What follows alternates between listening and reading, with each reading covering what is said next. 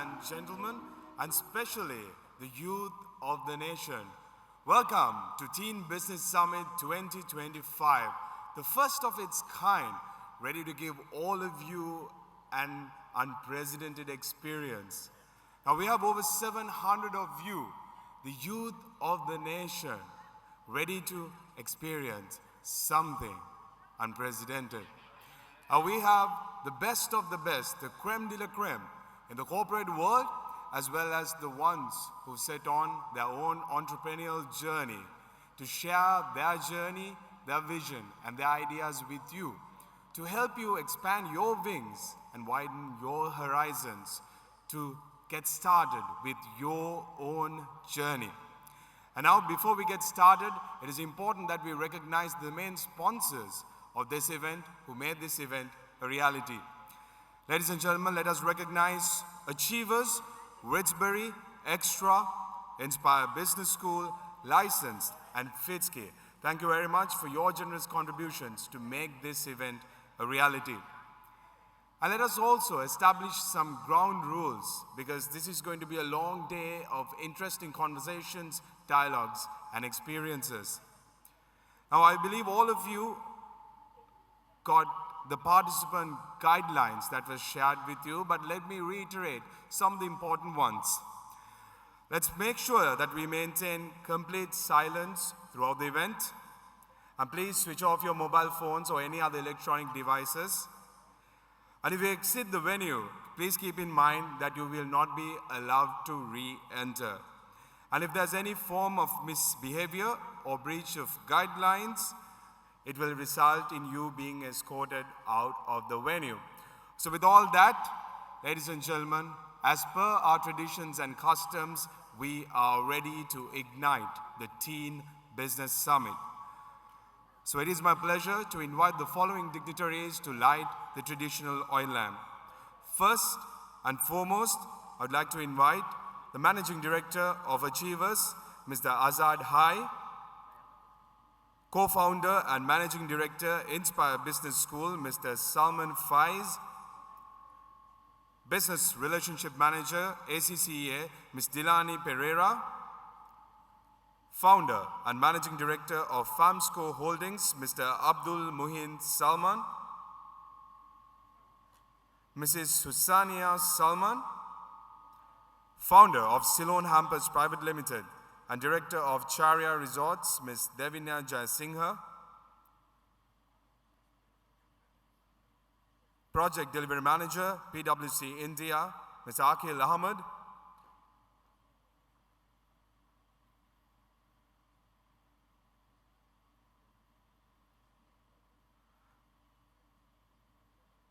representing Slascom, I'd like to invite Mr. Mohammad Jazim, representing the Organizing Committee, M.N. Azman and Yahya. And also I would like to extend an invitation to Mr. Ismail Hashim and Mr. Shukri Salman.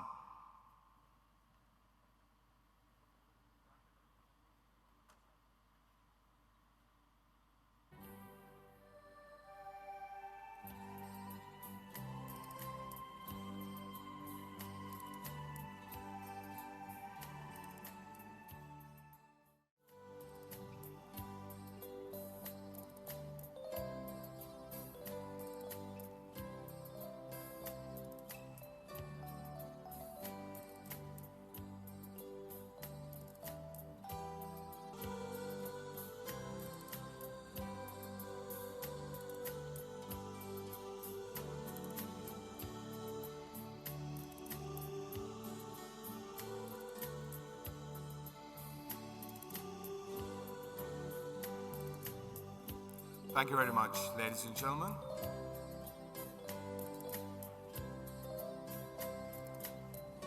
And now to give all of you a warm welcome to the first ever Teen Business Summit, please put your hands together as we welcome Azma Fazlur and Mahdi Amit on stage. Good morning, future founders, thinkers, creators, and welcome to Teen Business Summit, brought to you by the minds at TBS and StartX. That's right, Mahdi. Whether you're here with a notebook full of ideas or just starting to explore the world of entrepreneurship, we are so excited to have you here. Today isn't just another event. It's a launchpad, a place where ideas turn into action and where age is not a limit. It's your age. Exactly. This summit was created for you because we believe that teenagers aren't just the leaders of tomorrow. You're the innovators of right now. Over the few hours, you'll connect with peers, dive into hands-on workshops, and hear from people you've built business from scratch or even from your age. And the best part, you're not alone in this. Today, you're a part of a community that believes in bold ideas, creative risks, and turning problems into opportunities. TBS and StartX came together for one single mission: to give the young minds the space and support to dream, build, and lead. And this summit is just the beginning.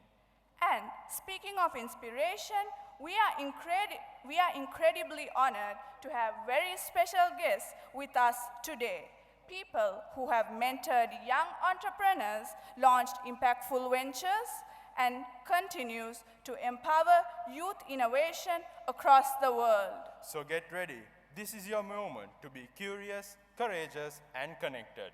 Be loud, be bold, take notes, and ask questions. And most importantly, show up for your potential. Let's make this a day to remember. And now, please join us in giving a huge round of applause for our special guests. Co-founder and Managing Director, Inspire Business School, Salman Faiz. Business Relationship Manager, ACCA, Dilani Pereira. Founder of Ceylon Hampers Private Limited and Director of Charia Resorts, Devinya Jayasinghe. Founder and Managing Director of Famsco Holdings, Mr. Abdul Muhin Salman. Mrs. Husainia Salman. Project Delivery Manager, PwC India, Akil Ahmed. SLASCOM Representative, Mohammad Jassim, and the organizing committee of Teen Business Summit. And all of y'all. Now, let the Teen Business Summit commence.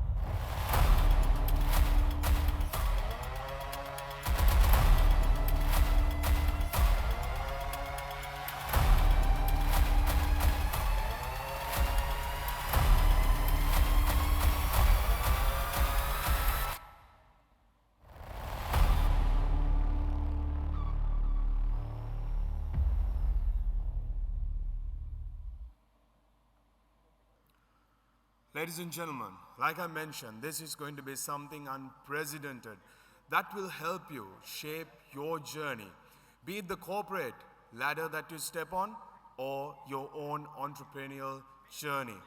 We've got so much of excitement happening today, but now it is time for us to move into the first segment of the Teen Business Summit.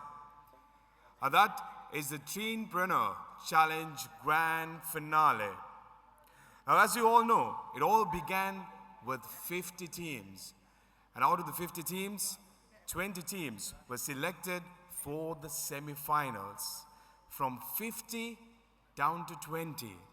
And now we are down to the top 5 teams, battling it out at the grand finale of the Teenpreneur Challenge. We've got sharks who are ready to invest. For those who are not familiar with what Teenpreneur is all about, it is just like Shark Tank. But the most important thing is we are equipping the teens, the youth of the nation, with the skills to expand their horizons.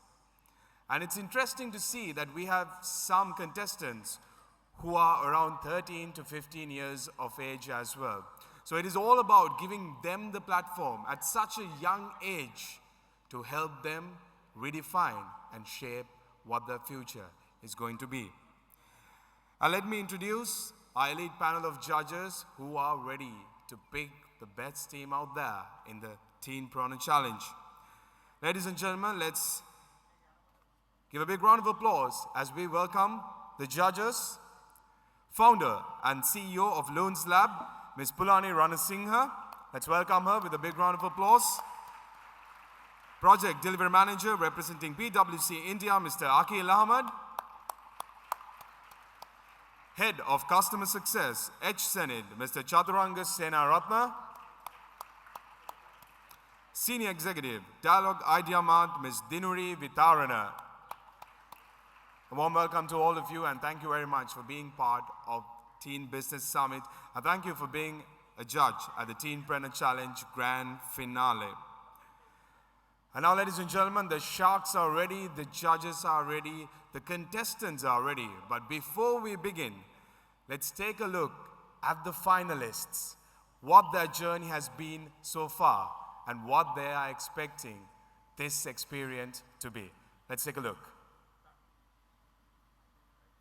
Why can't teenagers turn out to be entrepreneurs? That's where it all started. Teenpreneur Challenge. A forum, an opportunity for teenagers. We are 13 years old and we are seeds and sips. We're 17 and we are eternal flower kids. Hello, I'm Amira and I'm 17. And I'm Samra and I'm 18. My name is Abdurrahman Ishaq. I'm 15 years old and I am the founder of EcoSheet. Some of these ideas were just brilliant, novel and innovative. It made us wonder, how did these teenagers, aged just 13 to 14, come up with these ideas?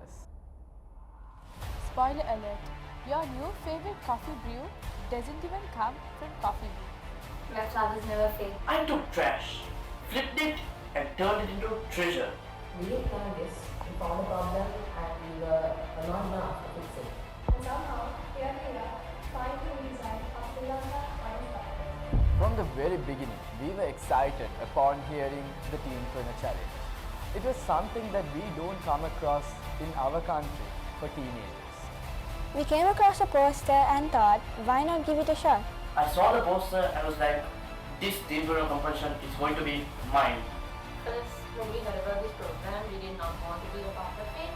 But after the advices and support from our own circle, we finally decided to participate in it and now we are here. When we saw the company flyer, we found this as an amazing opportunity. But were we actually ready for this? That was in the process to naturally we actually went. But here has it tried, and honestly it was the best thing to ever. Because we didn't just find it as a competition, it was a platform which gave our idea wings. And with the finale just around the corner, let's see how it unfolds at the Teen Business Summit. Although we are really nervous for the grand finale, Also very excited, but win or lose, this will be a great experience for us. I just can't wait for the final. And now we are ready. Let's go grand finale. 5 big teams, 1 winner. Let's see how it goes.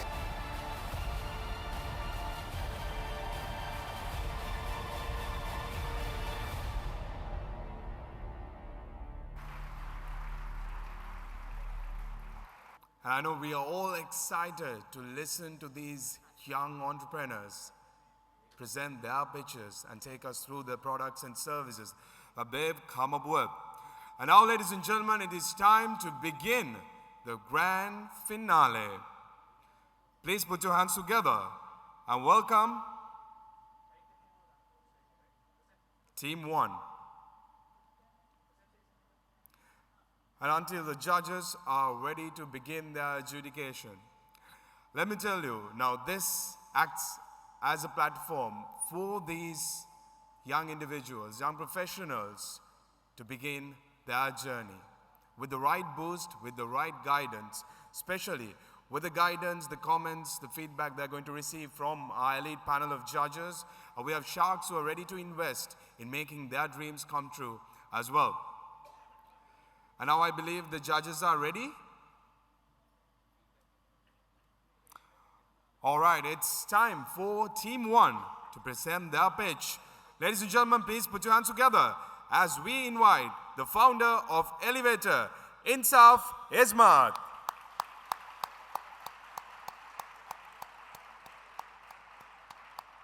Good morning, ladies and gentlemen. First and foremost, I would like to thank Almighty God and my dear Sir Shukri Salman, who made this event possible for us today.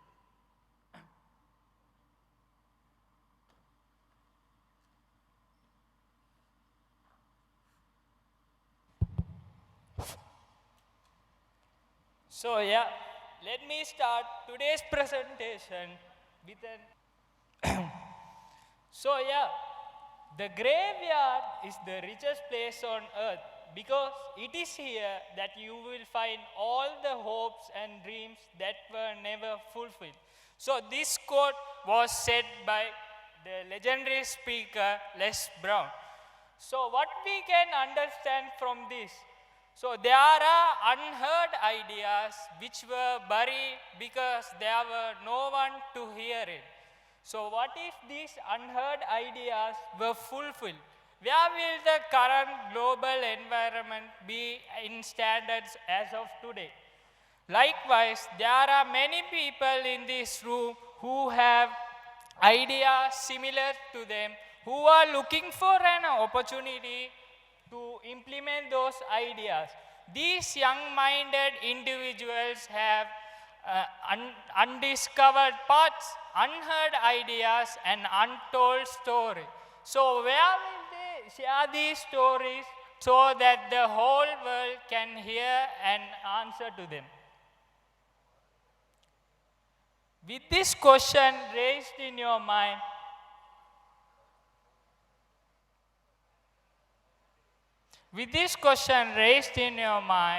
let us see the problem we are currently facing.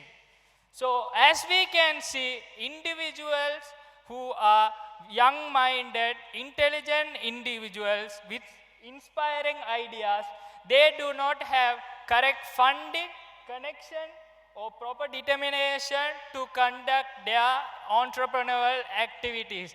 Likewise, in this other side, there are investors who are looking for fresh startups to invest, but they do not know where to find them in a place.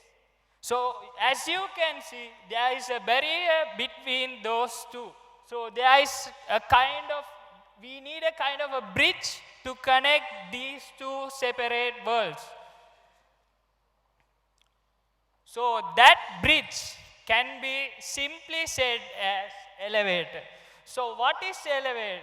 Elevator is a swipe-based user-friendly interface where entrepreneurs and investors connect in order to introduce a new idea. To simply put in, it's like an app which entrepreneur can pitch their ideas in 1-minute videos, whereas investor will simply swipe through them based on their interested category. So why elevator? As you can see, the main aspect of our app is the swipe-based gamified interface. As I mentioned before, this app is solely made for young teenagers like across this auditorium. So this swipe-based system makes it easy for them to make their entrepreneur pitch decks, which investors can easily swipe through without having an hassle. Access for all. Anybody with an internet connection will be able to use this app freely.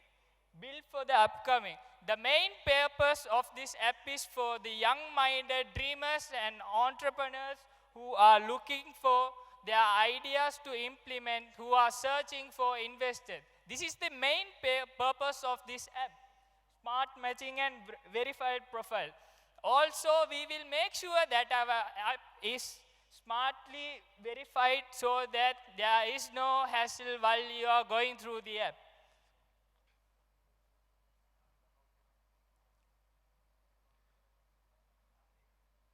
So yeah, let's see who needs elevator. The market analysis of our app.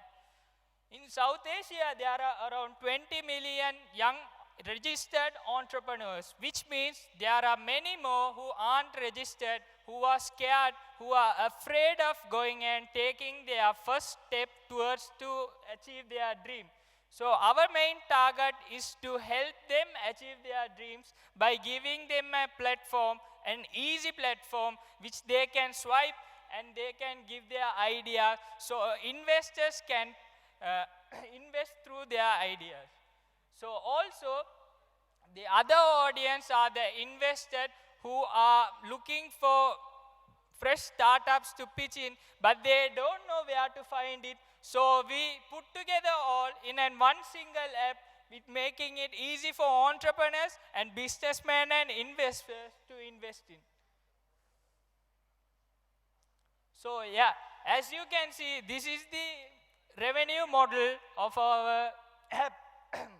So the main way of source of income of our app is the subscription model. As you download the app, there are two ways you can log in as. One, as an entrepreneur or as an investor. So these are the charges we will be charging for the entrepreneurs and the investors.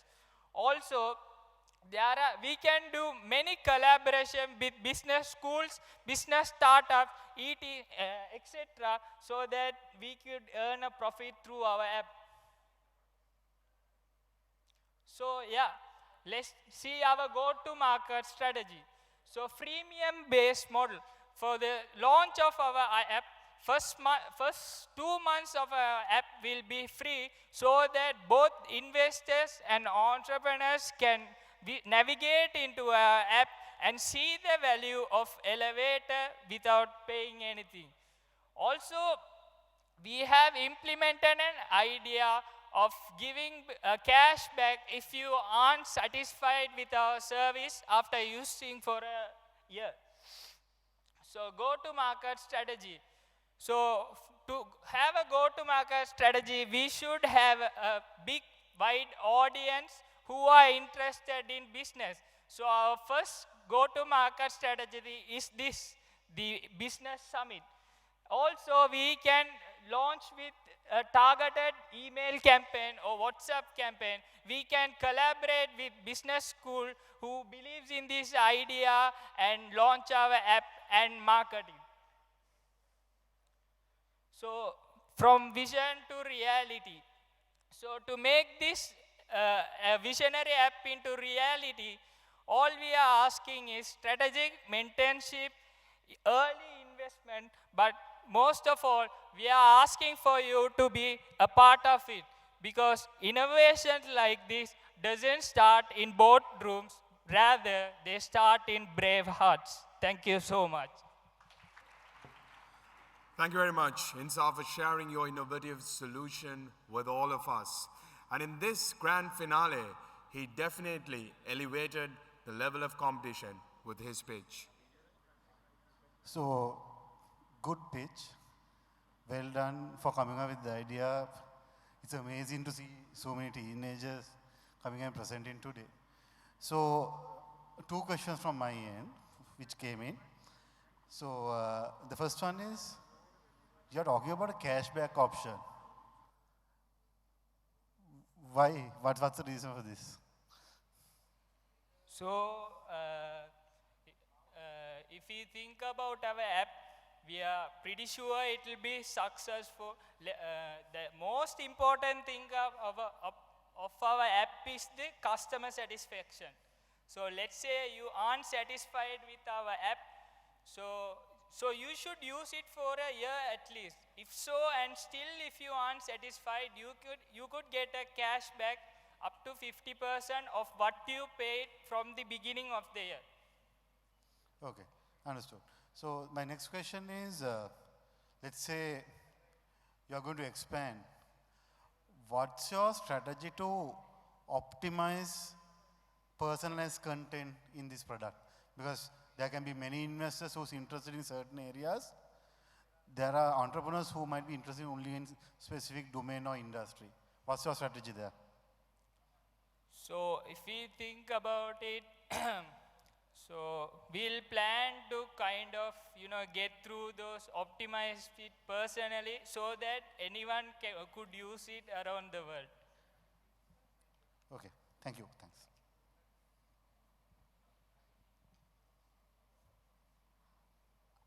Just a couple of questions. So one question I have is, do all the startups which register for your business, do all of them get an opportunity to get an investment? Sorry, what? All the startups who register to your mobile app, do all of them get a chance to get an investment? There is a chance they might get. So if they don't get one, what's the plan for them? That is why we give the cashback. Cashback, all right. And then the other question is, when a startup is registering to your business, what information should they enter to the system? Yes. What information? So let's say, so first they have to give a detailed information about their self to make sure these aren't a scam or anything and they are truthful. So then after that, we will be just having a basic idea of what their startup is. And how will you verify that it's a startup and this is going for a good cause? So we will be having HR people who will be verifying it. Okay.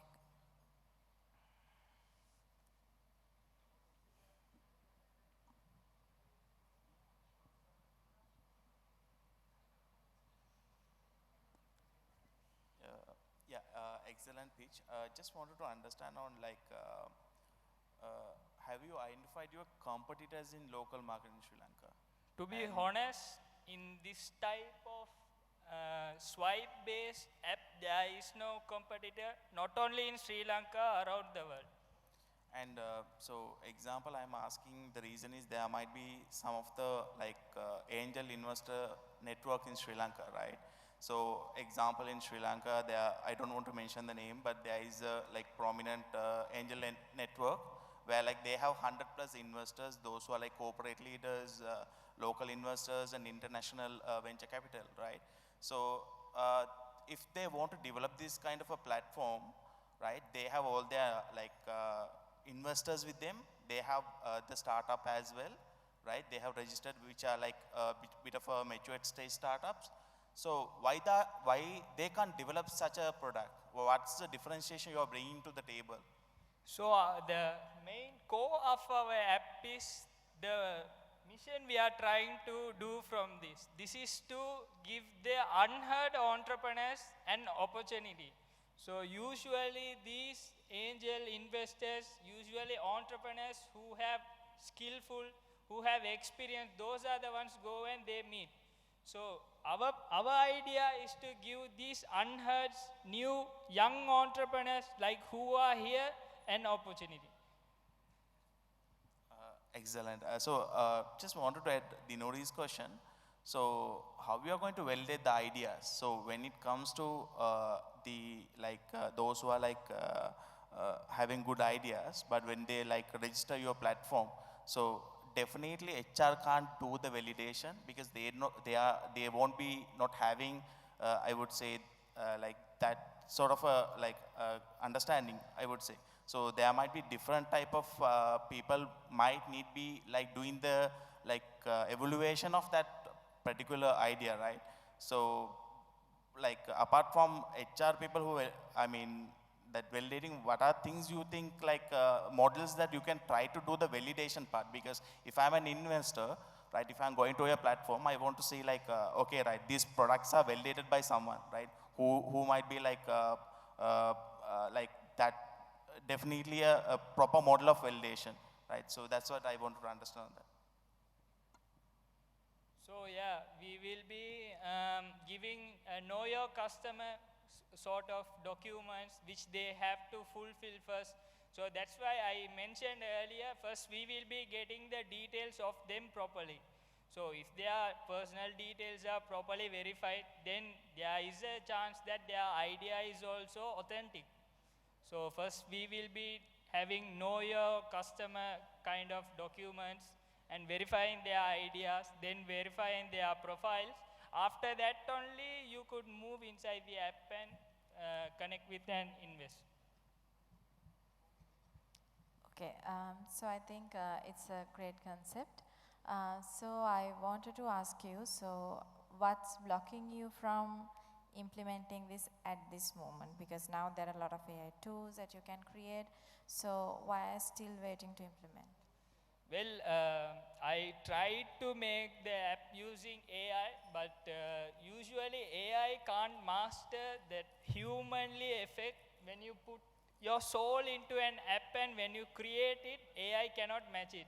So I want to make it like having coders who can code the app, like sort of thing. I tried AI, but I didn't like the sort of output it gave me. Okay, so what's your ask, and how will it sort of deviate between development and R&D and like whatever the segments? So our expectation is around 5 to 6 million to fully fund the front-end development, back-end development, also to keep the servers running, etc.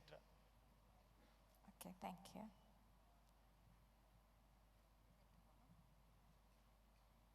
Thank you so much, everyone. Thank you very much, Insaf. Let's give another round of applause to his wonderful presentation. And next, we have a team of co-founders who are comprising of 13 years old. And the pitch is going to be on seeds and sips. So please put your hands together as we welcome the co-founders, Adra Alavi, Sidra Ejas, and Alia Ishaq.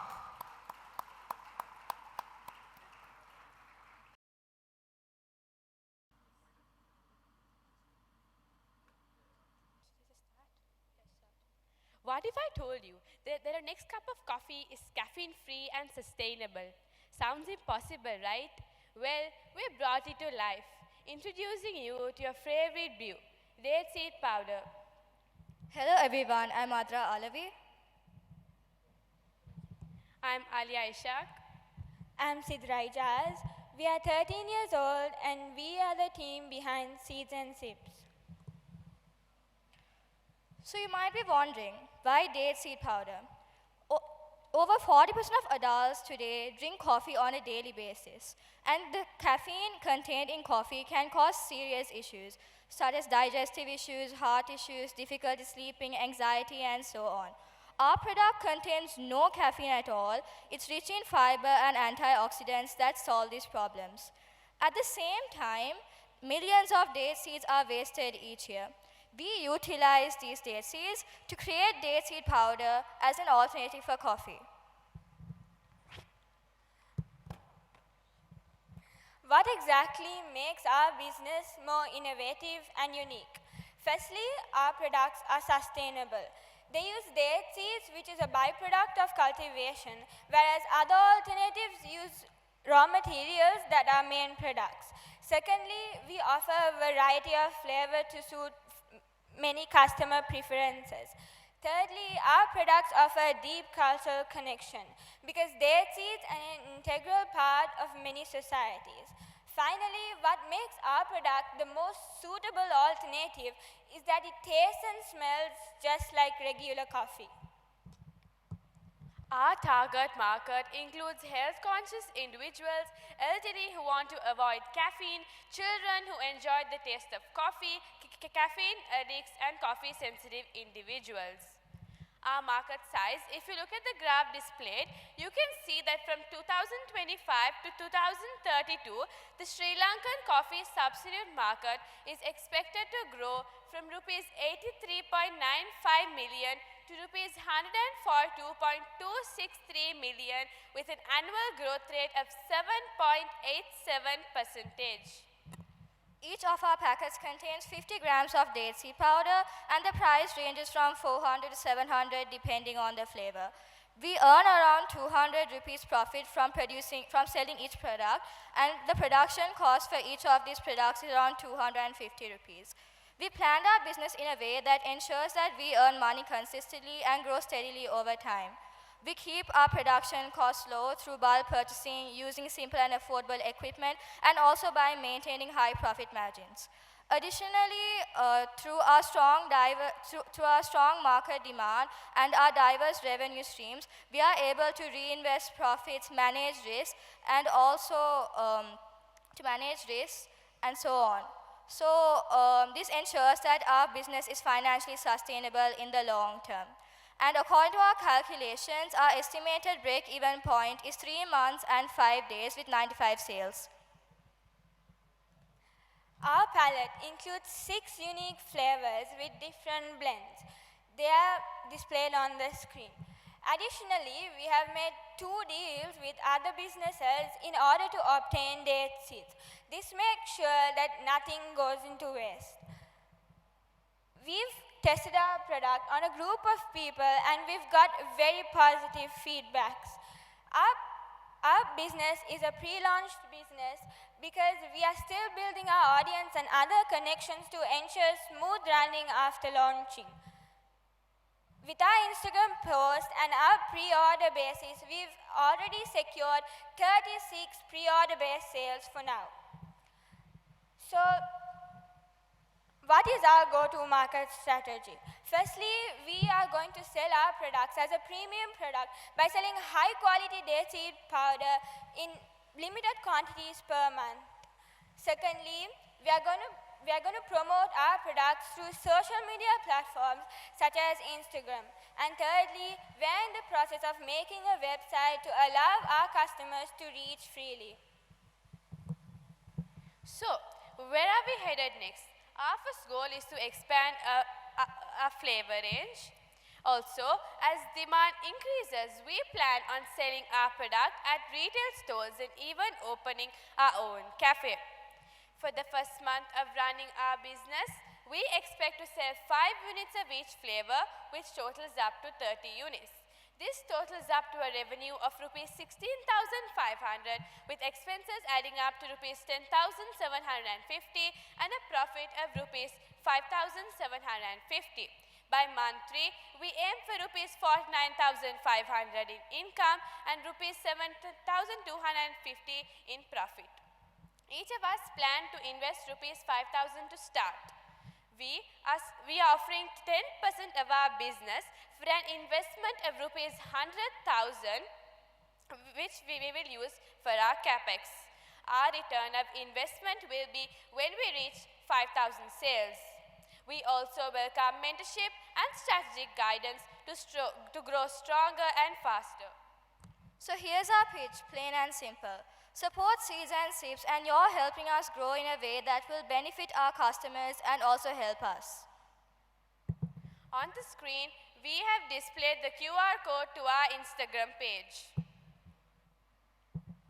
At Seeds and Sips, we encourage you to brew beyond tradition.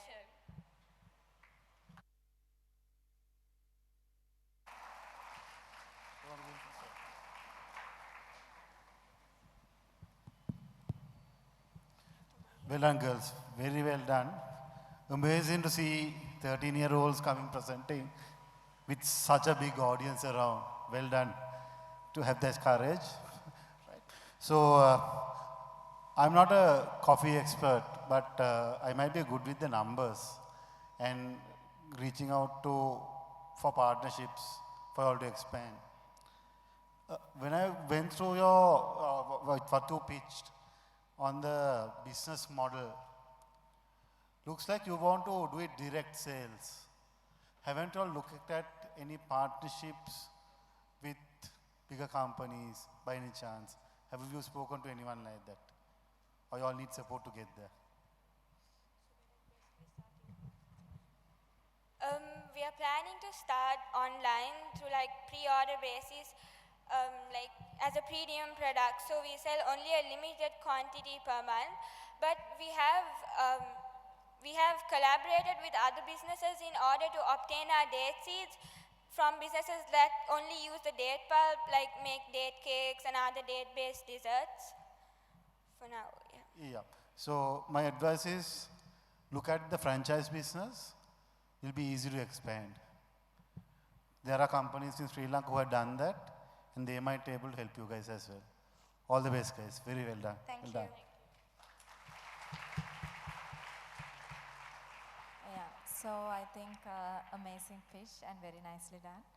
So I would like to ask, so now you are claiming all the benefits of this product and everything, but has it been tested? So if it is not, what is your plan on testing?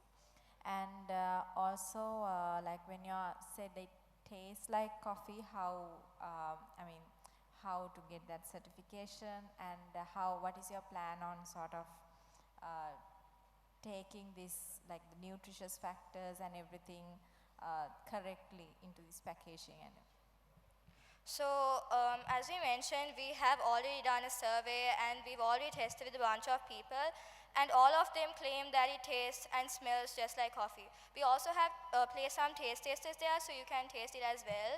And personally, even we drink, as people who drink coffee, even after making this product, we've personally been drinking this, we've been drinking date seed powder almost on a daily basis. I drink around 2 cups per day, because even I've seen all the nutritional values of our products, so we can confirm that there are a lot of benefits for our products. And also in our packaging, we have mentioned the benefits. Can I also know your backgrounds, as in study backgrounds, and like is there a nutritionist, or is there someone who's expert in this area in your team?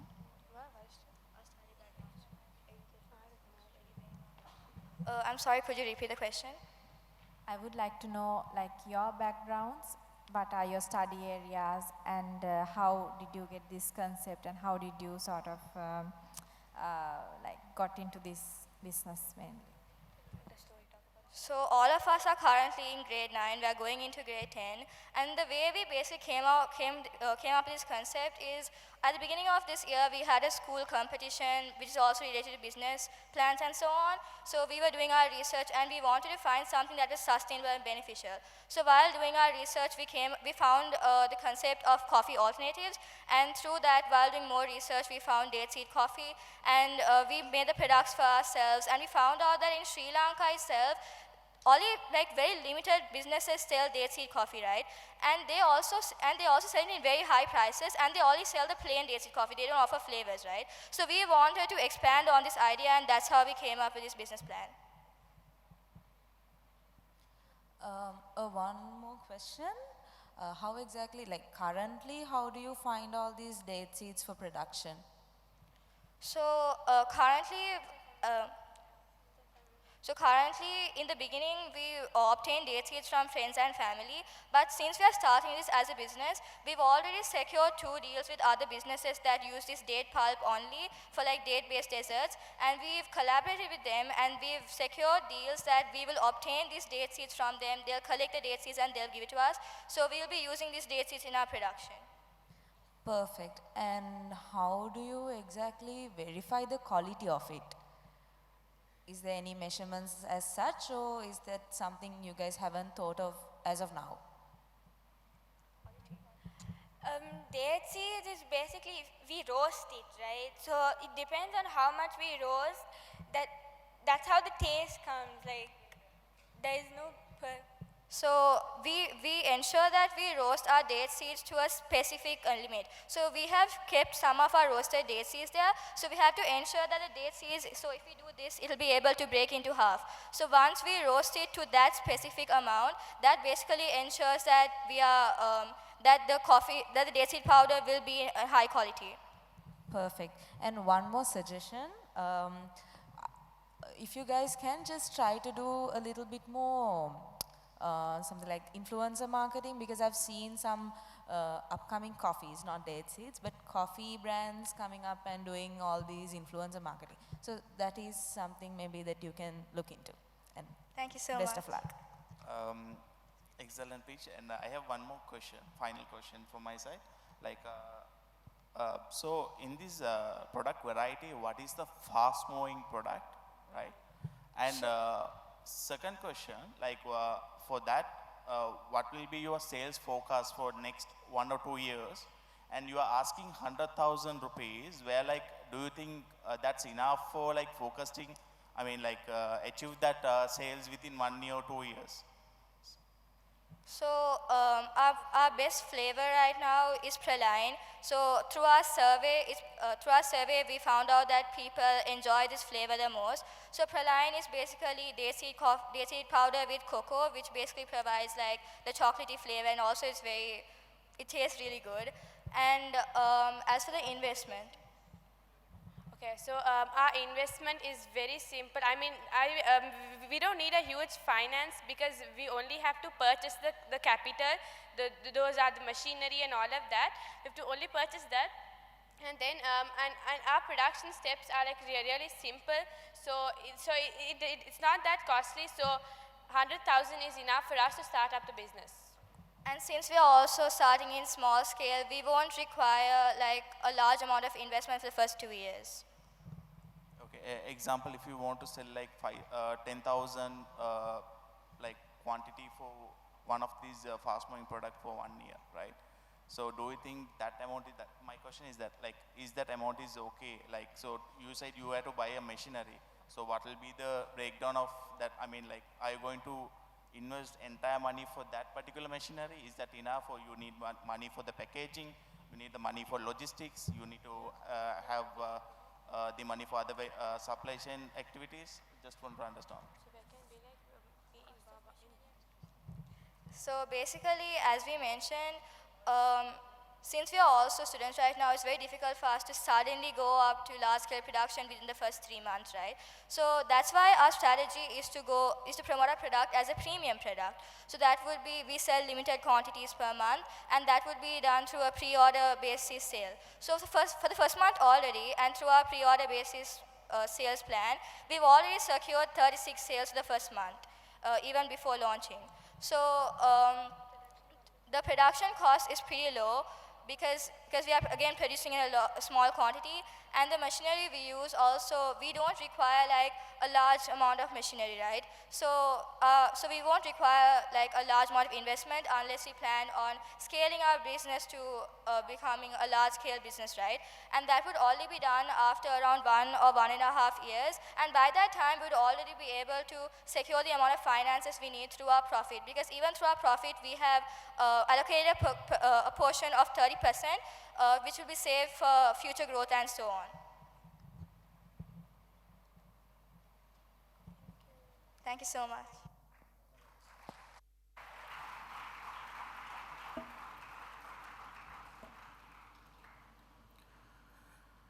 Now, I don't remember what I was doing when I was 13 years old, but it definitely wasn't nailing a business pitch in front of 700 plus people.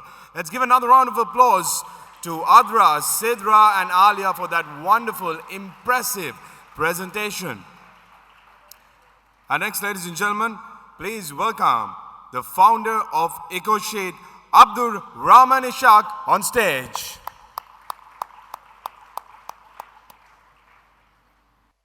Good morning to every one of you present here today, respected judges and everyone who's here. What if I tell you that every piece of paper you have ever used since you were born once lived as a forest, yet it could have been your onion peel from yesterday's lunch? Crazy? Well, welcome to the future of sustainability. I am Abdurrahman Ishaq, 15 years old, and I am the proud founder of EcoSheet.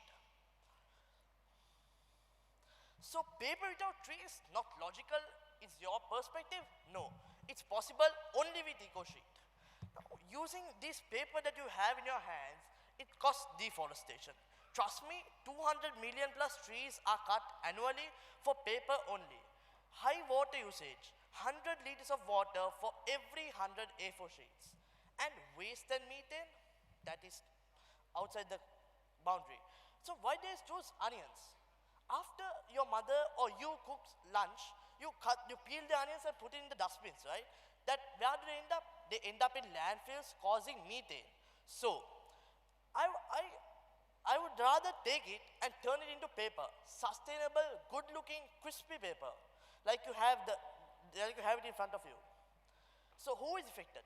It's nature which is affected, community affected, and the future.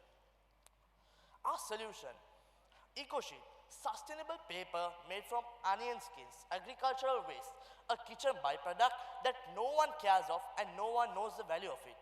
where I turn waste into worth. Reduces waste by repurposing onion skins instead of discarding them, and putting onion skins into landfills has a waste management cost, lowers deforestation and environmental pollution. So why are we unique when considering other recycled paper or other papers? So recycled paper comes from paper that is already used. So it's like the more paper we use, the more recycled paper we get. But this is not like this. The more curry you make, the more paper I can make for you. It's tree-free, it's water efficient, and it upcycles food waste. We stand out as we turn waste into worth. So what's our GTM, go-to-market strategy? Social media campaigns. One of the fast-growing social media is Instagram and TikTok, which I'll be using to promote my product, the users, the texture, and the process. Sustainability influencers and eco-bloggers. Online store launch. I've already created a website, yet it's not fully done. So I'll be seeking partnership for it as well. And business-to-business outreach. Pitch to stationery brands, eco-packaging packaging suppliers, and zero-waste stores. Who are my target audience? Eco-conscious, y'all. Eco-conscious Gen Z and millennials, artists, students who wish to save Earth. Achieving institutions and legal firms, sustainable product businesses. So how am I planning to generate income?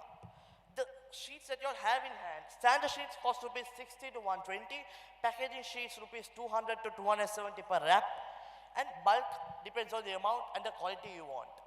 So moving on to the cost model or the pricing model, CapEx. Assuming that CapEx can be used for 5 long years, eco-friendly, I'll buy 10 dustbins, 5,000 price each, 50,000.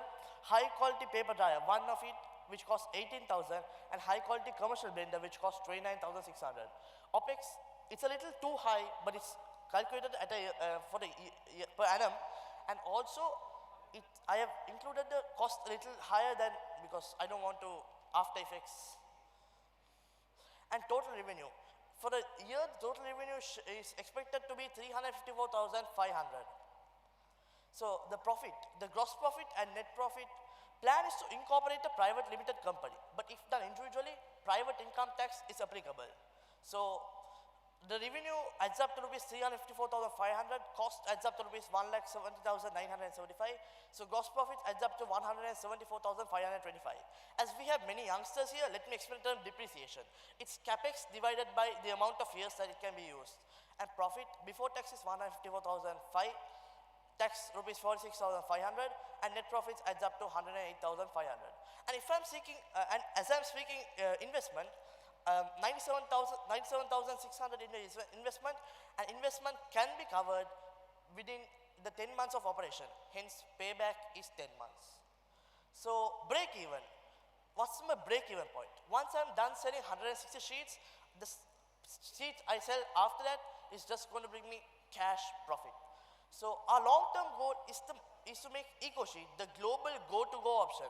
As sustainable alternatives skyrockets in the world, EcoSheet becomes the obvious choice. But I will not go so big at first, I'll start small. So what is my progress and where am I standing now? So prototypes are completed and tested, not completely, it depends on your hands also. User feedback collected from artists, designers and eco-shoppers, hype already growing in my family and in social platforms.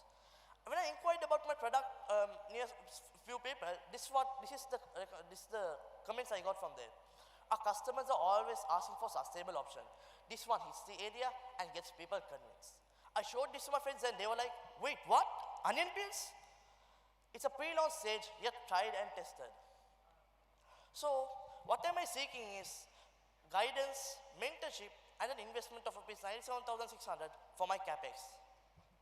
So the motto of EcoSheet is crafted from what the world throws away. That goes in vain, I will take care of it. Thank you.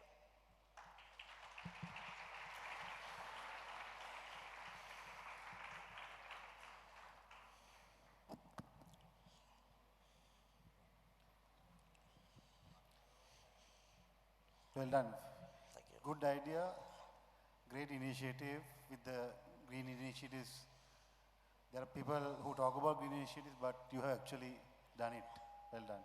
So my question is, on a your focus point of view.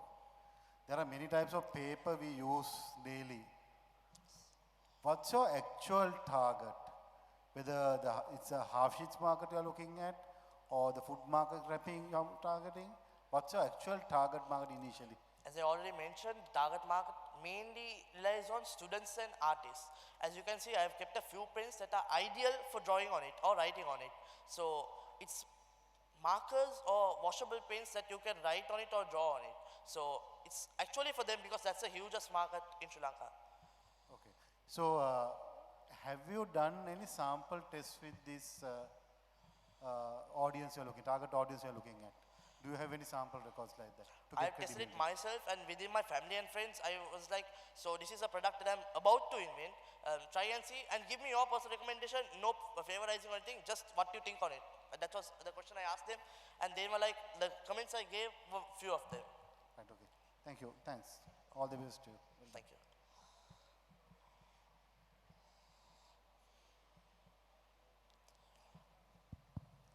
Very good initiative, first of all, and just a bit of questions.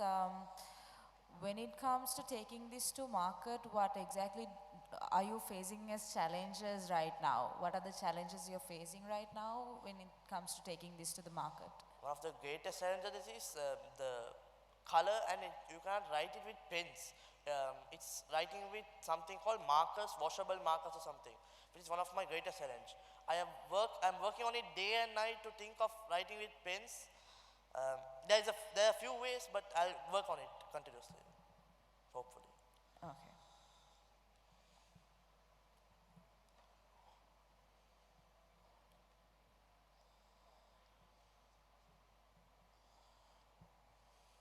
Yeah, so I think that's a great concept. I didn't find anything similar as well. I would like to know how are you going to, you mentioned about the bins and everything, but how are you going to manage the supply chain in the long run, because it's a very difficult thing to get. You only have to get the onion like peels. So how are you thinking of like getting exclusively that, and how are you going to benefit the people who sort of I would appreciate if you could repeat it. It wasn't very clear. If you could repeat the question again. Yeah, I would like to know how are you getting this like the onion peels. Sure. So what is your So strategy in I spoke to a few restaurants like close to my house, Rikon and Nizamia, as I'm in Vellata, and I know them very usually. As you can see, I am a very food addictive. So I spoke to them and they were like, yes, we usually throw them useless. They can do something. So I was like, I'll provide you with dustbins and a monthly small amount of percentage of money, I'll give it to you. So in return, can you all give me good onion sheets, and you all should be responsible for maintenance, like not let water go inside, not let animals or like rats or nibble it, and also close it at night, because it should be kept at a dry or closed space. So I've worked on it, I researched on it, yet I spoke to them and they were like, in main those are going for landfills, they can use it. So that was my answer.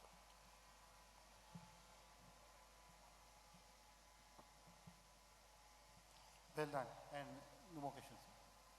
Well done. All the best to you. Thank you.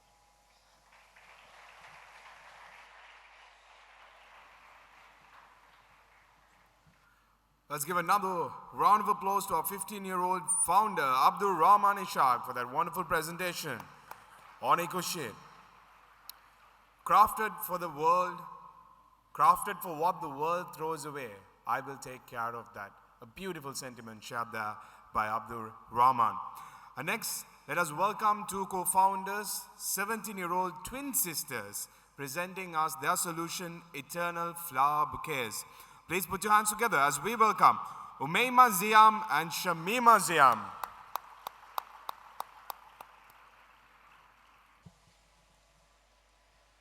We present the art of using an artificial material to create an eye-catching and beautifully combined colorful flower bouquets.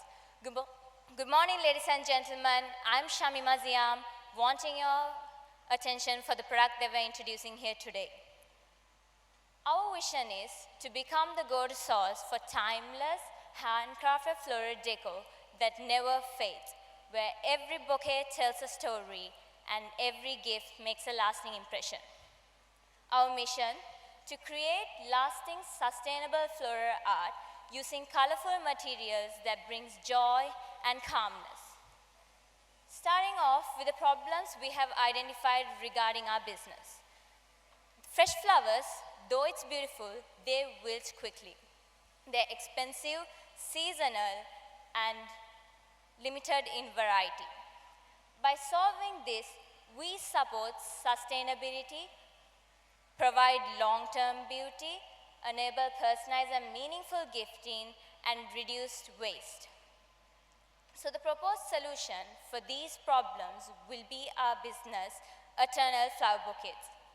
As you can see, these are some works that we have done regarding our business. Let me tell you about how our business will solve these problems. We create non-perishable, affordable, and customizable bouquets, also flowers that does not exist in nature. Each design is unique, long-lasting, handmade, and tailored for any occasions. Why choose us? Our bouquets are affordable, 100% handmade, eco-friendly, durable, and custom fit for your needs. From here onwards, I would like to pass it on to my partner, Ziam. Let's take a look at our target market, who will be gift givers, home decor shoppers, firms and organizations, event planners. Speaking about the market size, the global floriculture market is growing rapidly and Sri Lanka is catching on. In fact, the local floriculture market is worth over 1.5 billion rupees, yet we still hold less than 0.2% of the global market. So there's a vast potential. For example, on Valentine's Day 2025, premium bouquets in Colombo range between 2,000 to 12,000 rupees were sold, showing strong local demand. And Kapruka alone have delivered over 45,000 roses in 2022. Meanwhile, growers are focusing on potted plants instead of cut flowers due to better profitability. So this creates room for alternative floral products like us. Our pricing strategy will be based on cost-plus pricing model, accounting for materials, labor, delivery, and a fair profit margin. This slide shows how our business will generate income, personalized bouquets, event planners and decorators, online platform sellers. Our go-to-market strategy will be starting off with social media platforms like Instagram, Facebook, TikTok, and which will basically focus on visual storytelling and custom order requests. And we have also created a basic homepage where we allow customers to view our products and communicate their requirements. This is the revenue plan we have projected for the initial 6 months, starting from August 2025. We have used an average price value of a bouquet to calculate our cost of sales, gross profit, and certain expenses we'll have to incur for the initial 6 months, and at last we have our projected net profit. We have projected an initial investment of 300,000 mainly for raw materials and purchases. In our second phase, we'll require an additional 300,000 to scale up production. So with a total investment of 600,000, we are expecting a net profit of 1,08,750 in the initial 6 months, achieving an ROI of 15.3%. We are committed to long-term success through superior product quality, reliable customer service, financial discipline and profitability, and effective advertising. In a world where flowers fade, ours last forever and turning moments into lasting memories with handcrafted beauty that endures. Thank you.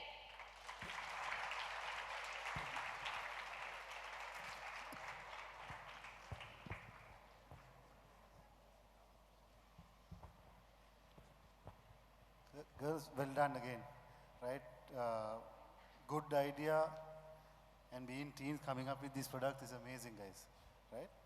So my question is on your, because I'm coming from a technology background, right? So I would like to be your devil's advocate here, mainly. How do you plan to compete with technology coming in? Yes, handcraft still people value, but to be scalable, right? You might have to compete with 3D printing coming in. You might have to compete with AI designs coming in. What do you guys think about that, and how will this business will survive during that times? I don't think AI could ever create something this unique and nice. Like, each and every flower is made with love and that dedication, like the happiness of creating one floral product and then looking at it and be like, wow, this product is like worth for all that time we produce. So I don't think technology could actually compete with something like this. Flowers, bouquets are something you buy for maybe special occasions. I'll take Valentine's Day. You know, you gift flowers meaning, like some flowers even have symbols. You indirectly message them using that. So I believe our business can sustain. Okay, great. So with that, the next question comes in, right? Now, if I want to give a gift to my wife tomorrow, can you all deliver within 24 hours? Well, I'm Yes. a last minute person, right? I'm sorry. Huh? I'm a last minute person, I'm sorry about it. A last minute person. I would like to say yes, but the problem is that our raw material purchasing. Pipe cleaners are not easily available in Sri Lanka, so mostly we order it from online websites, and then by the time it comes here, it takes about 1 month to arrive. So why we ask an investment is to maintain a buffer, so that, you know, in case last minute orders come up, we can quickly craft it and hand it over to our customer. Understood. So because that's very important, guys, because there might be urgent situations we plan for, and time to deliver really matters in this business, I believe. Right? Well done, guys, again. Thank you. You know how there's a separate set of people who is in love with fresh flowers? Are you guys trying to capture them as a target audience too, or are you guys completely ignoring that set of people? I want them also to be a part of our target segment, because I want this to be a trend. This is a very common business in other countries, and it's not yet bought into Sri Lanka. And people are commenting now, even if I go and gift this to someone, they will always wonder, why is she gifting something like this instead of a natural flower? Like, even my friends, they're obsessed with natural flowers. But I want to bring a change where they will accept these also. If that's the case, what's your strategy to capture the fresh flower audience? The problem I'm facing for now is people love fresh flowers for the smell, and my product doesn't necessarily, doesn't actually have a smell.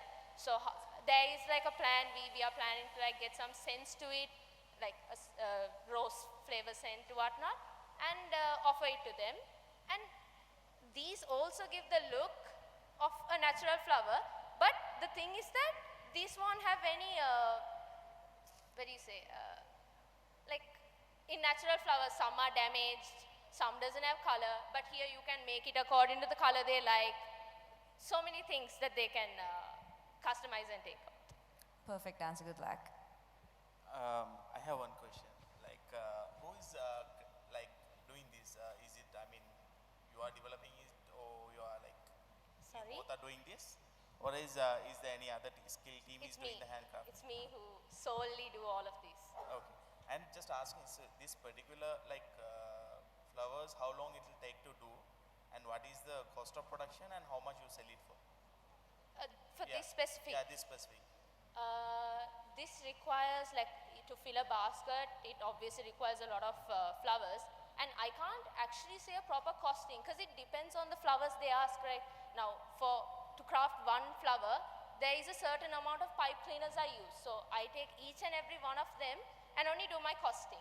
So for this, I have made a costing like if you say completely, I want to sell this for a price of 6,000 with all my profit margins and other expenses included.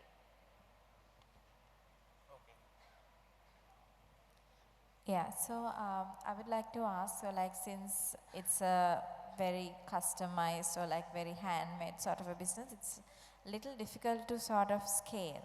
So what is your plan in scaling the business and how do you see yourself like in another 5 years going with this business? If I'm starting this business, I will be starting using the online platforms only.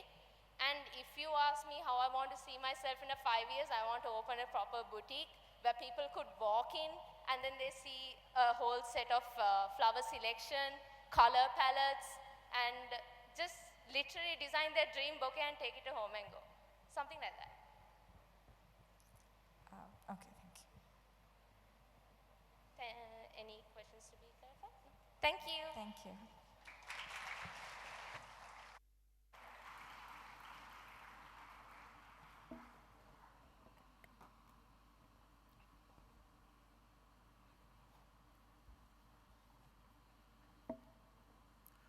And just like they explained, I had the same problem last week. It was my wife's birthday. I got her some fresh flowers, and they only lasted a few days. And I was thinking all that money just wasted, only for a few days. Now for next year, I know what to get for her birthday. Ladies and gentlemen, let's give another round of applause to the wonderful twin sisters, Umema and Shamima, for presenting their solution, Eternal Flower Bouquets. And now we move on to the final contestant of the grand finale. Please put your hands together and welcome the 17 and 18-year-old duo from Kandy, presenting to us Dr. Link, the co-founders, Amira Fawaz and Zamra Siddiq.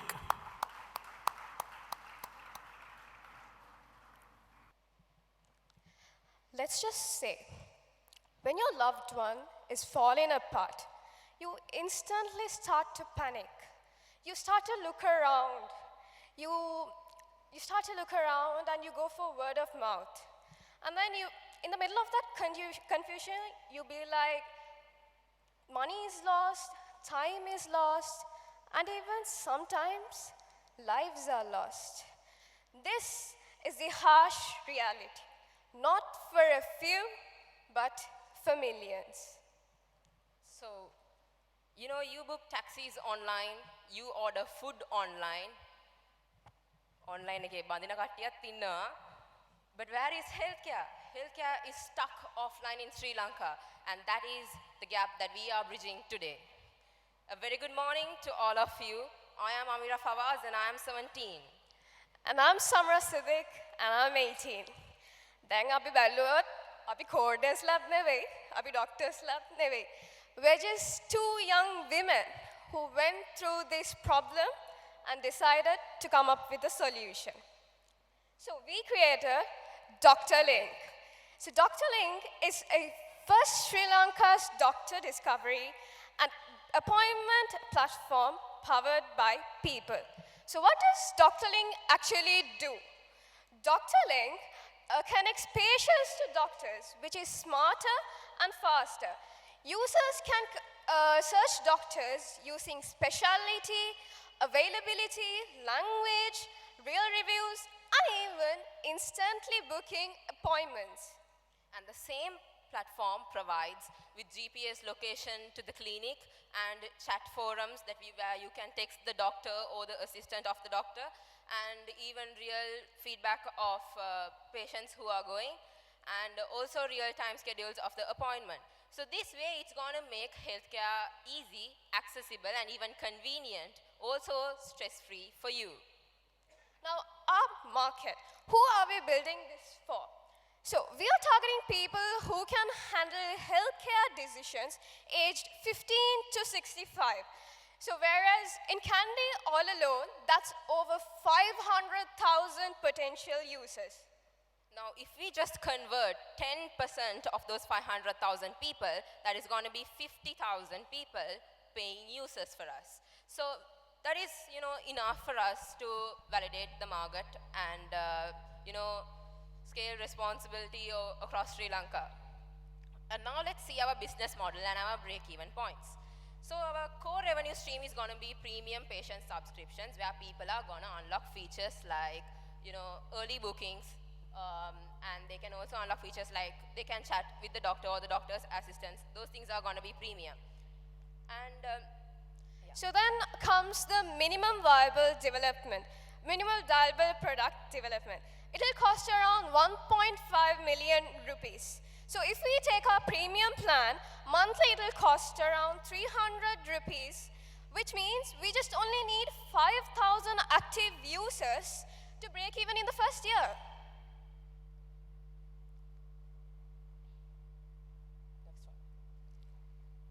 All right, so next comes our go-to-market strategy.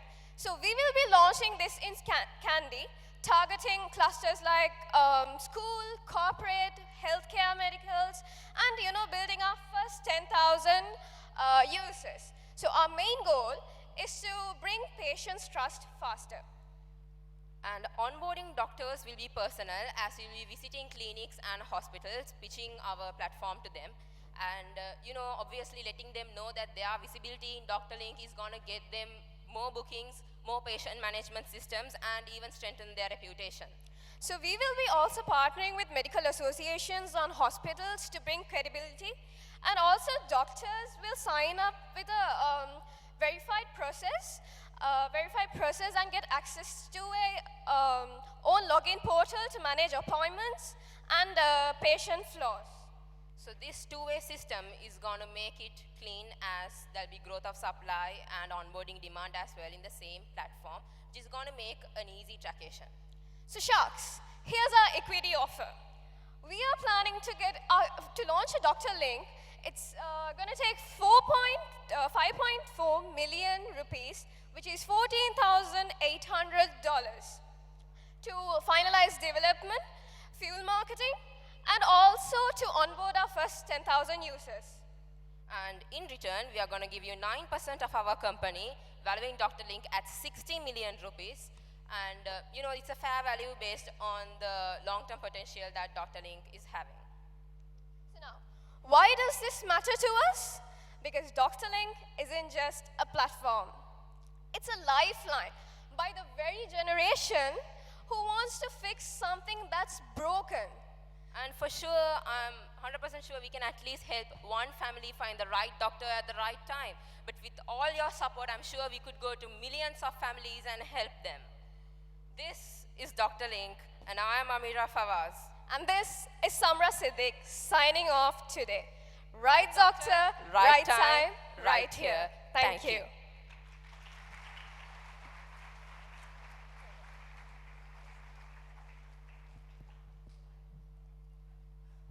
Great presentation, guys. Well done. So I have few questions which I would like to place. Why is it unique with the competitors in the market? There are two main players in the market at the moment. Why do you think it's unique? Doc990 and e-channeling in the market already, who are doing online bookings as well.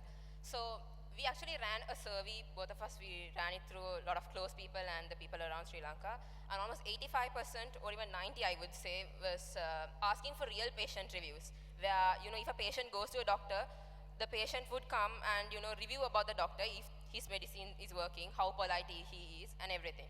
So that is what is making us different, because we are providing real patient reviews in our app, where Doc990 and e-channeling is not having. And we are also bringing COCO payment, and also in the future we are planning to integrate the insurance system into this, and even bring the pharmaceutical market, where buyers and sellers of pharmaceutical products will be in the platform as well. So these three things are not in Doc990 and e-channeling. Okay, so that brings to my next question with regard to the data privacy front. Personal health records becomes extremely confidential in the market. What's your plan there to get that authorization to use that data, save that data, and also to make that data secure enough? What's your plan there? Both of you are from tech backgrounds, right? Sorry? I didn't get Are you from tech backgrounds by any chance? Tech backgrounds? Technology backgrounds? No, not really. So what's your plan there? What kind of partnership you all look into if you want to get there? Are you talking about the data of the doctors or No, patients? patient records I'm talking about. Privacy in the sense? Personal health record, you talk. Personal details of patients and doctors. Health records. Okay. I would say for this, of course, we'll be having a big tech team behind this because it's a sensitive information and the healthcare industry itself is a sensitive industry, I would say. So we are not from the tech background, sure. But obviously, we will be having a tech background who is going to look into this, and any patient who is going to log in is going to be verified if they have actually gone to the doctor or not. And people who are going to review the doctor are people who have booked only from our app. They can't, book or, go live to the hospital and do their treatments and then review.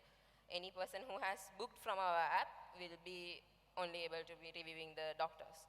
And same way, yeah, a tech team will be obviously there to maintain all the sensitive information. Yeah, and I'm not worried about the booking part, because in the app, what I was going through, when I was going through the prototype we all have done, there were communication between doctor and patient which can happen, right? Yes. So that's where the confidentiality comes in, I guess, guys. So do your research in detail, because good idea, for sure it has potential with new development what's happening in the world, technology world, but make sure that you align with the regulatory, right? For sure. Thanks, And guys. those messages actually, to be honest, it's just an AI prototype, and it's not accurate at all, just for your information. I realize that, yes. Yeah, so I think this is a very needed application, but it's a very difficult application, not in terms of development, but in terms of implementation. So how are you going to tackle the most difficult market, the doctors, to come on board and update their schedules? Because at first there won't be a lot of people knowing about this app to book, like show you the value. So it's a chicken and egg problem again. So how would you get the doctors on board, or how would you get the patients on board? How do you strike the balance between those two? All right, so as we said, for patients, we'll be obviously going and, going to schools and, explaining what's actually happening. But before that, as you said, we obviously need doctors on board as well. So definitely first, we will go personal to clinics, to known clinics, and we would obviously pitch our idea and we would request them to come. So now, anyways, we will be needing a doctor behind our team as well, just to make sure that, they're also getting a part of okay, this is something that we can do and we can be in it. So we will be going and pitching it to private clinics, and then those clinics with the help of those doctors, we might, try to get, because as you know, doctors, I mean, there's a good connection in between. So obviously, if one doctor is in, anyways, the next doctor will be like, okay, I'll also get in. So that's the plan. But then definitely there will be more to it.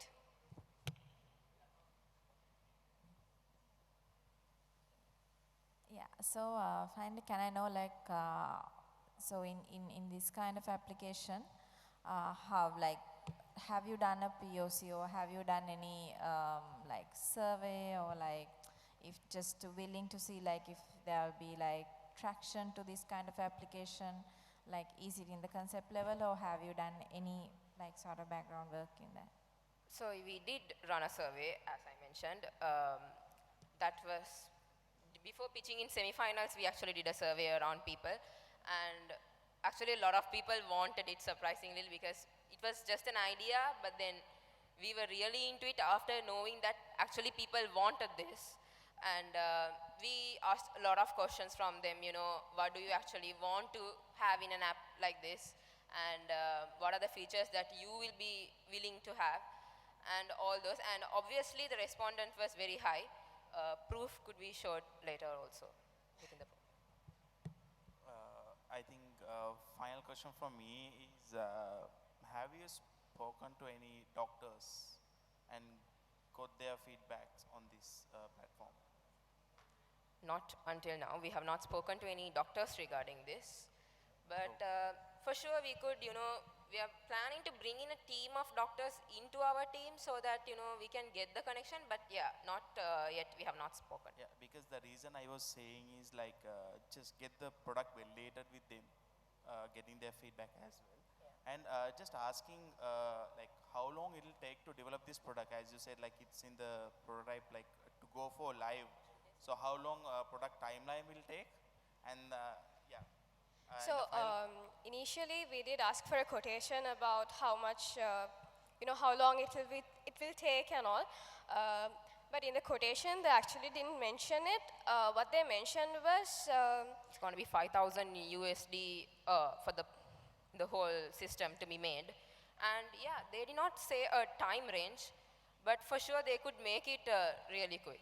So technically what you're going to do is you are going to like hire engineers and they will be doing the development, right? Yes. Yes. And just asking, like if I give you like 5.4 million or 14,000 US dollars, so what's in it for me?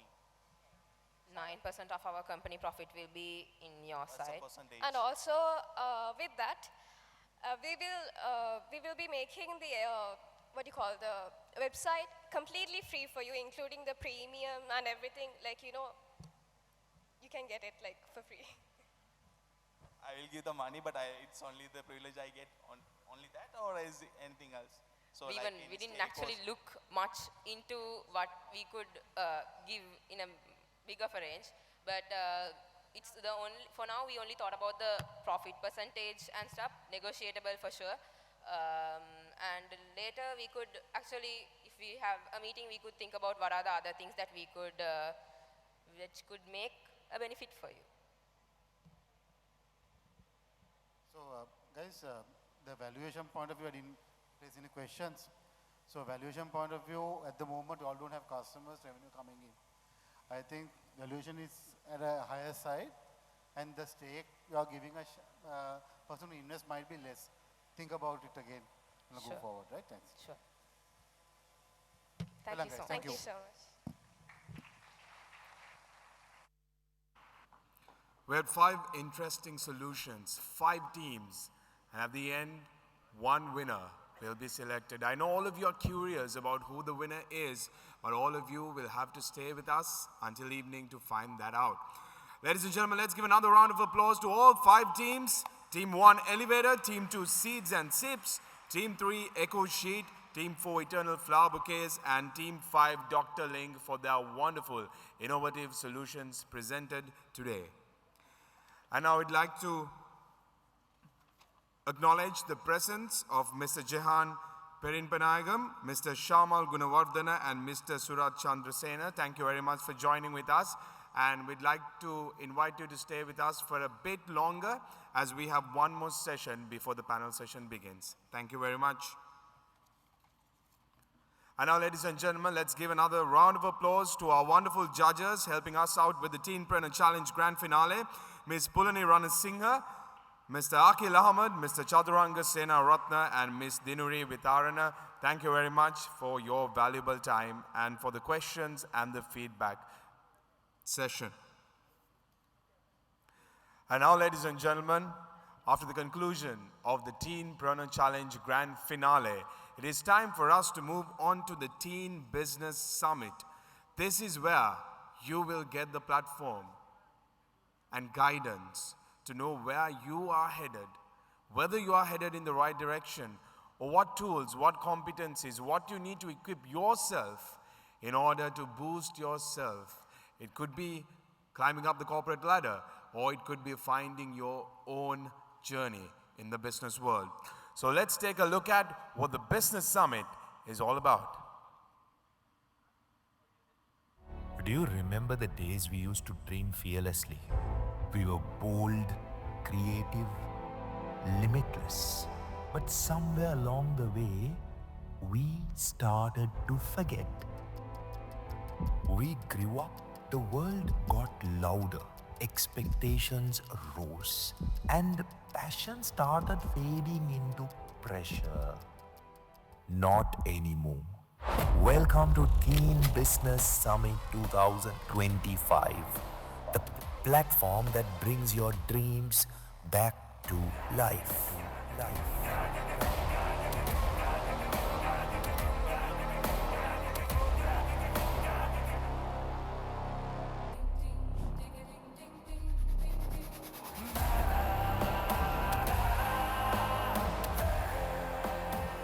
Get ready for inspiring stories, mind-blowing ideas, and powerful energy. Because today isn't just another event. Today is the day you start designing your future.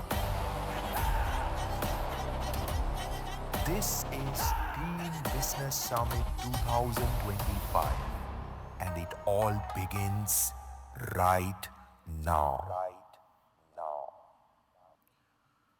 When we try to find our own voice, our purpose, our passion, most often than not, we are lost. It could be right outside, right out of college, or right out of university, right out of school. We want to start our own journey, but we don't know how to figure out what our purpose should be. And how do we really drive towards achieving our passion with purpose? And today with us, we have an individual with an illustrious career who's going to guide you and show you the right path in understanding what and how to understand your passion. Let me introduce our panelist. He's a certified transformative coach from the Coach Masters Academy, Singapore. I-Lead certified executive leadership coach and profile debriefer, and a neuro-linguistic programming practitioner, trained by Dr. Richard Bandler, co-founder of NLP. He also holds credentials as an emotional culture deck practitioner and an emotional culture specialist, Jeremy Dean Riders and Elephants. His academic achievements include an MBA from Cardiff Metropolitan University, a chartered qualification in human resource management, and the National Diploma in Training and Development. He is an award-winning speaker, trainer, and coach. He currently holds the position as the Head of Sales, Learning Academy, and held the positions of Head of Talent Development, Head of People, Culture, and Wellbeing at the Sri Lankan operating entity of global #1 insurance brand. He is deeply passionate about transforming lives through education and development. Over the last 15 years, he has delivered over 1,200 training days, impacting over 70,000 participants from across 80+ corporates and industries. Ladies and gentlemen, without further ado, to help you understand how to find your passion and purpose, please welcome Mr. Charita Bandara. Good afternoon. Good afternoon. Thank you very much. Next 45 minutes, we are going to have fun. But my topic is passion. So we're going to have fun next 45 minutes. And within that 45 minutes, first thing I'm going to do is I'm going to help you and have some level of clarity on what you want to do in future. Second, I will help you to understand what is passion. Third thing, I will help you to understand 7 strategies to find out your passion. So that's going to be the core focus of this 45 minutes. And I'm going to ask 3 questions from you as well. The second question is going to be, what do you love? Third question is going to be, what are you good at? First question is going to be, what do you love? What's the first question? What's the first question? What do you love? And the next question, what are you good at? Next question, what are you good at? Okay, we can go in this at these energy levels, but I'll make sure in 15 minutes time, we are going to switch to the next level. That's a promise. So, next 30 seconds, ask yourself, what do you love? What do you love to do? If you go to a corporate, if you build a business, what do you love? And what are you good at? So 30 seconds for you, and I will come to this audience and I'll ask that question from you. So you need to get ready to answer me. So first one is what you love to do, and the second one is what are you good at? Are you ready? Yes, no, yes. Are you ready? Yes, okay. So 30 seconds for you. 30 seconds for you, 30 seconds. 30, 29, 28, 27, 26, 25, 24, 23, 22, 21, 20. And I see the audience. You are looking at me, and now you are turning to the other side. Whatever it is, I'm coming closer to you. 20 seconds. 19, 18, 17, 16. What do you love? If you get into corporate or if you want to build a business, what do you love to do? What are you good at? Here comes the lucky winner. What are you good at? Trading. Training.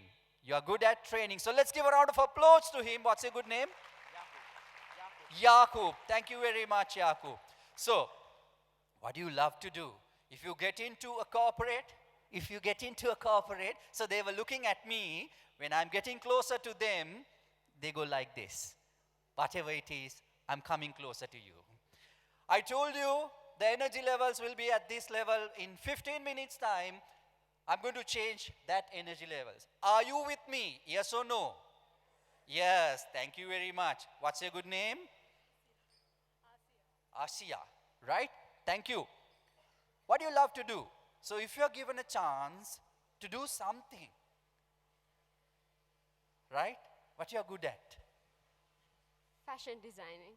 Fashion designing. So let's give a round of applause. What's your good name? Shakira. Shakira. Shakira.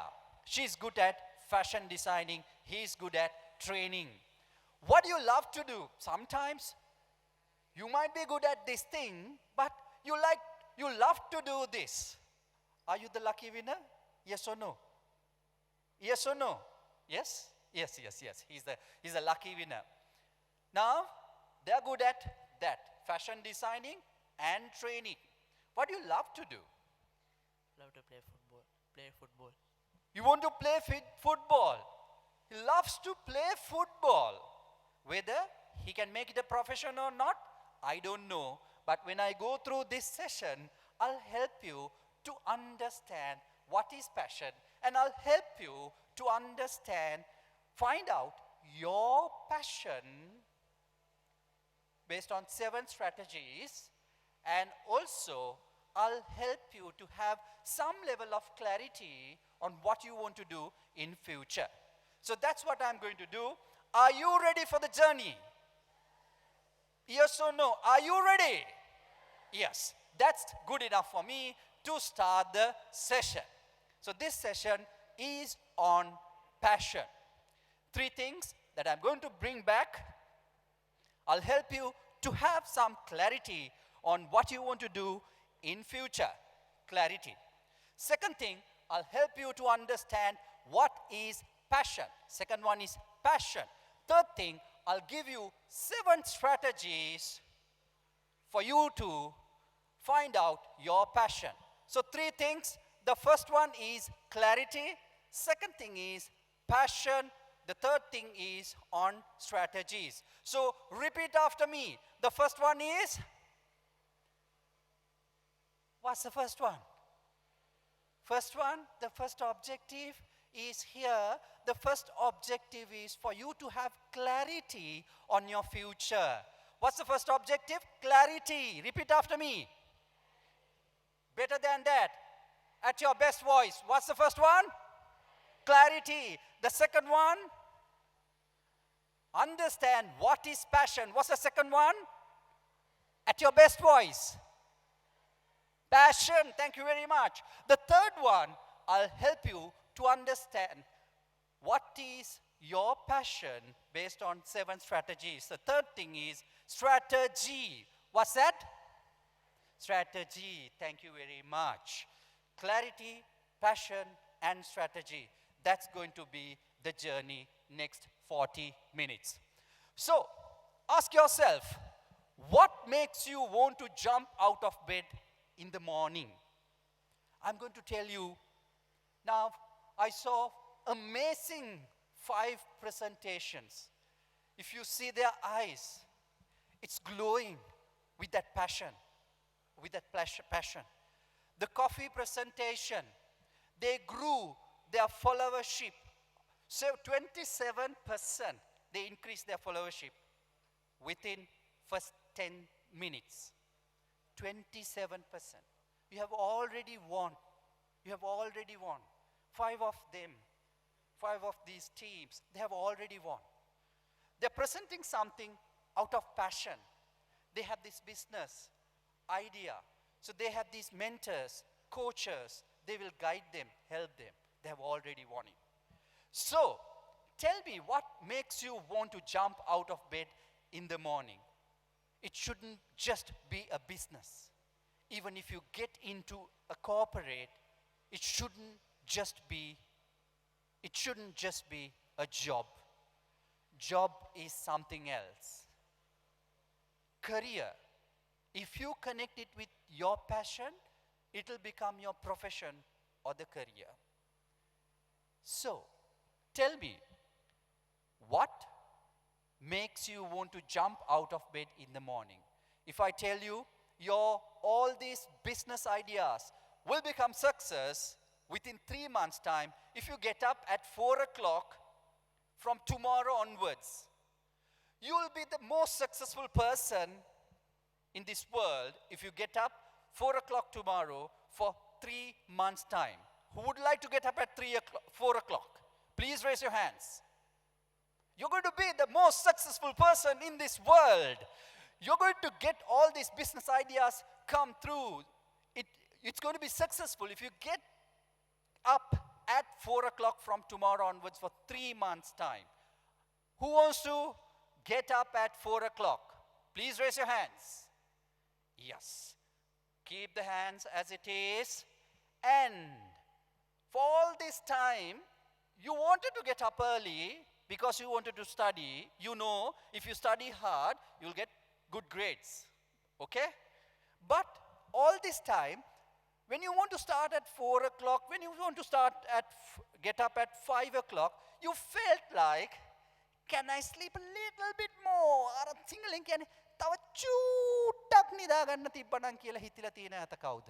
Please raise your hands. Little more. Right. Thank you very much.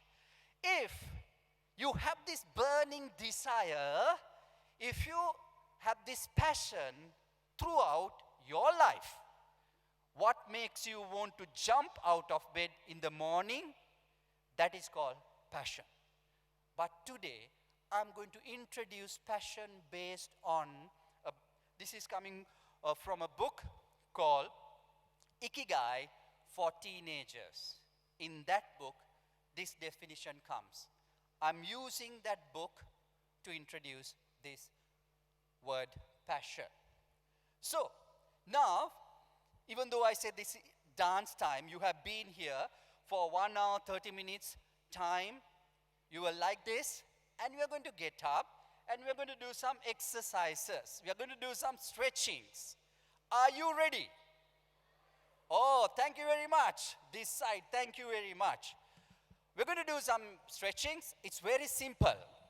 First, I'm going to ask, hands up. You do like this. You do like this. When I say hands down, you do like this. When I say left, you do like this. When I say right, you do like this. When I say jump to the right, so you go like this. Sorry. First you run to right, like this. And second you run towards left. And then I'll ask you to jump to your right. So you go like this, right? That's what you need to do. So let's get ready, since you are here. 90 minutes sitting, it's a little boring. So let's stand up for you to sit for the next 90 minutes sitting. It's going to be boring. So please stand up. Please stand up. Let's stand up. Thank you very much. Okay, put your hands up. Put your hands up. Okay? Hands up. Hands up. When I say 1, 2, 3, go, you shake your hands like this. 1, 2, 3. Right. Thank you very much. So then I'm going to say hands down. So you're going to put your hands down like this, okay? 1, 2, 3. Stretch. Stretch as much as possible. Stretch as much as possible. So then turn to your left. Turn to your left like this. Do like this. Right? Then right. Do like this. Then you have to have some space to run towards your right. Towards your right. This is my right, okay? When I say run, 1, 2, 3, you slowly run to your right side in a line. Are you ready? Yes, okay. 1, 2, 3, run to your right. 1, 2, 3, go. 1, 2, 3, go. Okay, right. Now, towards your left. Towards your left. Turn to your left and run. 1, 2, 3, 4. 1, 2, 3, 4. Now, jump to your right. Jump to your right like this. 1, 2, 3, 4. 1, 2, 3, 4. Now, I'm going to add some background music to this. Background music. Let's see how it goes. Are you ready? Yes, thank you very much. So, let's see. Yes, let's see the audio. Here we go. Here we go. At your best volumes. Okay. The room Hands up. is on fire. Follow the leader, leader, leader, follow the leader. Follow the leader, leader, leader, follow the leader. Follow me. Follow the leader, leader, leader, follow the leader. Follow the leader, leader, leader, Give it up, give it up, give it up. Hands up, Hands up. down, Down. up, Up. Down. Up. Down. Up. Down. Everybody now, put one hand in the air. One Hands in the hand air. in the air. Hands And in we the air. come from left to right. Left to right, Like okay. this. Left, right. Right. Come on. Left. Right. With energy. Left, right. Right. Left. Right. Two more time, two more time. Left, right, left, right, left, right, left, right, left, right, left, right, left, right, left, right. Follow the leader, leader, leader, follow the leader. Follow the leader, leader, leader, follow the leader. Follow the leader, leader, leader, follow the leader. Follow the leader, leader, leader, follow the leader. Come on now, jump for the left, jump for the right, jump for the left, jump for the right. Everybody, jump for the left, jump for the right, jump for the left, jump for the right. Now clap. Clap, clap, clap, clap, clap, clap, clap, clap. Thank you very much. Okay, you can, before you sit down, turn to your partner and give high fives, tens. Thank you very much. Thank you very much. Thank you very much. And you can sit down. Okay. If you love dancing, if you're good at dancing, you would have got some energy. Okay? 2 things. If you love dancing, if you're good at dancing, you'd have energy to do it. That's called passion. 2 things. What are those? The first one is love. What's that? First one? Repeat after me. Love. What's the first one? Love. If you love dancing, you would have had something in it. Good at dancing. Second one is good at dancing. What's that? Good at dancing. If not, you would have felt like, Ayo mokadda me. He's bothering us. Karadara karano aya. I don't want to jump this way, that way. I want to be like this. I want to sit down.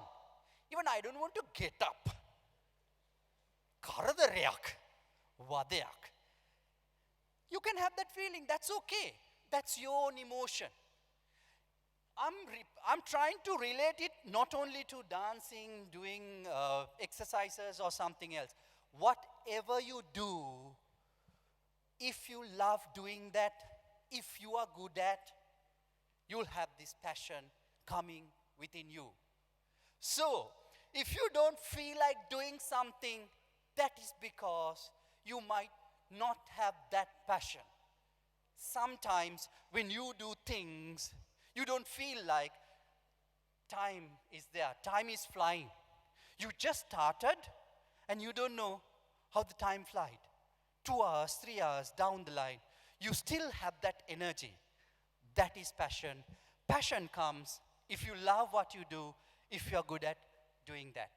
So those 5 presentations here, if they really love what they do, if they can build up that capacity, if they're good at doing that, they will never have any issues. They won't have any issues in the future, because when you build a business, it's not just a start.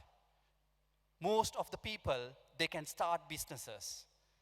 Continuation, some continue, but some, they don't succeed, because there'll be a lot of obstacles on the way. So to break all these obstacles, you need to love what you do. You need to be good at what you are doing. You might not be good at this moment of time, but if you have love for training, if you have love for fashion designing, if you have love for this coffee business, if you have love for this app, you'll challenge those all barriers, because you love it and you want to be good at it. That's how you become successful. All the successful leaders, all the successful sportsmen, they all had these challenges. But the success depends on, because of this passion. But the challenge is, most of the people, they use this word passion. They don't have that clarity on what you really mean by passion. They don't have clarity on what do they want to achieve. They don't know how to find out this passion. Some people, they say find out your passion, but what I say is, you don't need to find out your passion. If you live your life, if you live the moment, you'll find your passion on your own. It happens automatically. So I'm going to give you 7 strategies to find it on your own. Don't work hard to find your passion. People push younger generation to find the passion. I found my passion at the age of 20 because I was lucky. I wanted to become a doctor because my parents wanted me to become a doctor. But I found my passion at the age of 20, and I worked hard to become a trainer. There were a lot of challenges at that time. We never had this much of opportunity, this type of opportunities. But things were challenging. But today here, I work as a trainer, even though I have faced a lot of obstacles. I had a lot of friends who wanted to become trainers, but they were lacking something. Then they couldn't become trainers. I had my friends who wanted to become the youngest CEO in Sri Lanka. They're there. I had my friends who want to go to NASA. I had my friends who want to do airport designing. I asked them, 20 years back, 25 years back, you want to become an airport designer, but in Sri Lanka, we have 1 or 2 airports. Where do you want to go? He said, this is where I want to go. The world is bigger than Sri Lanka.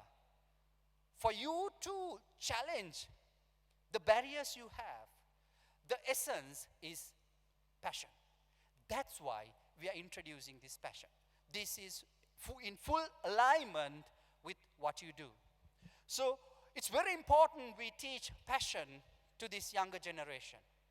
Even though we do corporate training programs, what I always see is the moment we share this with the younger generation, the impact is massive.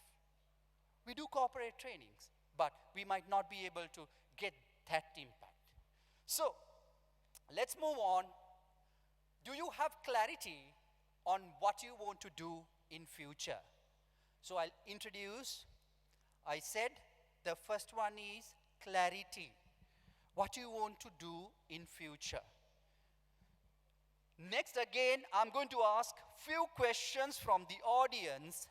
What do you want to do in future? So easy for me, right? I know what you want to do in future. Tell me what you want to do in future. I want to become an entrepreneur. I want to become an entrepreneur. You want to become an entrepreneur. What do you want to do in future? I want to become a lawyer. You want to become a lawyer. What do you want to do? Travel tech entrepreneur. Travel trade entrepreneur. What do you want to do? Business. You want to do a business, and what do you want to do? Entrepreneur. You want to become an entrepreneur. What do you want to do? Business analyst. Business analytics. Thank you very much. So sometimes we have lot of avenues at this moment of time. There are a lot of opportunities. Sometimes you are lost around all these opportunities. We can do this, that. My friend did this, my uncle did that, and my parents want to do this. Lot of opportunities at these days. First, ask yourself, what you love. Do I know that space? Explore. There can be more than one thing. When you say, I want to do business, what type of a business? What do I really love? I would like to be with pets. Dogs? No, I don't like dogs. I like cats. I like helping people with healthcare. I love working towards sustainability. That's what my passion. Because passion has two things. One thing, what you love, and the second thing is what you are good at. So if you want to have clarity on your future, what you want to do, ask yourself what you love. That's the first question. Second question is, for you to have clarity on your future, for you to select something in future where you want to be, before you draw that, ask yourself, second question is, what the world needs. Here, when you pitch those presentations, first thing, you should have this if you are getting into a business or if you are getting into a corporate, if you have a long-term strategy, if you have goals. First, this one, it's a must. Second, what the world needs. If they don't need this, there's a challenge.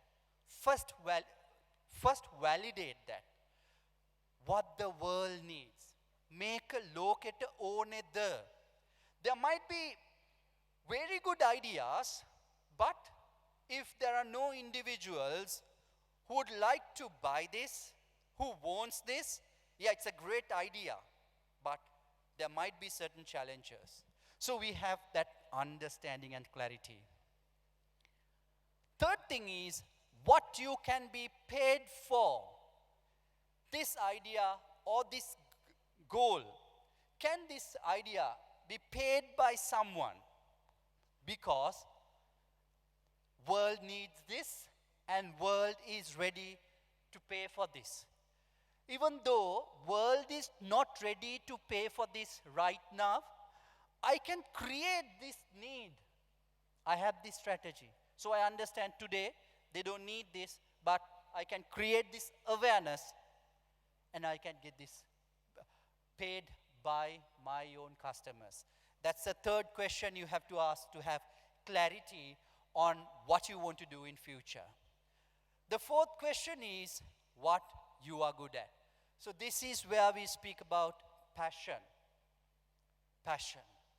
So for you to have clarity on what you want to be in future, you want to be an entrepreneur, you want to be in travel trade, so you want to be in this, that, you want to get into corporate, ask yourself, first one is what you love. Repeat after me at your best voice. First one, when you want to have clarity on what you want to achieve in your future, the first one, ask yourself what you love. What's that? Right. Take your hands like this, take your hands like this, closer to your heart. This is where love comes out. So keep your hands like this and tell yourself, ask yourself, what you love.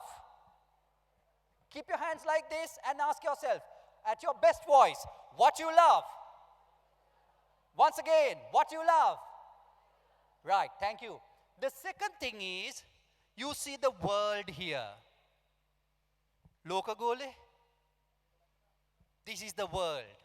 Second question you are going to ask is, what the world needs. Right? Do like this and ask yourself, what the world needs. Repeat after me. What the world needs with action. What the world needs. Very good. At your best voice. What the world needs. That's the second thing. Third thing is, you have money bags, okay? These are money bags, dollar bags. You do your business and you earn money. Third thing, you take these money bags to your hand and ask yourself what you can be paid for. Take these bags to your hand and ask yourself at your best voice what you can be paid for. Repeat after me. What you can be paid for. At your best voice, everyone. Repeat after me. What you can be paid for. Thank you very much. That's a third. Fourth one is what you are good at. So everyone, do like this. You are good at this, right? Okay? So look at your friend's eyes and ask that question, what you are good at, with this question, okay? With the question mark, with this action. What you are good at. Do like that, right? Look at the face, look at the eyes, and ask them, what you are good at. Repeat after me. What you are good at. At your best voice. 1, 2, 3. What you are good at. Thank you. So, when I move to the next slide, you should remember these 4 things. Even though you can't remember this, you should be able to remember this action. The first one is this.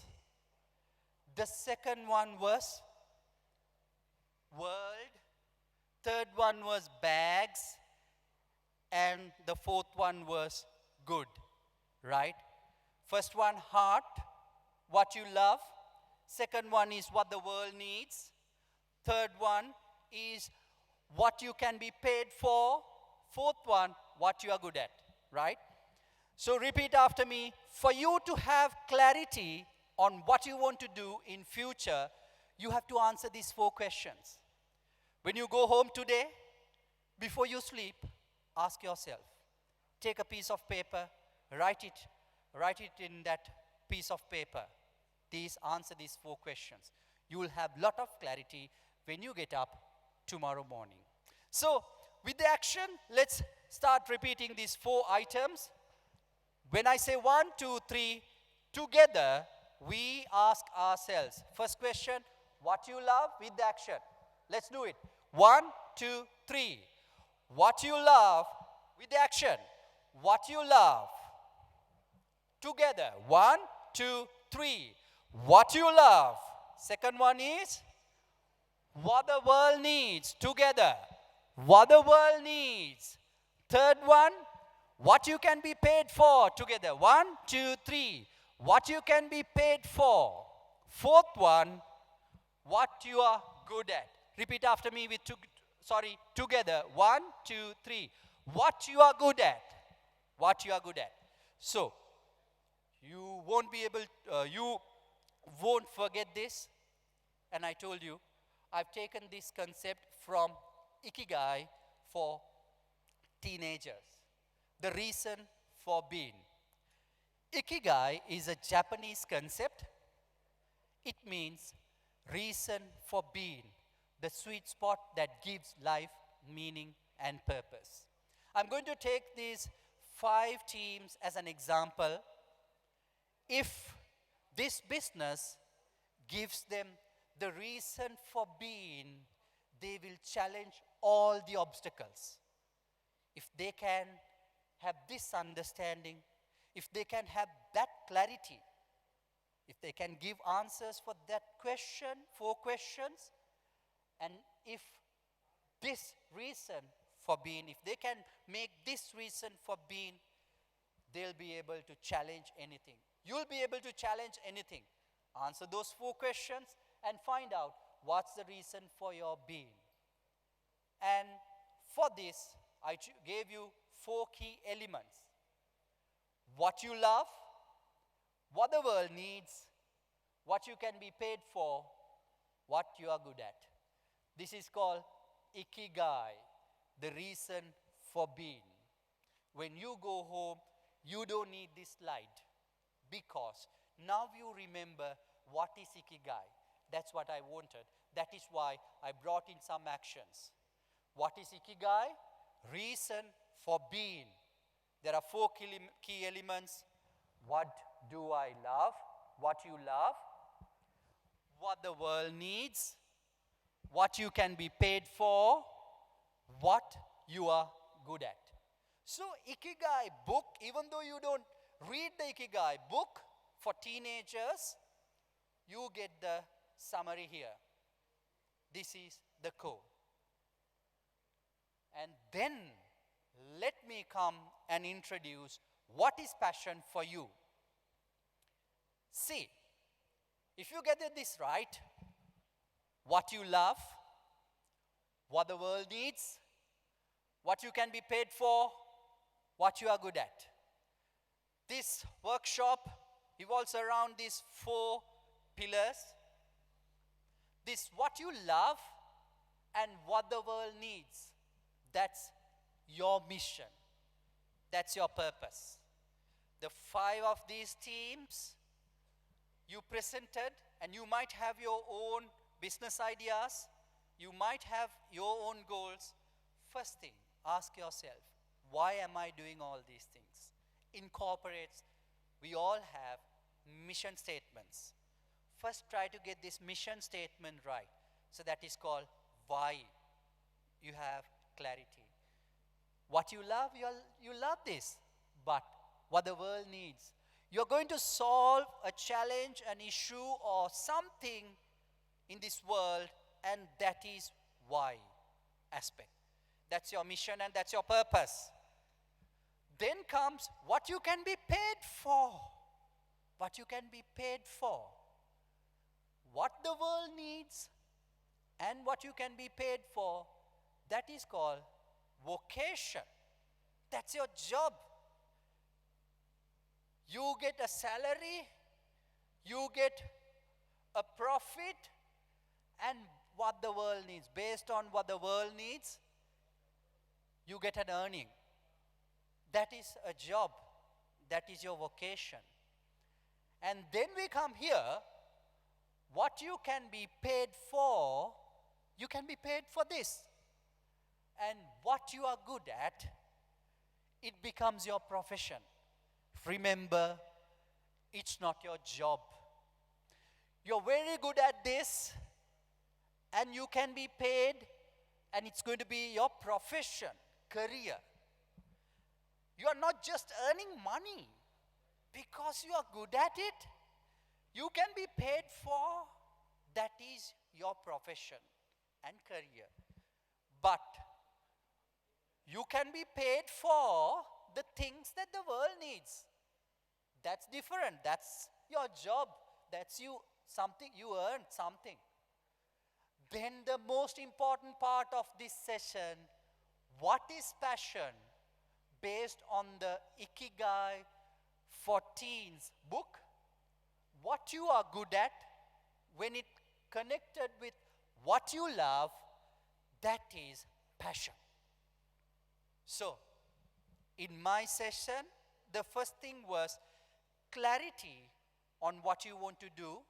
I told you, I'll bring some level of understanding for you to understand what you want to do in future, for you to have some level of clarity. Second thing what I told was, I'll help you to understand what is passion. So this is passion. Remember, are you doing something that you love? Are you doing something you are good at? You might be good at baking.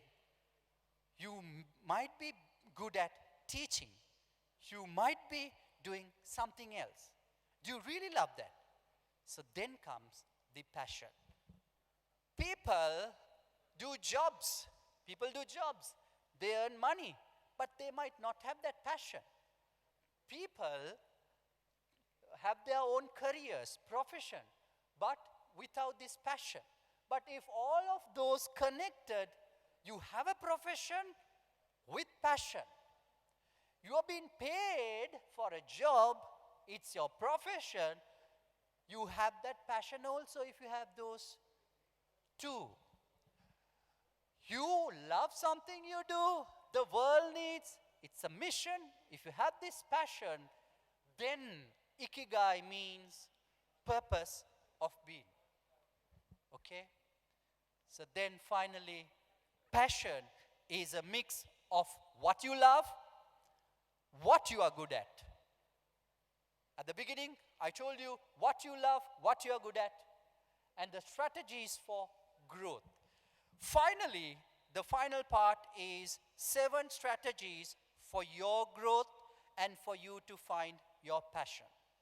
I told you, most individuals, they talk about passion and they ask this younger generation to find their passion. But do we have a mechanism, strategy to find this passion? So I'm going to help you with that. Before that, let me go back and do a summary. What makes you want to jump out of bed in the morning? If you don't have this passion, you might feel like, no, I'll sleep for 5 minutes, 10 minutes, 15 minutes. Even though you know, getting up at 4 o'clock, it's really important for me to build my business, for me to study well, to have higher grades. From tomorrow onwards, if you have this feeling, ask yourself, do you really love doing this? Are you really good at this? I'm missing something. So then I need to develop this good in me. Then I need to ask, do I really love this? Now I might not be able to change what I do right now, but I might need to start doing something I love. That might be a hobby. That's why people need hobbies as well. You earn, you do a job, but you have a passion project going on. So this heart is filled with passion all the time. Love and good. It's very important for you to have passion throughout. For you to have clarity onto your future, you need to answer these 4 questions. The first one is what you love. Second one is what the world needs. Third one, what you can be paid for. Fourth one, what you are good at. You have to answer this question so that you will have clarity more than any other. More than anyone else, you will have better clarity on what you want to do in future if you can answer these questions on a piece of paper. Then Ikigai, I introduced the concept Ikigai. It's a Japanese concept. It means reason for being.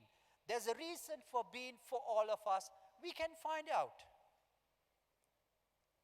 To do that, the 4 key elements that I earlier shared, what you love, what the world needs, what you can be paid for, and what you are good at. It's really important to answer those 4 questions for you to understand the reason for being. Then I gave you this summary, what you love, what the world needs, what you can be paid for, what you are good at. You need to find out the mission statement for your life. You need to find out the mission statement for your business, then the vocation, then I introduce profession, then I introduce passion. When you connect with everything, it's Ikigai.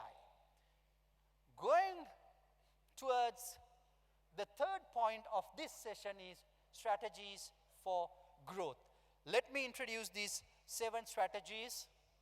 The first one is try many things. As much as possible, try many things. At my age, I might not be able to try many things because I might be worrying too much to fail. At your young age, you might not have a lot of things to lose. So you are at a point that you have a lot of things to build. So try many things. Example, explore different hobbies, clubs, and interests. You won't know what you love until you try it. Sports, art, coding, writing, music, volunteering. Every new experience is a clue. Join school clubs, community programs, or free online classes. When you come here, when you do comparing, you'll feel like, yes, I love doing this. I'm good at this. You might feel like, no, it's not my space. Okay, move on. Start doing something else. Try. So then at a point, you'll feel something different. Keep a curiosity journal. Write down what excites you, bores you, and what you enjoy doing. Over time, this reveals patterns about what you love and where your strengths lies. Remember, keeping a journal is pretty important. Sometimes we think, yeah, I remember. No, it's not. We are on a cloud. We have a lot of things going on at the same time. So, keep a journal. This bores me. I love this, that, my feelings. Earlier days, we call that the diary. But for you, you can type it in your mobile. Take notes. So, you don't need to like everything. Something, you'll feel better. Prompt. What did I enjoy doing today, or when did I feel most confident this week? So the moment you write all these things, maybe after a week, month's time, you can review. You have something to understand. Listen to commitments. Notice what others say you are good at. Your parents, your teachers, your friends, they'll say, you are very good at drumming. You're very good at learning certain new things. You are good at cooking. You're good at baking. You are good at coding. You're good at presenting.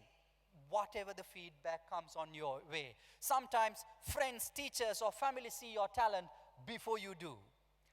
Ask, what do you think I'm naturally good at? Then reflect on what makes you lose track of time. If you forget to check your phone while doing something, that's a strong signal. If you feel like I want to go through my phone during this session, that's again a signal. I'm a little bored with this session. Not for me. I don't feel like going through this workshop. Not for me. But sometimes when you start doing some things, certain things, you don't know where this time is flying. You never looked at your phone because you're on a flow. Automatically it flows. Those are the times. Those are good signals. Example, when you start drawing, when you start building things, when you start solving puzzles, when you start organizing, mentoring, coaching, training, doing presentations, when you are engaged with your business, when you start doing documentation, when you develop websites, wow, time flies. You have never checked your mobile phone. That's a very good signal. Volunteer or help others. Start helping others.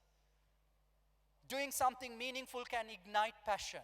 Helping at events supporting courses, or mentoring younger kids often reveals what energizes you. Start with school, community, volunteer programs. There's two things. That is called consuming things, and the third one is called second one is contributing. When you build certain things, you feel good.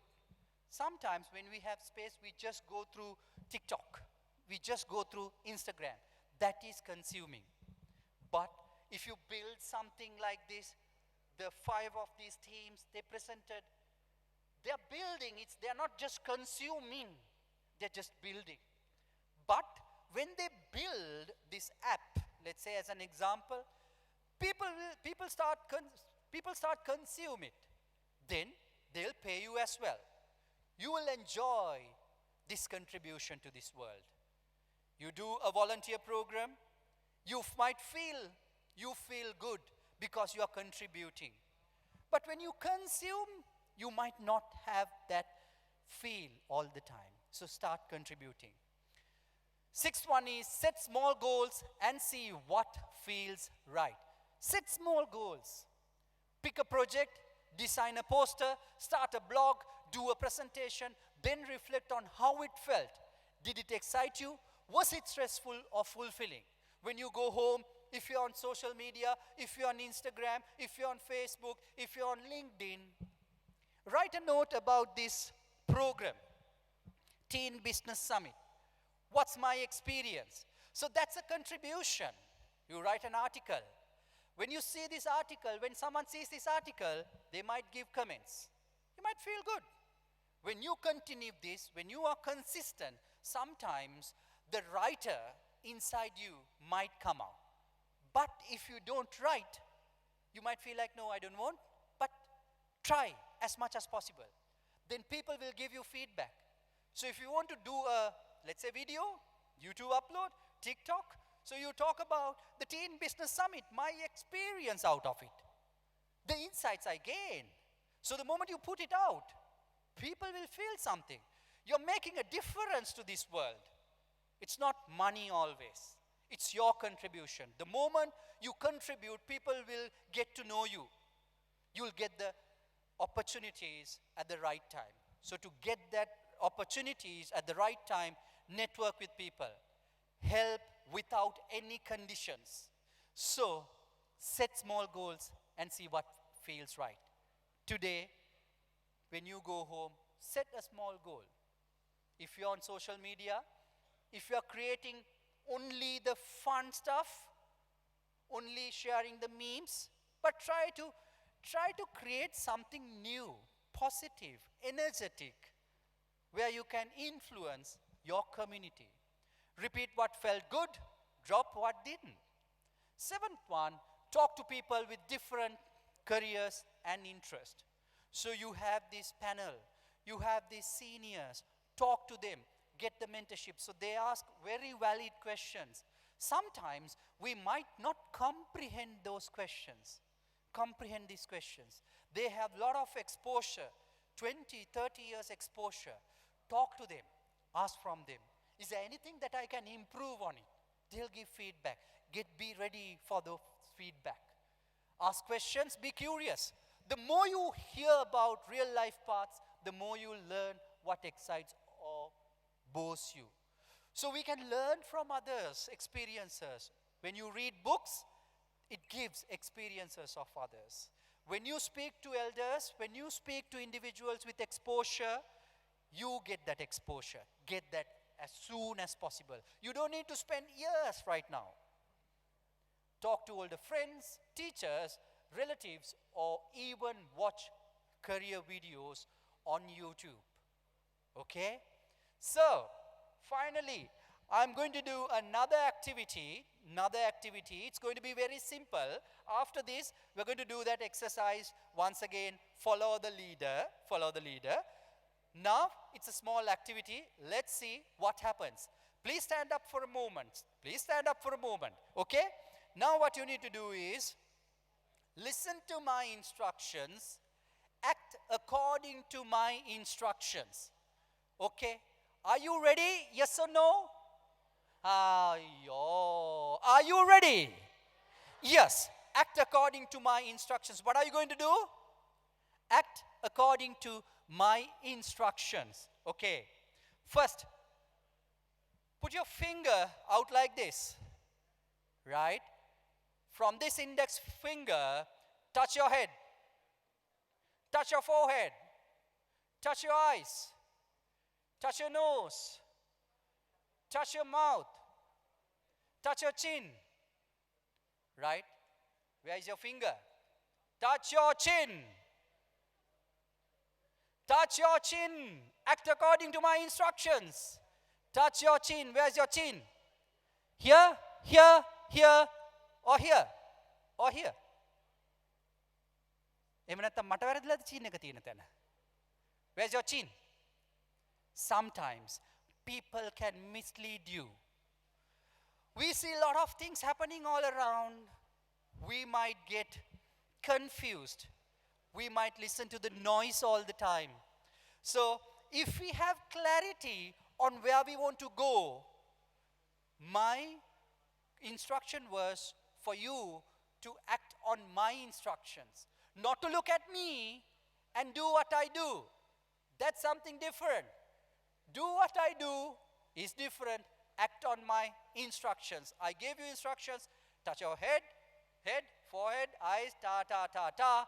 When you get into a pattern, you might get yourself distracted from your goals. You might get yourself distracted from what you want to achieve in your future. You might get yourself distracted from what you need to do in your life. That is why we need to have this clarity and passion. So whatever others do, it's immaterial.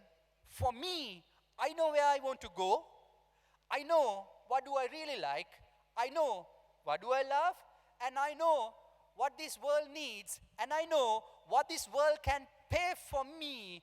And I have this passion because it's love and what I'm good at. With this passion, you'll be able to go to your goals for sure than anyone else. Right. Okay. So, Ikigai concept lies in 4 main pillars. The first one is this. Ask yourself. Repeat after me. What you love. What's that? What you love. And the second thing is what the world needs. Repeat after me. What the world needs. At your best voice. This is my final 5 minutes. This is my final 5 minutes. First one. What do I love? Ask yourself at your best voice after me. What do I really love? Thank you very much. What the world needs. Then, what you can be paid for. Your money bags. 1, 2, 3 after me. What you can be paid for. Then what's the final thing? What you are good at. Final thing, repeat after me. What you are good at. Right. So, what is passion? Passion is a mix of what you love and what you are good at. Repeat after me. What's passion? What's passion? Passion is a mix of, repeat after me, passion is a mix of what you love and what you are good at. That is based on the book Ikigai for Teens. This is in summary, and before we end the session, we will do that part again. Follow the leader. Follow the leader. With this follow the leader, we are going to end the session. Are you ready? Are you ready for your journey? Yes? So you know, you have a little bit of clarity on where you want to go. Second one is, now you know what is passion, and you know 7 strategies for you to find your passion in your life. So this is it.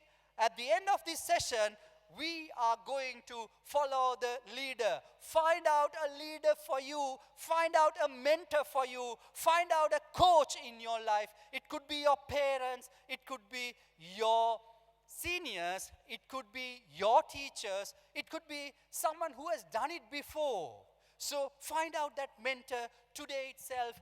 Write these answers in a piece of paper today itself. From tomorrow onwards, I'll guarantee your life will be changed. And if you would like to go and comment on about the Teen Business Summit, go to your social media and try. If you're there, try to write something on your inspiration, what you felt, so that it's going to be a document, it's going to be a content, even after 10 years down the line, when you become what you want to be, you can look back and say, this is where I began my journey. This is where I started all this. Okay? Yes. Right, okay? Well, follow the leader. This is for all of you. Me asking, my humble invitation for you is, start following a leader. Right. Are you ready to follow the leader? At your best voice, are you ready to follow the leader? Are you ready to follow a leader? Yes. Then get ready. Hands up. Hands up. At your best voice. And with energy. With passion. We know passion. We have clarity. And we know strategies as well. Smile. Smile. With energy. Put one hand in the air. One hand in the air. Hands up. And we go from left to right. Watch this. Left hand. Left. Left. Right. Right. Come on. With energy. Right. Left. Right. Left. Right. Two more time. Two more time. Left, right, left, right, left, right, left, right, left, right, left, right, left, right, left, right. Follow the leader. Follow the leader. Follow the leader. Follow the leader. Right. Follow the leader. Follow the leader. Run fast. Follow the leader. Follow the leader. Come on now. Jump for the left. Jump for the right. Jump, jump, jump, jump, jump, jump, jump. Jump for the right. Everybody. Jump for the left. Jump for the right. Jump for the left. Jump for the right. Now clap. Clap. And wave. Come on. Clap. At your best And voice. wave. Clap, clap. And wave. Come on. Clap. And wave. Everybody come. Clap. Smile and clap. Smile and clap. Thank you very much. Thank you very much. All the very best. Find out your passion. Have clarity. And work on these 7 strategies. All the very best, everyone. Thanks a lot for the Repeat after opportunity. me. Watch me. Say I love soca. I love soca. Say I love soca. I love soca. Say I love soca. Mr. Charida Bandara, another round of applause for that very interactive and engaging session, ladies and gentlemen. And so we'd like you to remain on stage with us as we have a special token of appreciation to appreciate your time here and for the valuable guidance and advice that you've shared with all of us. To present the token, representing the organizing committee, I'd like to invite M.N. Azman.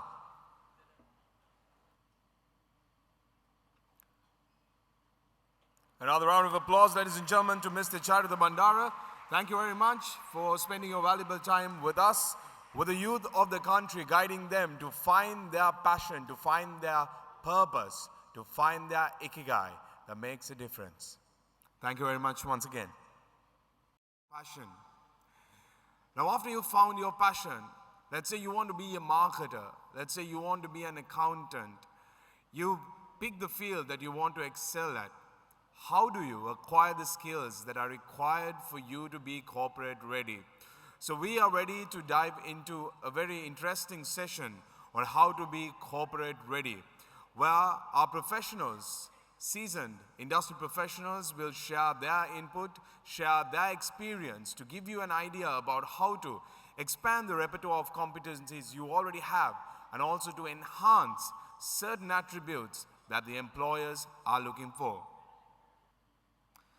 And now I believe we are all set to start off the panel discussion. And first of all, let me introduce the moderator for this session, one individual who's behind this Teen Business Summit, who's ready to dive into discussion with the industry professionals. Please put your hands together as we welcome Shukri, Salman on stage.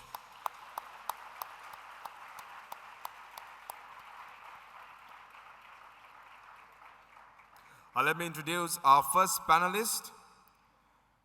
He has over 28 years of corporate experience, and he presently serves as the CEO of Informate Private Limited and as Senior Vice President of John Keel's Holdings.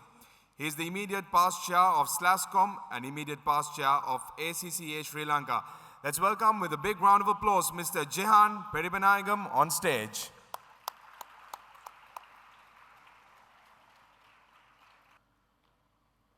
And joining our panel next, as the Chief Operating Officer of Siat Kalani Holdings, he provides strategic leadership across key operational functions of the business, including sales, marketing, exports, supply chain, and manufacturing.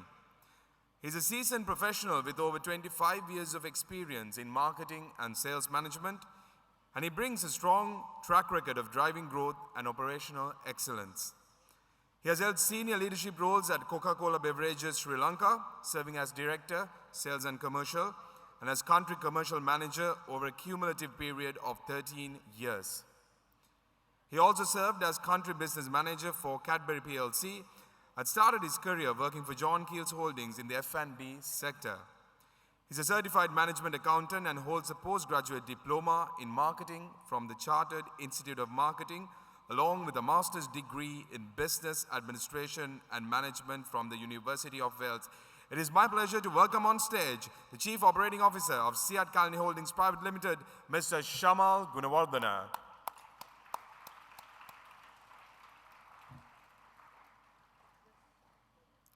And joining our illustrious panel next, ladies and gentlemen, is a Group Finance Director of MAS Holdings and was the recipient for the Gold Award for the Chief Financial Officer of the Year at the AICPA and SEMA Janashakti Pinnacle Awards 2025.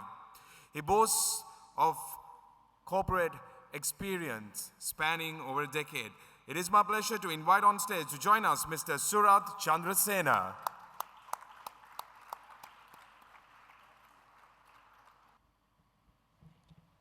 And now we are all set to dive into the discussion.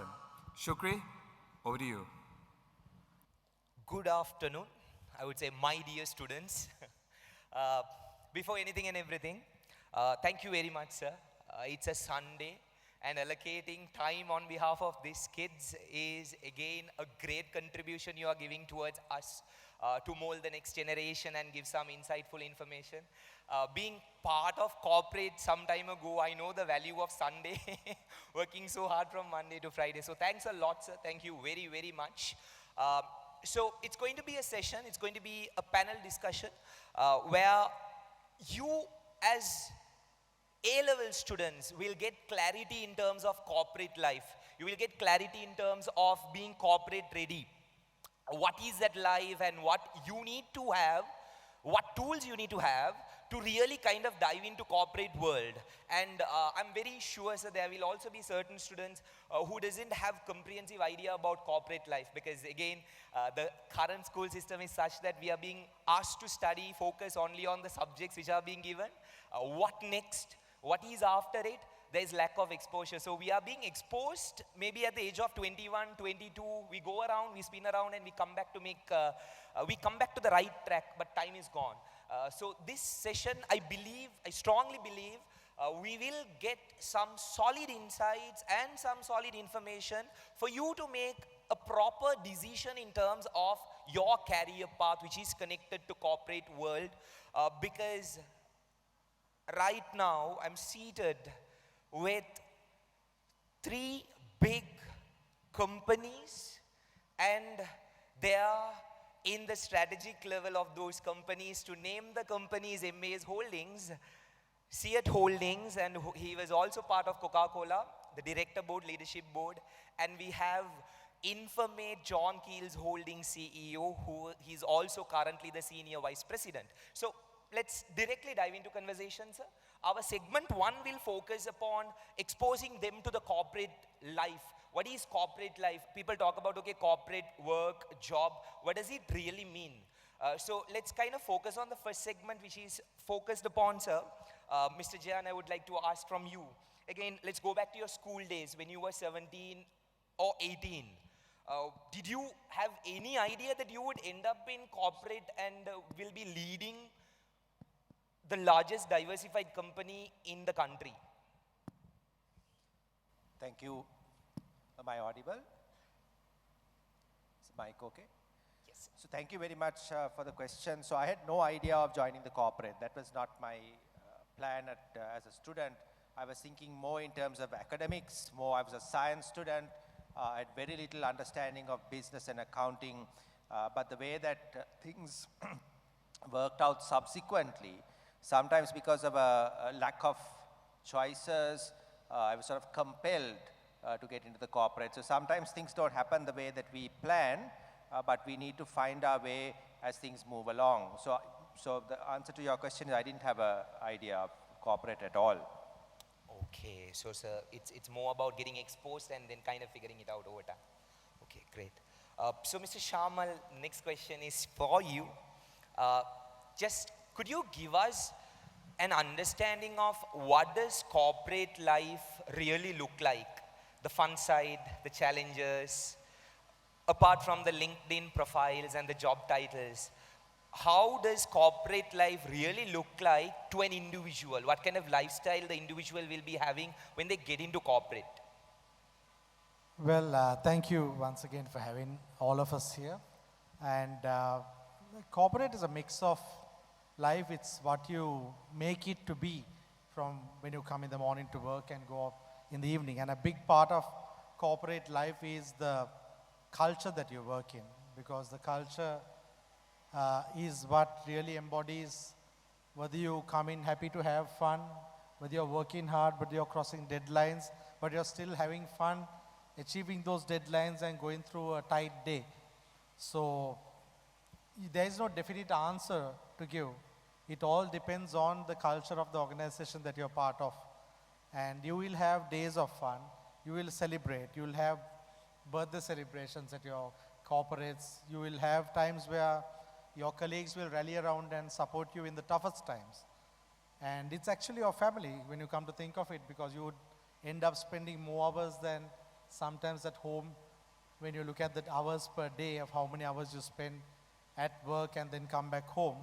So it's a mix of enjoying yourself, how you make your day to be in an office, and how your peers, your line managers help you go through a day in a corporate world is what really makes it a mix between fun, work deadlines, the pressures that come with it.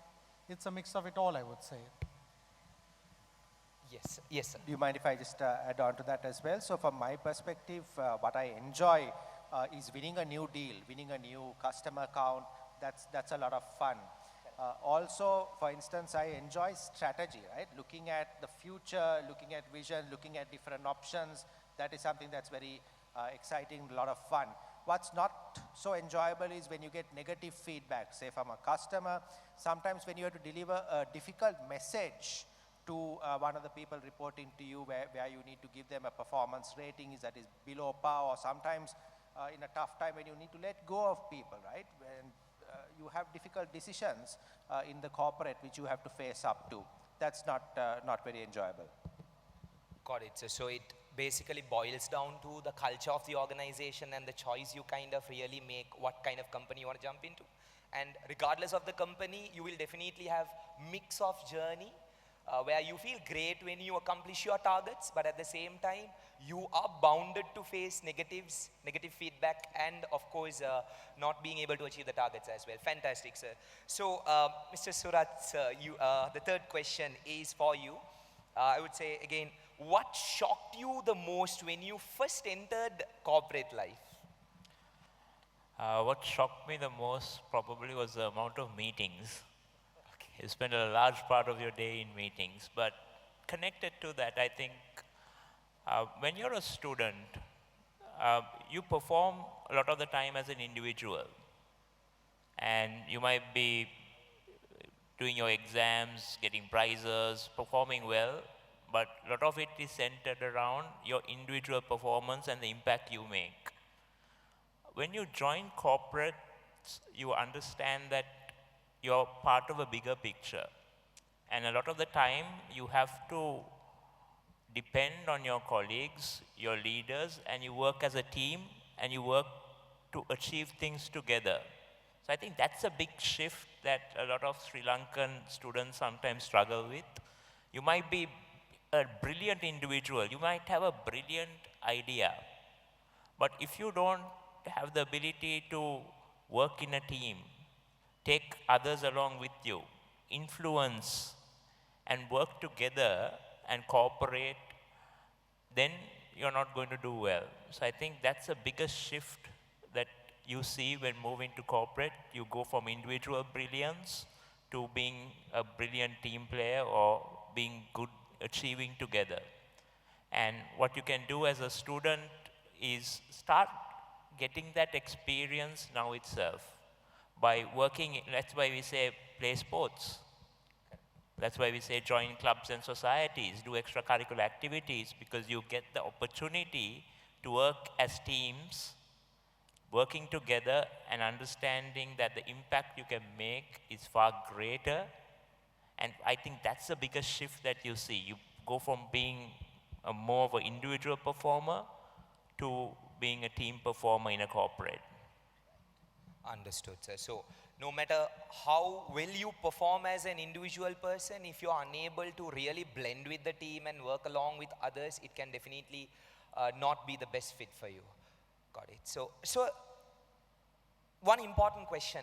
Things are changing and we are kind of living in a VUCA world which is very volatile, uncertain, complex and ambiguous, right? So just a common question to all three of you. How corporate world is changing now when compared to how you all started back those days? If you look at the changes that is happening right now in the corporate world, what are those key elements that are being brought forward? Maybe you can start with a lot more technology. So when I joined 28 years ago, that maybe 1 or 2 computers in the office and people used to actually stand in queues to use these, right? So if you got a laptop, that's a real mark of achievement. Today you'll have everyone in the organization obviously using, sometimes multiple units, and there's a lot more use of technology, robotics, AI, all of that. So I can see from 28 years ago, the use of technology has significantly moved up, and you'll see in your time, it will increase even further. The other aspect is the ambition of companies has really increased. So previously we would be satisfied with incremental growth or achieving some measure of success, which today seems very small. Today people are looking at global, they're thinking big, thinking much bigger.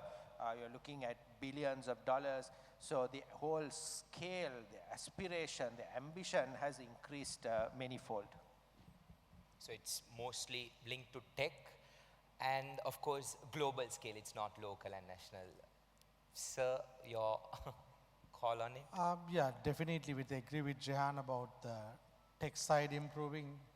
Yeah, quite humorous when you think about the number of computers in office to now everybody having some sort of device. But also something that has changed is you need to act fast. I think things are changing so much, and quick decision making, having to take those decisions fast might cost you a deal or not. Overthinking, sometimes you might go forward fast, you wait, you be too analytic and you wait for 100% of data to be ready to take decisions, you would have missed the bus. You have to go with some of your gut, you've got to go with your experience, you've got to take quick calls because things work forward, and like Jayan said, competition has increased. So if you don't act fast, it might be the end of the battle for you. That has speeded up a bit fast, and technology, everything else has enabled you to take decisions faster, so you need to use it very wisely to take those decisions faster. So it's basically about the agility they need to bring in so that they can react fast, adapt fast and move forward. Yeah, things are happening very fast. Very fast. Things are happening more fast. The rate of change has increased so much that you need to adapt to that speed as well. Got it. Thank you, sir. I think pretty much the same. The pace of change has accelerated. So not only is things evolving, but the things are evolving much faster.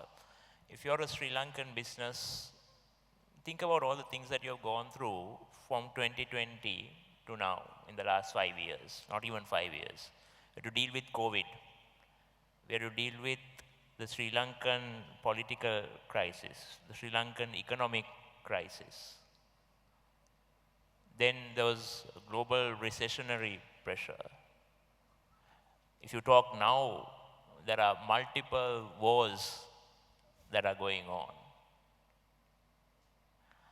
So the pace of change has really increased. And to what Jehan and Shamal said, you need to be thinking on your feet, acting fast, and being flexible, agile, and adaptable to change.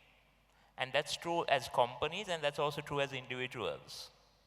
You're probably going to see a rapid change in jobs with AI coming in, and some jobs are already redundant,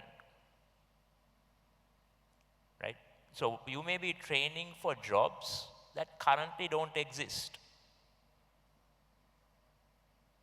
You may be planning to do a particular job that may not exist at the time you graduate. So how do you become agile and flexible? Got it. Fantastic. So again, there's a myth which is kind of being injected into the youngsters nowadays about corporate life, and the moment you get into corporate, there is a huge challenge in terms of work-life balance, and that kind of has turned out to be the fear factor for most of the youngsters, because I believe nowadays they are excessively extra exposed because of the social media. So there is a myth that is going around in terms of work-life balance, and that being a huge challenge. Any thoughts on it, Mr. Surat? I'm going to say something a little controversial. Don't think about work-life balance at your age. You can think about it a little later when you have family or other obligations.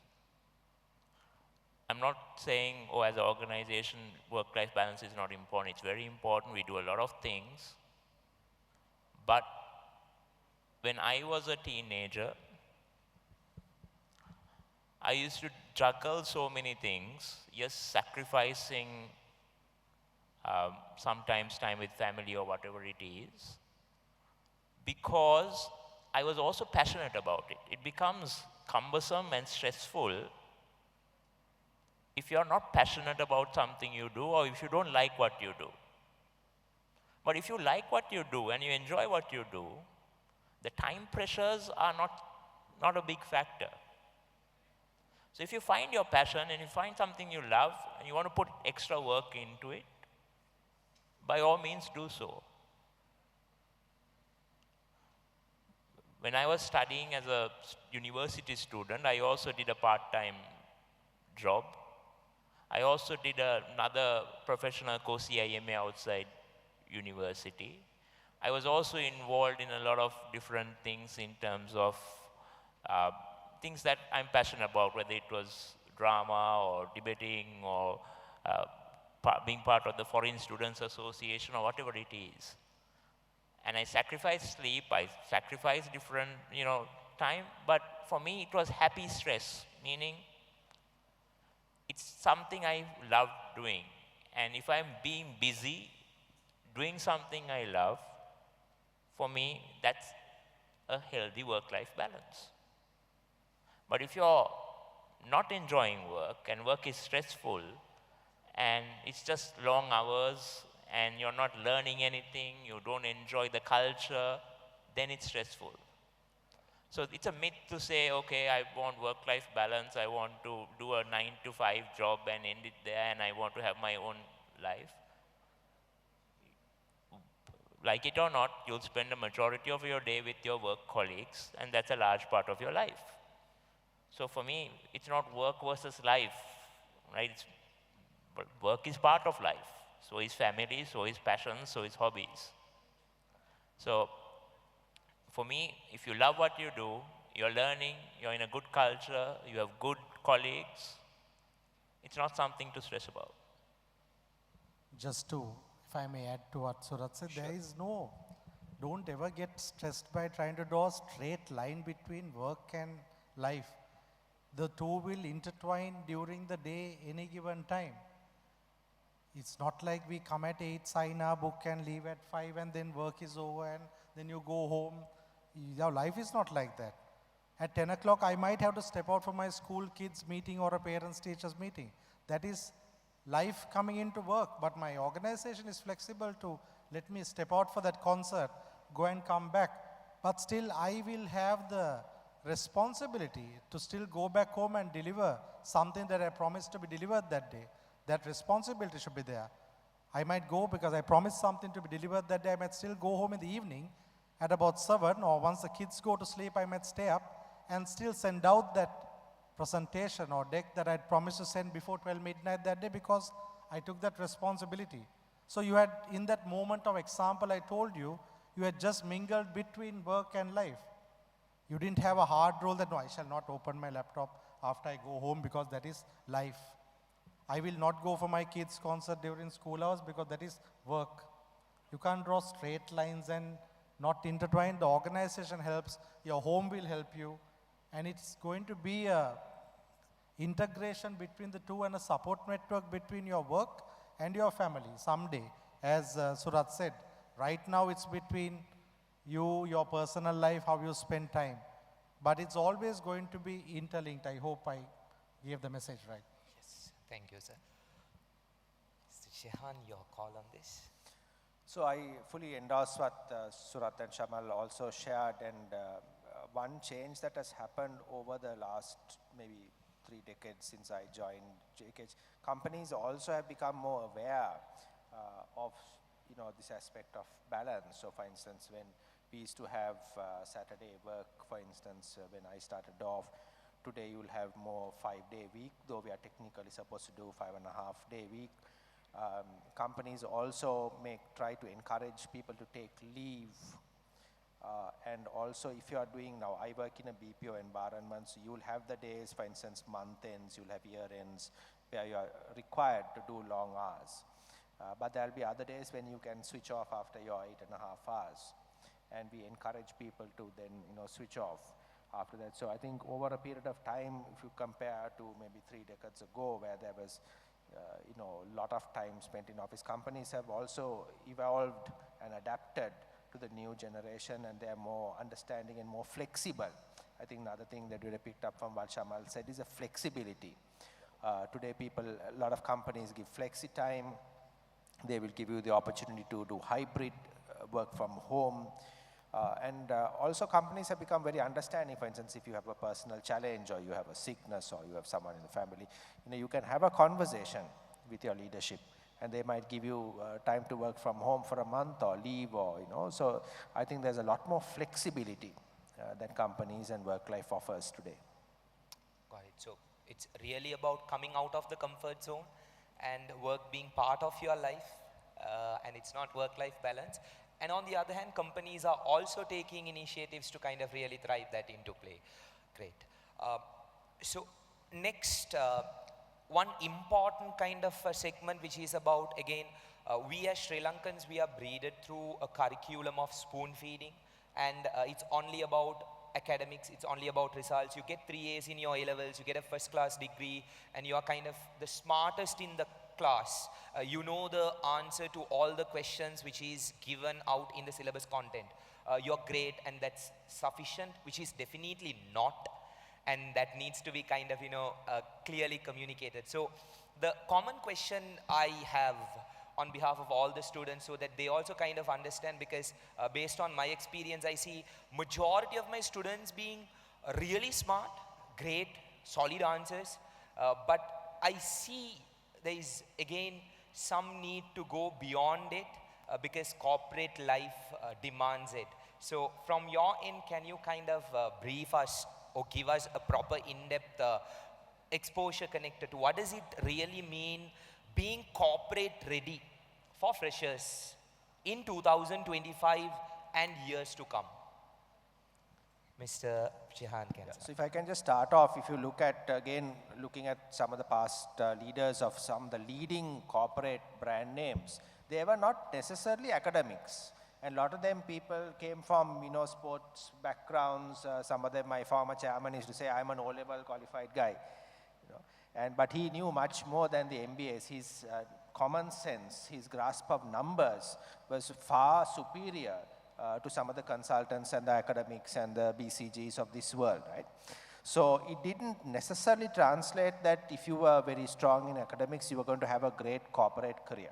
It required another set of skills. So today, education is important, but it's a stepping stone. It's an entry point into an organization. Thereafter, what takes you far is your skills. So I would say communication skills is vital. I'd really like to emphasize this because Sri Lankans, we are not naturally gifted in this. In fact, in a school, in your classroom, the good child is the one who is quiet. The naughty child is the one who is talkative. In corporates, it's the reverse. Right? Very often, the person who gets promoted is the one who talks the most. So if you look at a x-axis and a y-axis, you have credibility and visibility. You have high and low on both. You need to be high on credibility, meaning high on what you do. You also need to be visible. Right? So if you don't market yourself, no one else will market you. And one of the most important things that helped me was joining Toastmasters. Right? Because that's a skill, I would say, the number one skill that you need to excel. You need to have good desktop skills, right? Excel, Power BI, Word. There's no excuse today if you are not, very, very good and having hands-on experience in that. Like you heard Surat said, teamwork. I frequently ask my bosses and John Keys, when you promote someone, what do you look for? Right? Teamwork comes right up there, not just being an individual performer, but being able to work with teams. And finally, I would say, the vision of thinking far, of thinking big and being able to connect the dots. Sorry, one more thing that I forgot, working with people.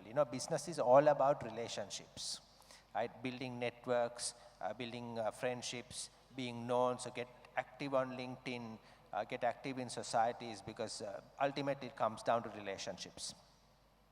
Superb, sir. Mr. Shamal, your Yeah, everything what he says is what it's there, and Surat spoke about it first. Teamwork's very important. So right now itself, start engaging wherever you can on teamwork-based activities like Surat said. Do your team sports, be part of societies so that you can step up. And when you get a moment to raise your hand and come forward like Jan said, take that opportunity. Nobody's going to come to the back of the hall and hold your hand and take you forward. Please come because you've been quiet. I'd like to bring you forward. The world will move on. So say yes. I just mentioned it recently also on a post I put up. Say yes. Those yes moments will define your future. You got to say yes early in your career to the opportunities that you get. Because the world is a rat race and it will go forward fast. The ones who say yes and step up will move on. The others will get left behind. Don't feel there's a sob story remaining for you if you get left behind. But you need to come forward, step up, raise your hand, and take every opportunity that comes your way. So that's very important. So build your skills like Jayan said. Step up, speak. Even today we have our nervous moments when you have to step up and speak or whatever, but that's part of life. But come forward, take the initiative and always step up, step forward. Very important. And Mr. Surat. Yeah, I think the Sri Lankan education system tests knowledge, what you know. So you go for a paper and they ask you questions, and if you know it, you answer with what you know. Now, when you step out of the education process, right, what you know is not the most important thing because knowledge can always be acquired. Right? Now, in Sri Lanka, you go for a test paper without any aids, right? It's not an open book exam. You're not allowed to use your phones. Now, you step out of the classroom, go to office. It's not about what you know. Why? You can always Google something. You can use ChatGPT. You can use AI, and you can get to know anything. Can you look across your colleague's computer and say, hey, don't cheat? In exam, if you do that, it's cheating. In office, it's not cheating, right? You can look up anything you want. So anybody has access to knowledge because what you learn is now in a codified form in the internet. You can always retrieve knowledge.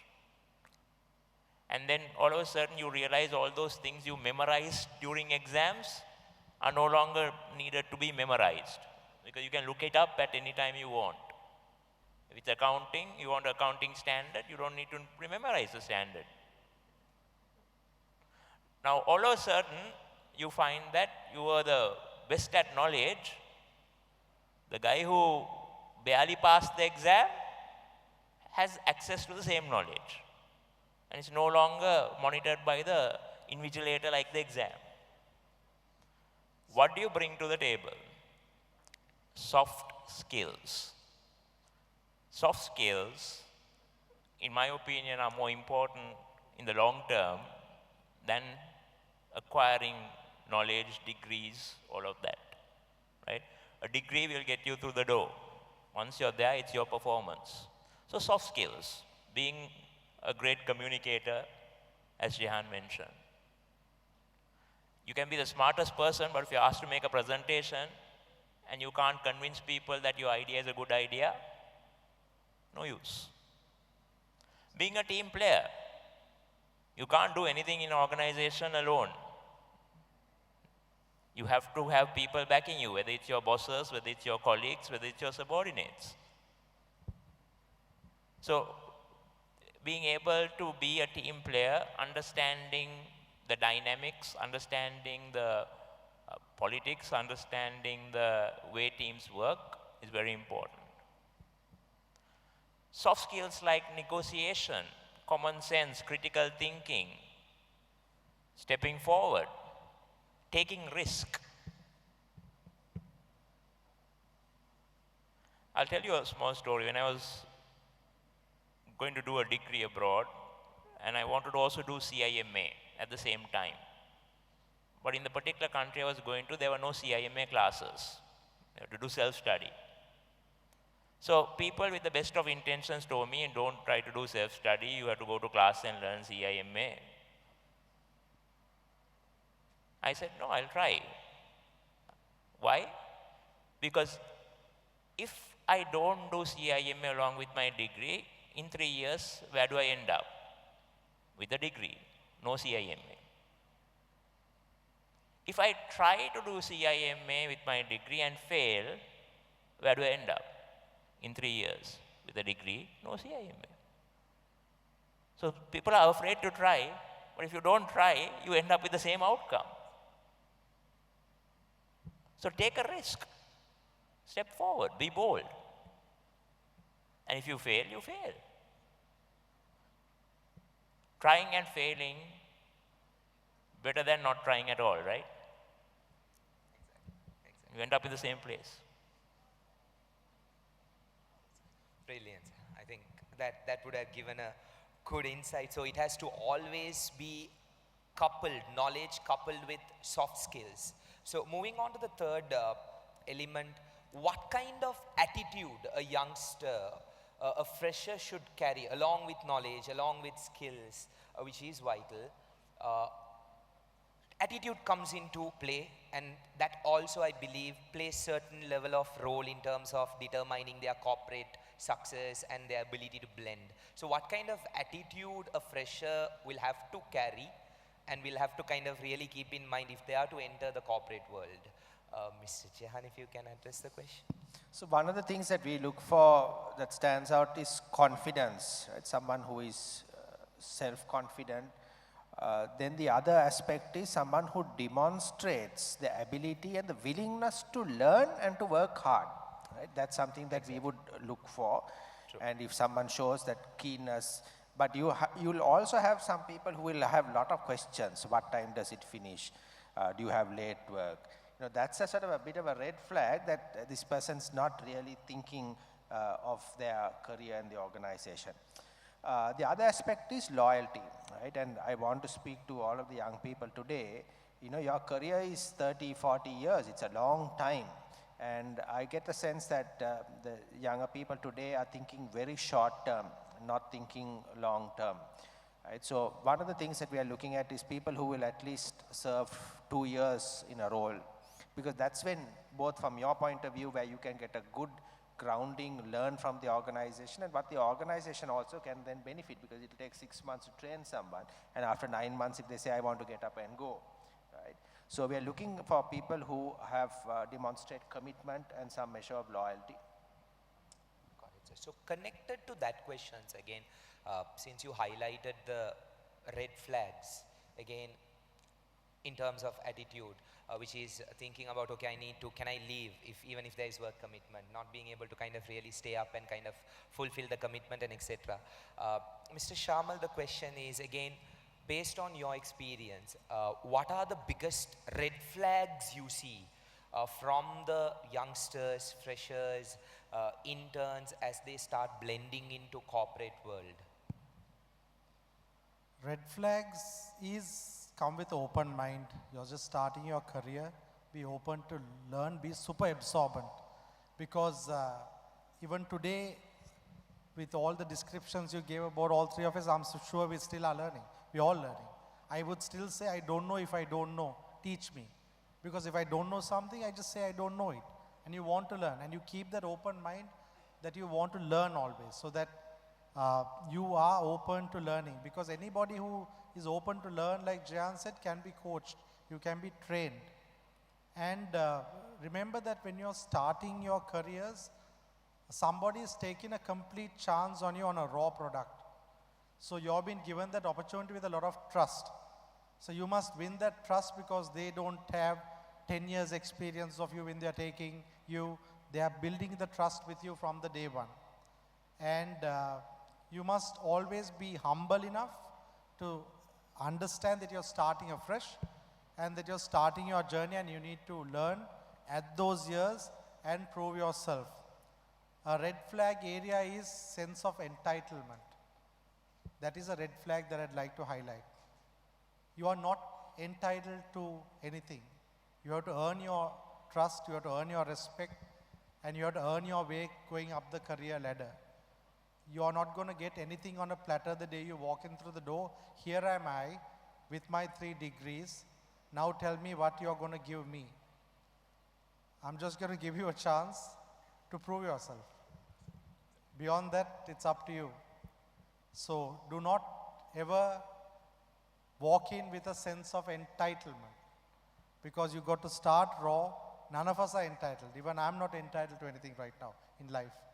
Every day is a blessing. You start your day thanking for the day that you have got, and you move forward not feeling entitled for anything. So that's one red flag. Yes. I think agree with both what Shamal and Jahan said, very important points. For me, a red flag is your values that you bring in. And sometimes we see candidates when they're working or when they come for interview, absolutely brilliant candidates, but the values are not in the right place. I had an interview recently. I was interviewing for a position. One of the applicants was a person from a competing organization. And at the interview, I said, can you tell me about, the work you do or some of the work? And this particular candidate started giving confidential details in the interview, trying to impress me with the work she has done.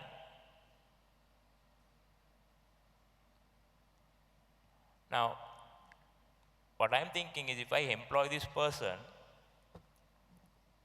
few years down the line she wants to go to another organization for interview, my confidential details will also be said in the interview.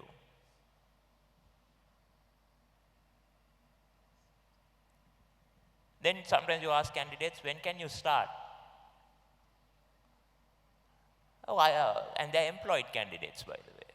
Oh, I can start next week. Then you ask, what about a notice period? Don't you have to tell your former employer, transition your work? No, I can manage, I can tell them something. I can start. That, my friend, is not attitude, positive attitude. That is bad values. So I think one of the big red flags in interviews is your ethics and values and how you portray your ethics and values. Because as an employer, you want employees who have those sense of responsibility, ethics and values. Thank you, sir. So, again, I think... One thing I would like to add to sure. what is said.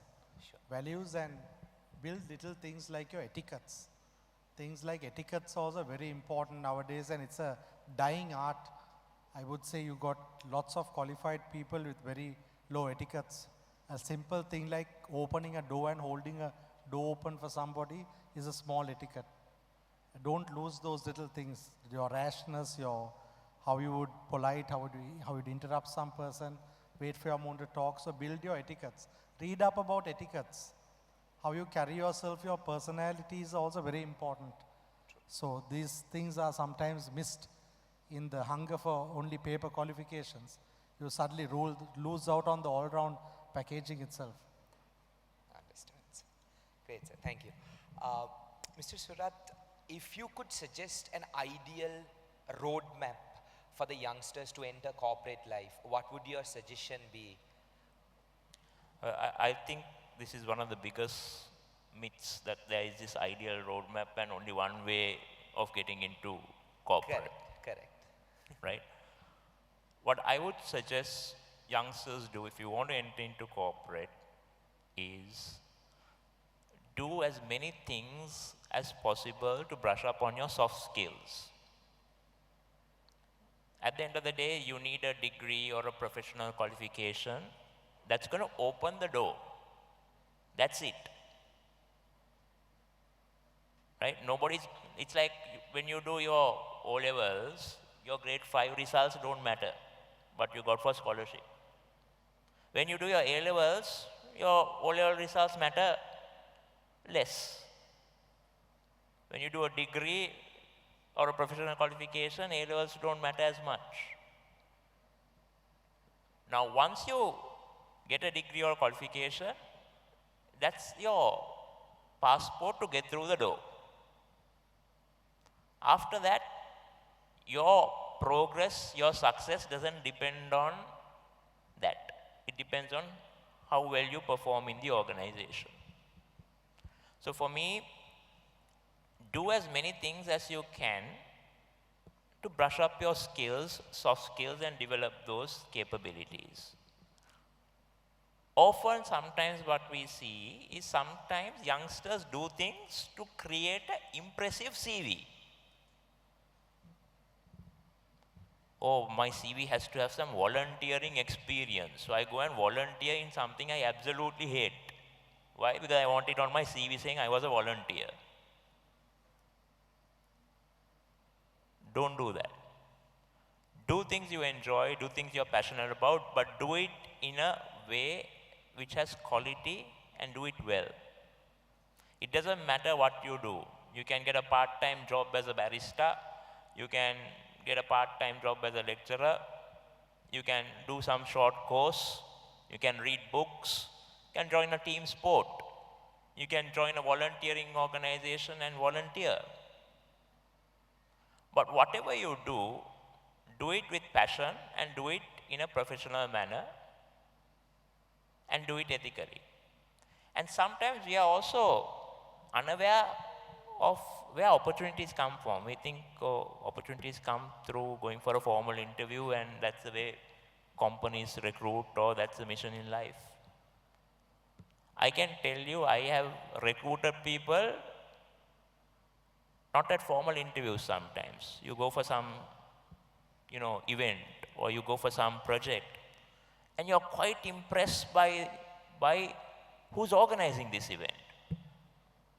The way they conduct themselves, how professional they are, the way they speak, the way they have organized it, new ideas.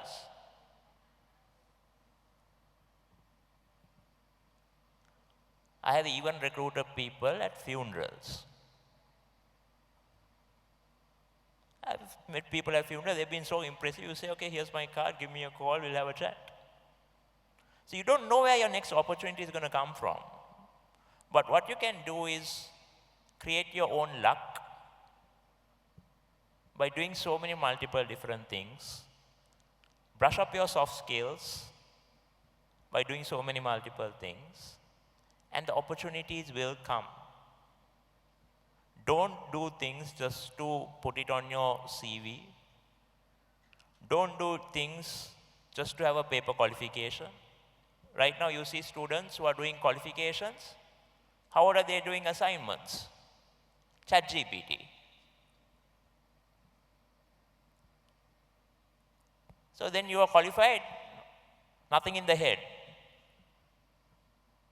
You don't know what you're supposed to know. Why? Because you have used ChatGPT to do the assignments and get a qualification.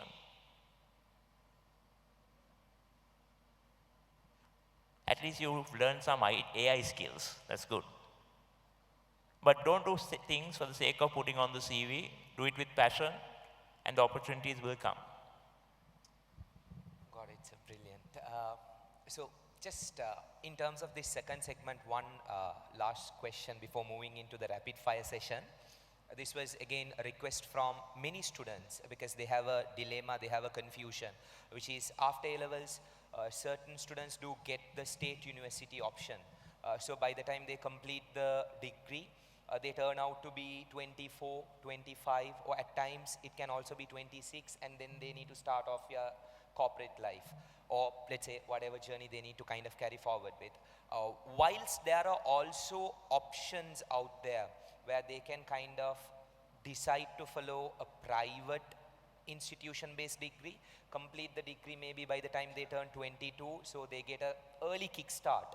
So where you get the degree from, is that a major decision factor when it comes to making the choice of candidates? That actually came from too many students, and that seems to be the biggest confusion of majority of the students. So can we get some idea and insights on that? Sure. I think it will depend on the course of study that you want to follow, right? Now, if you want to do something like medicine or law, maybe the state universities would be good.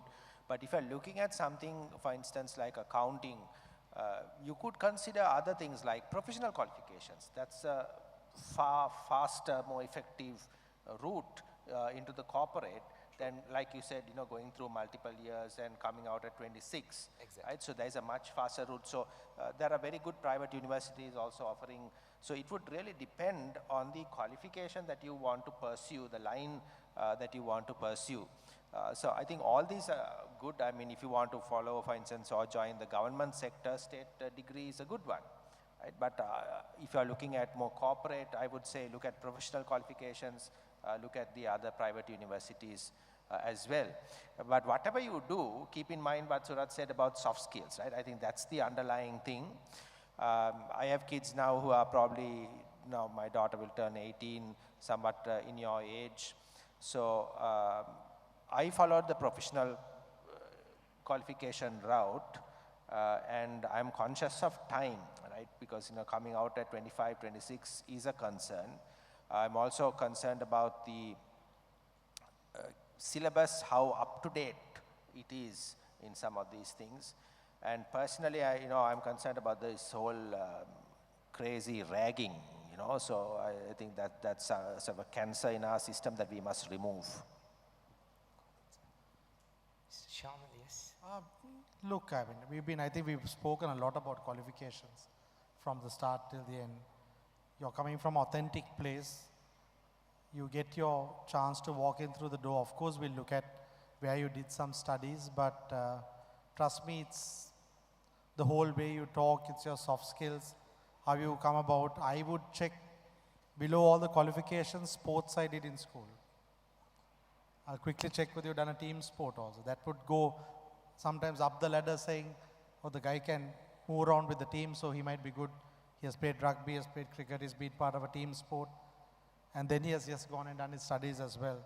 So sometimes you might ask me, that question would have been asked, what sport would you have liked me to do if you had to give me a chance at the next job? That would also held up high. So please understand that paper qualifications is good. Do your qualifications, get your knowledge, build up what it takes to survive and perform and prove yourself. after you walk in through the door and get the job. That's what's more important.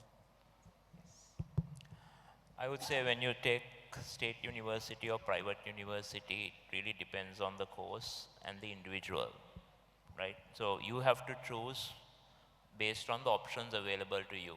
For an example, state university might be free, private university might be costly, and that might be a factor, right?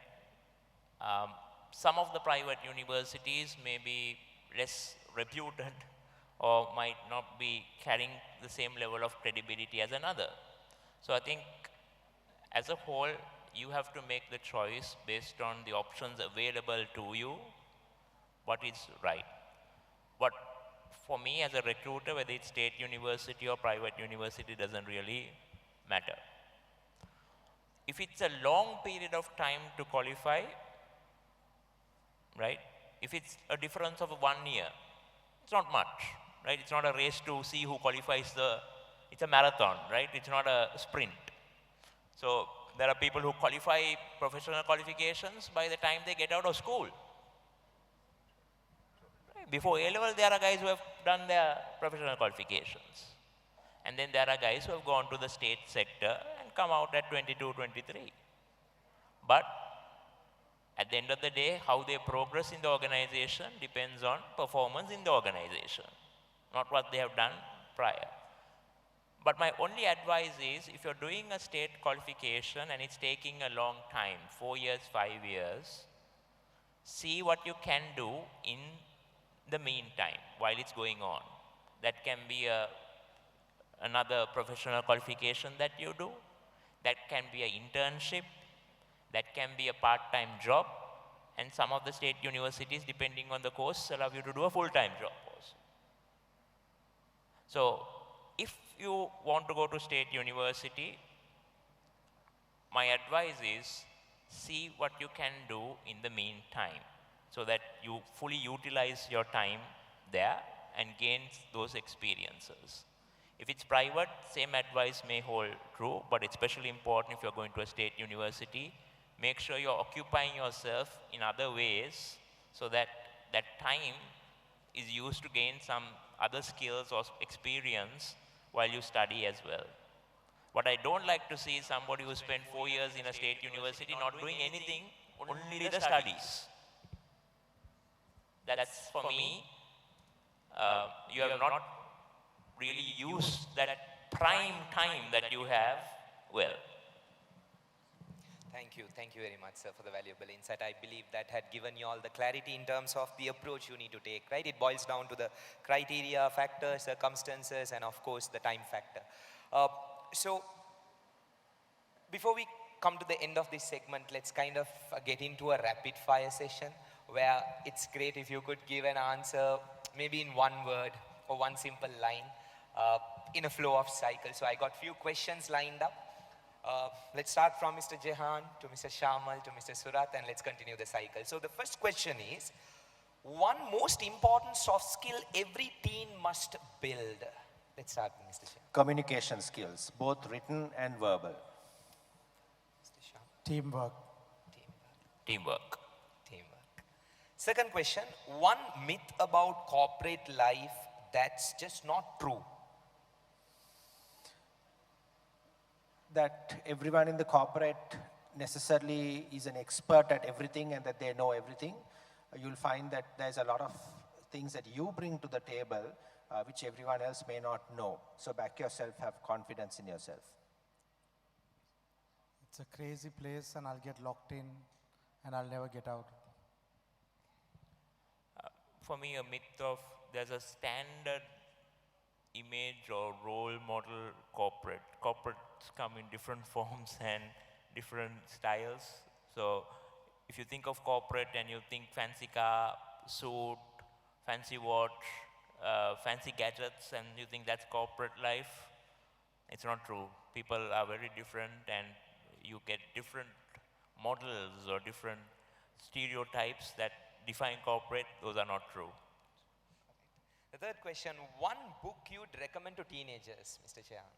Rich Dad, Poor Dad. That's a very good book which teaches us about managing financials, right? I think we have lots of professionals who are very good at what they do, doctors, engineers, but they don't know how to manage their own financials. One book that really started me off in the career was Up Your Service by Ron Kaufman, real life examples, very good. I would suggest there are a couple of books from Simon Sinek. He also has, podcasts and YouTube channels and things like that. He's a good advice to listen to. The next question. One red flag, we discussed it, but again in simple terms, one red flag in a young candidate. Rapid changes in jobs. If they have been, 3 months here, 6 months here, 9 months here, that gives you a sense that they are not going to stay long. Sense of entitlement. Sorry? Sense of entitlement. If they're full of themselves, then think no end of themselves. One daily habit that keeps you sharp. Checking your schedule for the next day, the previous night. Previous night. Mr. Sharma. Quiet moment in prayer. Mr. Surat. I would say gratitude and being grateful for what you have and the opportunities you've received. Your last question, sir. Your biggest interview tip in one sentence. Demonstrate that you can add value to the organization.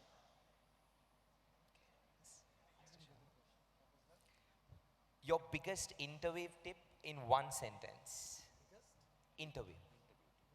Yes. Tip. Humbleness. Be humble. Be humble. I think demonstrate the willingness to learn. Got it, sir. Right. Thank you very much, sir.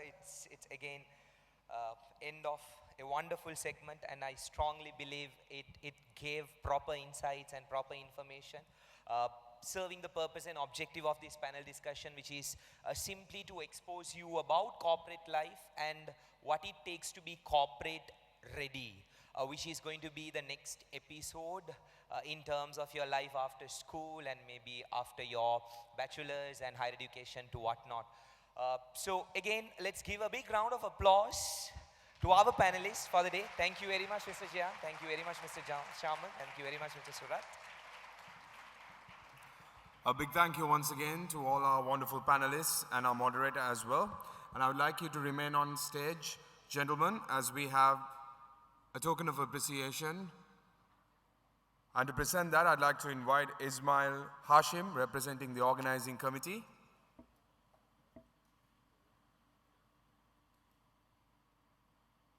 First, we would like to present the token to Mr. Jehan Peripanayagam. Let's applaud, ladies and gentlemen. Thank you very much, sir, for your valuable contributions as a panelist, sharing your experience with all of us. Next, we present the token to Mr. Shamal Gunawardana. Thank you very much, sir, for sharing your valuable time with us, guiding the youth towards success. And next, we'd like to present the token to Mr. Surat Chandrasena. Once again, a big thank you to you as well, sir, for sharing your experience and for taking us through your journey. Thank you very much. A big thank you to Mr. Shukri Salman as well for being a wonderful moderator navigating this session.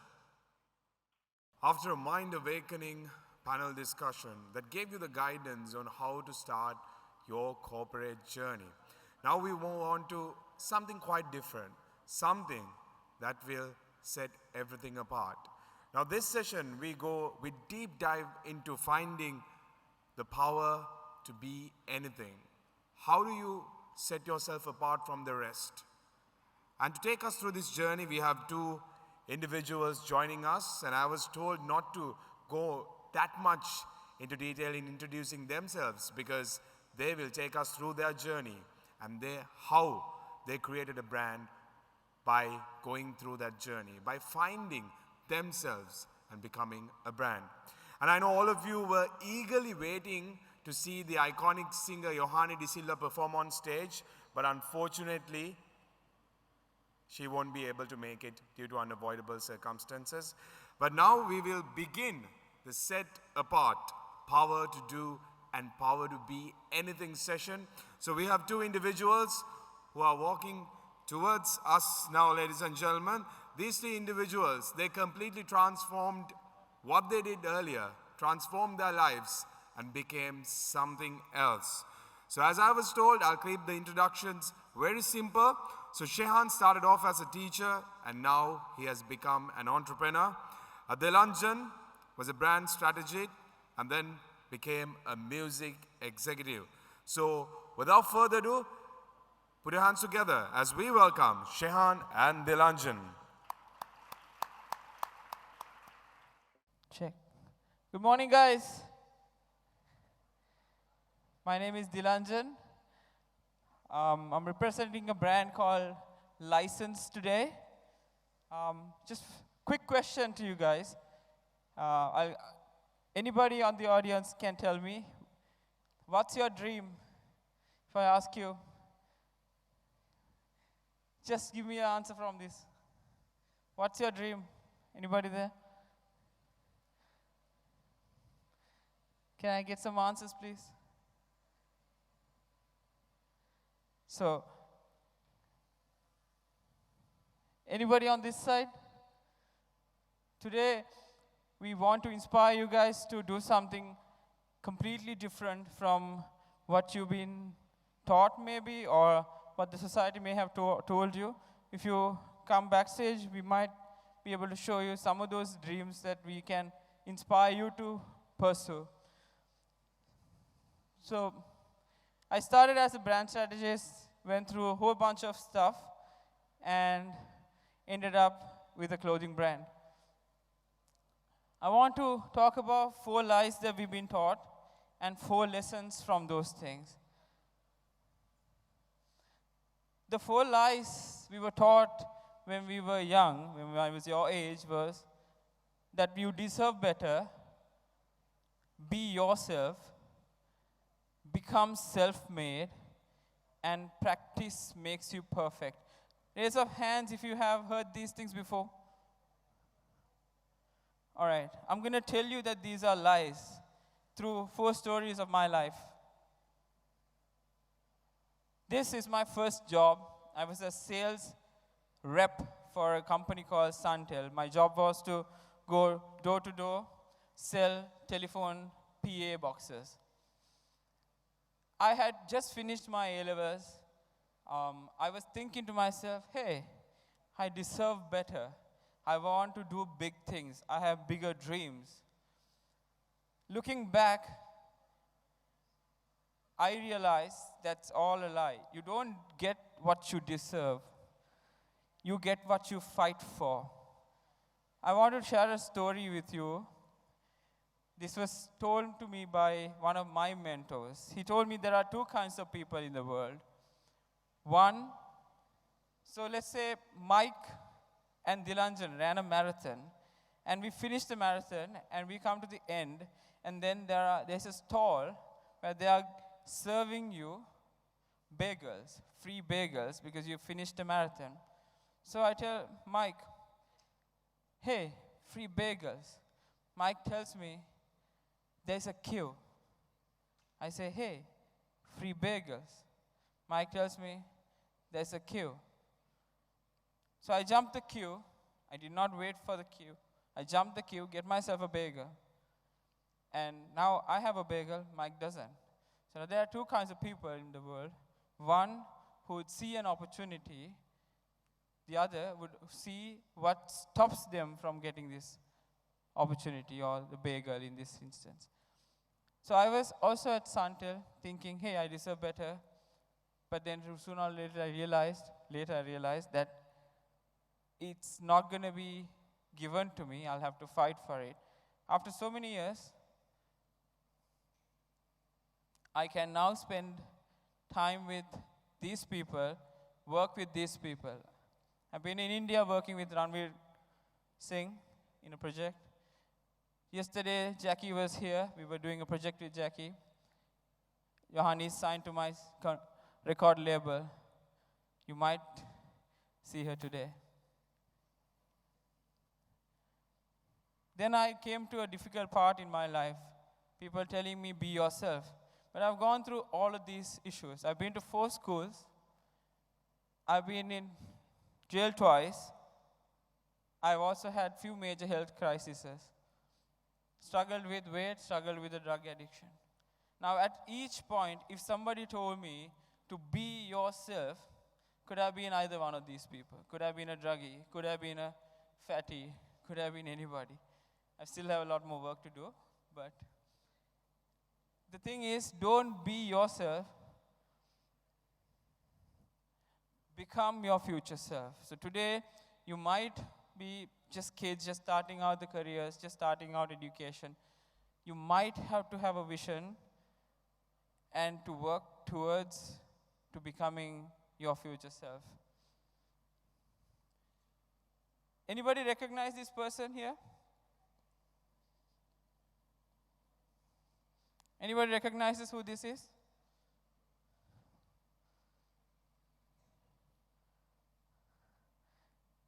Recognize the last picture? Raise your hands if you recognize the last picture. Who's that? That's Johanni. That's also Johanni. This is when we first started, 10 years ago. We were shooting at Independence Arcade. This was just being built at that time. We didn't have our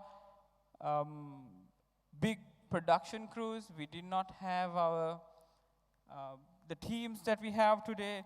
It was just few of us. Now, Johanni wasn't one of those artists who had everything given or taught how to become an artist. We had to find our way. If we practiced what we knew at the time, we may have not gotten here. So practice does not make you perfect. Because we had to learn things that we did not know. We had to evolve ourselves.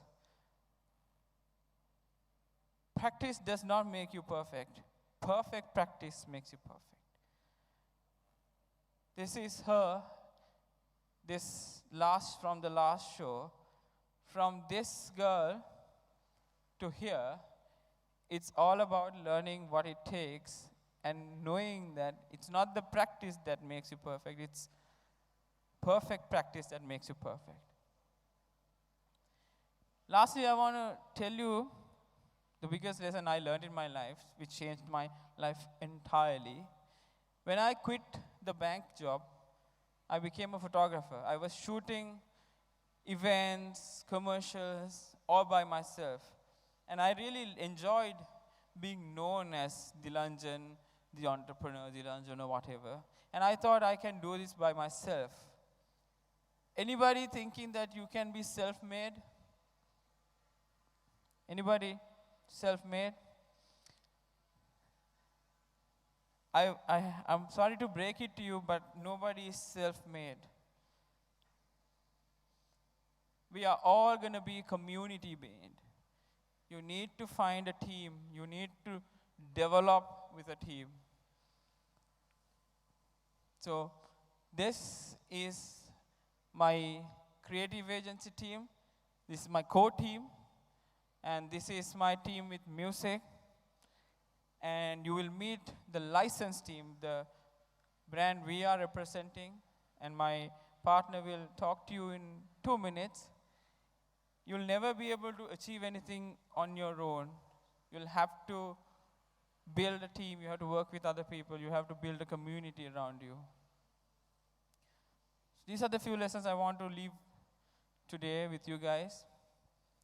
You don't get what you deserve. You get what you fight for. Do not be yourself. Become your future self. Practice do not make you perfect. Perfect practice makes you perfect. And Nobody will be ever self-made. You will always be community-made. And what does set apart means? This is what we are wearing. Set apart means there is going to be so many people telling you, hey, be a doctor, be a engineer, be a accountant, get a corporate job. But I'm pretty sure you want to do something else. Maybe you do not know where to start. If you come there, there's an entire board that might give you suggestions as to, hey, this exists in the world. Today, I'm a Sri Lankan music executive. I did not know this thing existed when I was your age. Shahan is an entrepreneur. Johan is a songwriter. There's so many things that you can think of. And maybe we'll inspire you, if you come there, to pick something that you would really like to do. And I would like to invite Shahan Adhikari, my partner in crime, to get on stage, inspire you guys to be set apart. Cheers, guys. Hi, guys. Thanks, Dila. I think it was a wonderful session. Thank you, Shukri, for having us for this session. So my presentation is slightly different. I thought I'll talk about myself, my journey, and how I sort of got here.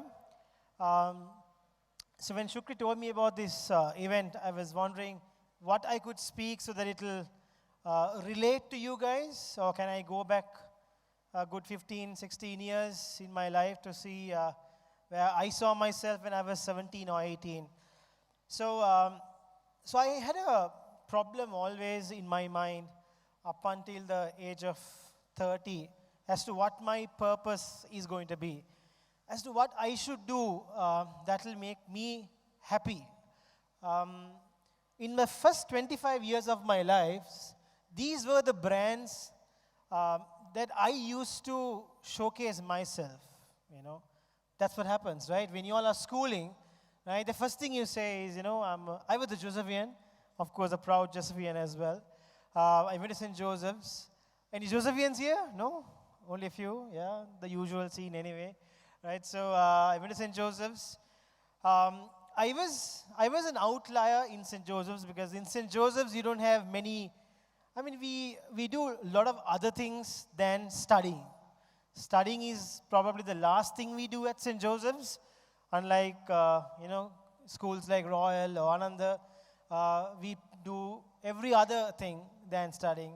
So I was a bit of an outlier in St. Joseph's. I used to be the so-called smart kid. I happened to come first in class quite often. And that was good, you know. So I was the first in class. If I come second in class, my parents will be like, what's wrong with you? You know, do you have a girlfriend, sort of a, and they're here. I'm very grateful to them. Do you have a girlfriend is the question my parents will ask. So I always, you know, used to come first in the class, and then you're taught or you're cherished or people appreciate you if you are the first in class or if you're good in studies. I think this is the biggest problem we see in our society as well. If you're the first, I mean, if you ask your parents, they'll always say you have to study hard first. This auditorium is filled with SEMA, ACCA, you know, etc. Education is something we sell. It's a good business to be in. I was in that business too. But this is something the education system in Sri Lanka always cherishes. So of course, as young teens, you ride that wave as well. You love the fact that when you go to a function, your aunts will come and say, puta, panti palaveniya, O-level edahayai. I was super happy. I mean, I couldn't do any better than that, right? I felt that I'm right at the top of the world. A-levels, straight A's. I happened to get through A-levels, and I went to University of Moratuwa, so I did maths. So again, wonderful results. School gives an honor, you know, they have felicitation ceremonies for people like us at St. Joseph's, because we hardly go to this university, right? So I felt proud. My parents felt very proud about it. Top university in Sri Lanka. Then I did SEMA and ACCA. I got a couple of world ranks.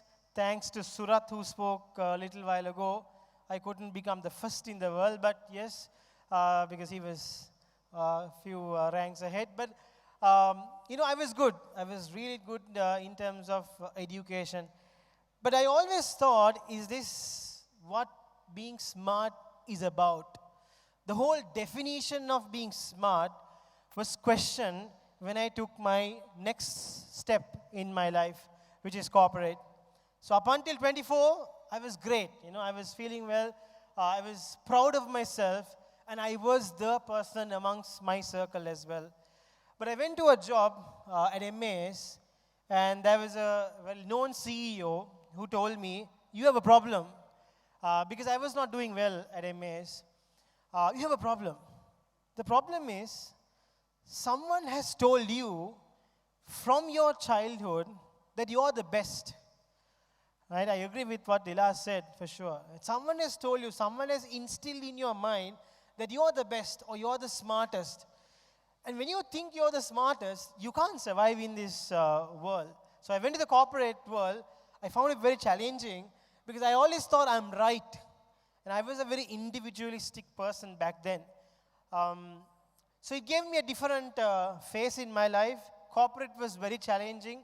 Of course, I made it through the corporate career as well. I was at Brandix. I was heading supply chain. I was in a C-suite level in my 29, 30-year-olds. And at that point, I was wondering, this is not what I really want to do. There was a life-changing moment for me. I used to work for a boss called Mr. Ashraf Umar. He owns Brandix. So he always, and that was one reason I loved working with Yohani and Dilanjan and the team. Mr. Ashraf once mentioned this statement, and that prompted me to quit my job. So there was a big supplier from Sri Lanka. So this was in apparel. This guy came and said, look, Mr. Ashraf, we don't want to come to India and set up a factory because Sri Lankans, we are too small. We can't conquer in India, right? And he gave that example of saying, look, brands like Damro, you might have not even heard, but they are really conquering India. Brands like Jacqueline, really conquering India. Brands like Yohani, really conquering India. So Ashraf said, look, if all of us think like that, we'll never be able to conquer the world. We'll be like frogs in the well. This statement really hit me hard, and the next day I decided to quit my so-called C-suite, 7-figure salary job to become set apart, right? That day was very hard for me because none of my close family or anyone understood why I want to quit such a settled job and to become different, right? That day I realized, look, if we have the opportunity, we should go become world class. And that's when, conquer the world. So conquering the world was my motivation, and that's when I realized I want to go conquer the world. So hence the reason I wanted to tell myself, let my brands speak for myself and not any of this, right? This is what we get through our education system, but not, not what depicts you. So this was my story in terms of building few brands. I don't want to talk about it too much, but then I always had this vision of, I used to work with companies like Victoria's Secrets and Nike, right? So, and I always thought, why we don't have a global apparel brand out of Sri Lanka? So I do, I'm into apparel manufacturing as well. So I always thought, why not something global? I think Joel is here as well, so Carnage. Brands like Carnage really inspired people like us as well to see actually someone is giving a run to Nike, There was a time where people don't want to even look at a local brand. And I think people like Joel have really changed that landscape.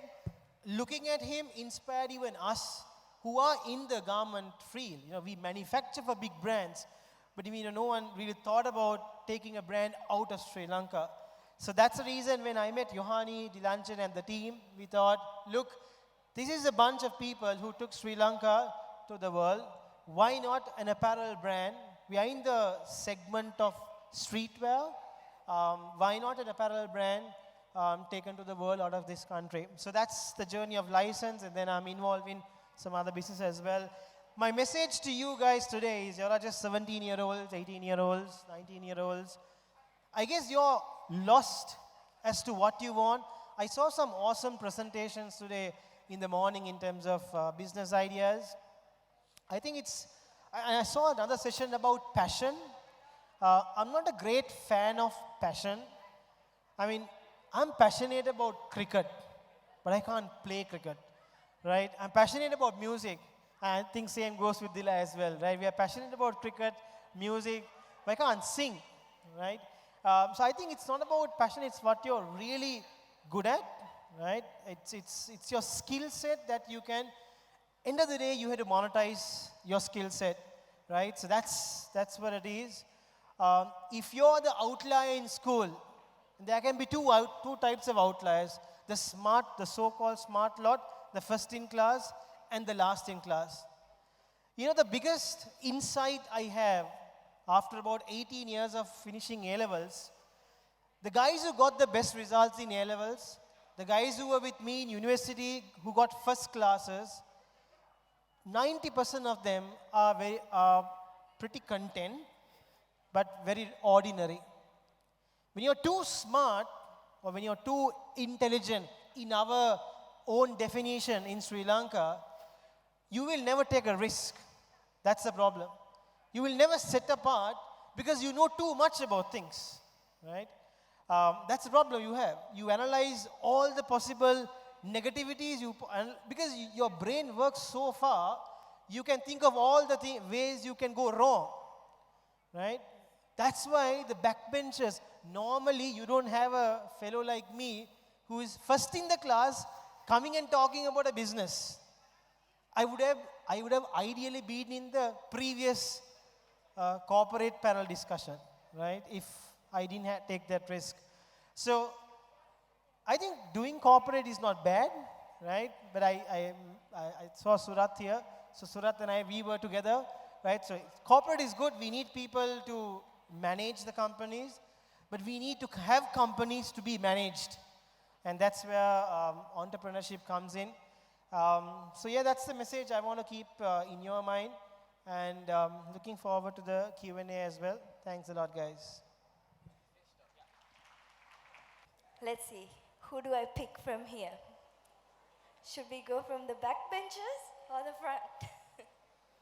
Okay, I'm gonna ask you all a question, yeah? Okay. What is your name? Varsha. Varsha, what are you doing right now? Like, what are you studying? A-levels. Okay, and what do you want to be? Like, you want to just stop everything and become somebody, and you have a dream? And what's that dream? I want to become an entrepreneur. Entrepreneur, nice. Okay, we have one entrepreneur here, Varsha. Now I'm gonna go to that side. Let's ask the boys. Okay, you. What's your name? Ismail. And what are you doing right now? Entrepreneur I want to be. You want to be an entrepreneur. And what are you currently studying now? Challenges. No, currently studying. I'm studying O-level. I've done with my O-level recently. Okay, and I'm gonna go a bit front. Hello. Hello. I should ask him? Okay, I'll ask him. And what is your name? Adil. And what are you studying now currently? After O-levels. After O-levels, okay. And what's that dream you have? You want to be something? Have you figured it out yet? Meet Ronaldo. To meet Ronaldo, okay. Let's do that.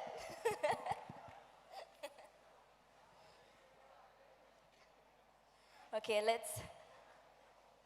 so we have two entrepreneurs and one wants to meet Ronaldo? Let's ask from here. Hi, Dilanjan and Shehan. Okay, let's ask from here.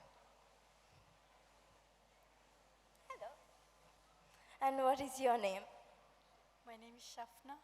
Shafna. And you are currently studying? I am studying my A-levels. A-levels. What are you doing for A-levels? Commerce. Commerce. And what do you want to, what's your dream? To become an entrepreneur. Entrepreneur. Do you know in which area you want to be? Not yet? Educational. Education. Okay, nice. Nice. So we have a lot of entrepreneurs in this room, I guess. Hello. Shall I come?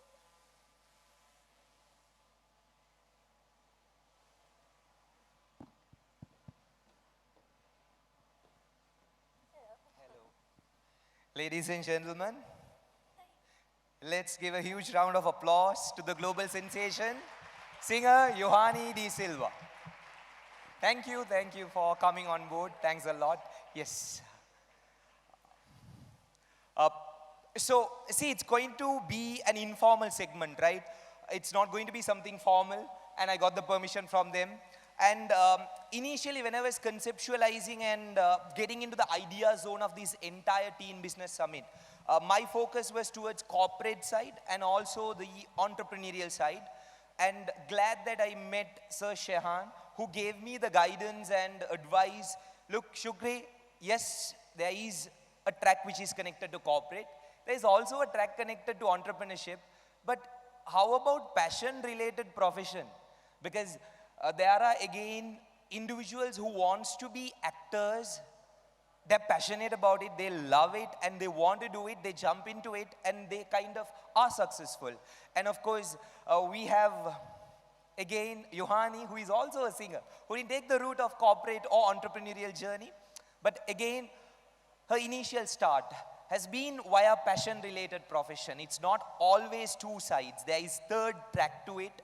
And of course, we also have Dilanjan to Sir Shehan. Sir Shehan, because he was my ACCA lecturer. So guys, this session is focused upon not corporate, not entrepreneurship. It's about passion-related profession, right? You basically can be anything. You basically can be anything. It doesn't necessarily mean you take a specific route, kind of replicate and copy-paste whatever that has been followed by majority. Hence this session, and I really believe it had given you some kind of good insights. So I'm going to keep it very crisp and sharp. I'm going to run through a quick sequence of questions. It's going to be very informal, casual, and candid. And there's going to be queue of questions, and let's get started. I will start off with Sir Shehan, right? So I have asked this question from you. I remember 2018, I asked this question when I just completed my ACCA. So basically, Sir Shehan was someone who students used to look up to, because by the time he turned 27, in a massive large-scale organization, he turned out to be the head of supply chain. People were working below him. And people knew that he was 27 and he was making, again, good amount of money. That is one. And he used to drive BMW, not again local cars. So that's how we look up to. And all of a sudden, we get to know he quit his job. He quit his job. So his life was stable. And one important point to kind of, mention, he doesn't go on vacation to Nuwara, Jaffna, Trincomalee. It directly takes off to USA, Canada. That's the kind of vacation he was kind of going on. So the reality. And then we kind of get to know he has quit his corporate job. And I had the urge to ask this question, why? So I asked the question, and you gave me some epic thug life reply answers. I got the answer, but I would want you to tell the answer to them as well. Why? So, like I said, I was working for Ashraf Umar, right, who founded Brandix. And I was really inspired the fact that within a span of 25 years, Brandix was a multi-billion-dollar business.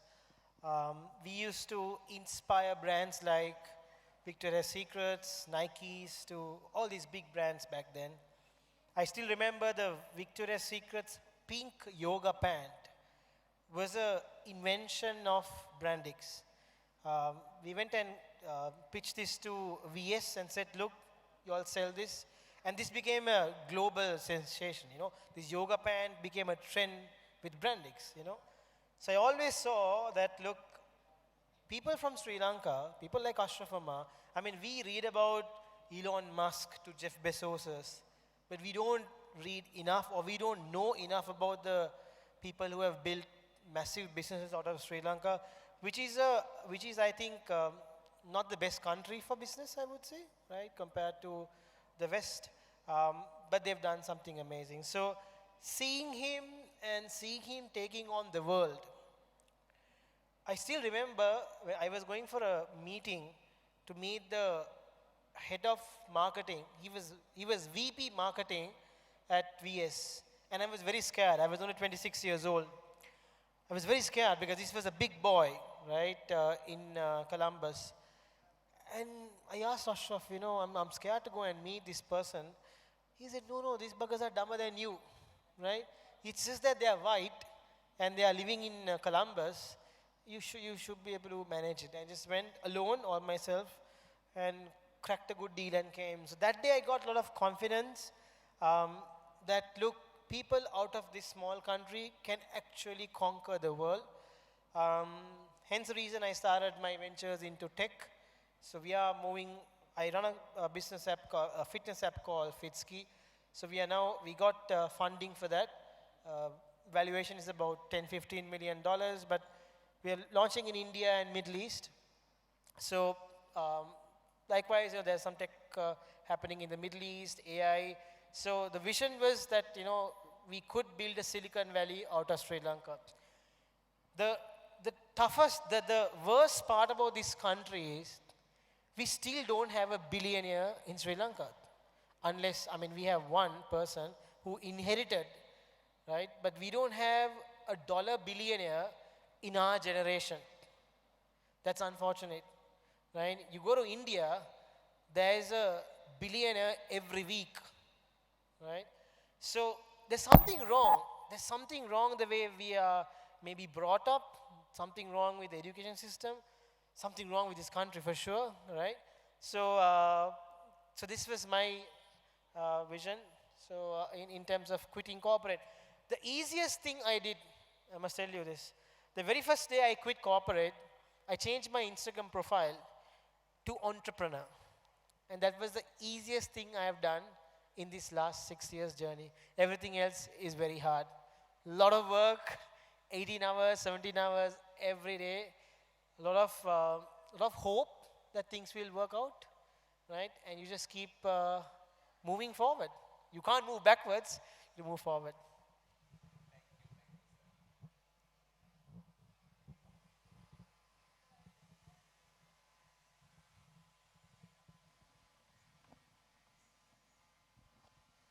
Thank you, sir. Thanks a lot. So, next question, again, a casual question to Yohani. So, again, see, rather than taking a route which is taken by majority, that is to complete pure qualifications and jump into work life or whatever other track, you chose a different track, which is a different pathway to whatnot. So, did you always, when you were a teenager, you always knew that you're going to end up being a singer? Or was it? So, for me, I actually didn't jump all those qualifications because I did those qualifications. I actually have a bachelor's in supply chain management and a master's in accounting. Oh, so I was going for that kind of a thing as well. I was working at 2 firms and I was happy. I thought corporate life was for me. And then I thought, you know what? I'm gonna make a YouTube account and start singing. And when that was going on, I thought, maybe I'll take 2 years off of my corporate life and just do music and see how it works out. So, to answer your question, no, I didn't know what I want to become when I was small. It was like, that's why I was asking you guys what you wanted to be. Like an entrepreneur, somebody wants to meet Ronaldo. So that's really cool, right? Like, for me, it has always been whatever I do, in my mind, I've just wanted to do good and be great at it. Doesn't matter what it is. So that was my goal when I was small. Okay, so that gives me the loop to the next question. So let's say, again, if there is someone who wants to, I can kind of recall one of my friend who is a good bike racer and he kind of properly is into racing, but he was not permitted to jump into it. Right now he's working for one of the BPO company, earning monthly salary and etc. So there's so much of reluctance, barrier and blocks when you kind of choose off the stream profession. So how did people around you react when you kind of decided to take this change and kind of give it a try for 2 years and see? Was there any blocks, barriers? 100%. I think 2 years was for me just to like make everybody just be like, just trust me on this, which I didn't have any idea. I'm pretty sure everybody in this audience, like a lot of parents also sort of push you to do things because like music for me, I'll tell you as my example, music is not like a usual career path. So like, there are certain times when your parents even like, what are you doing? Why are you doing this? Are you sure it's gonna work out? So, end of the day, you just try it out and put your heart out and do it 100% and something will work out.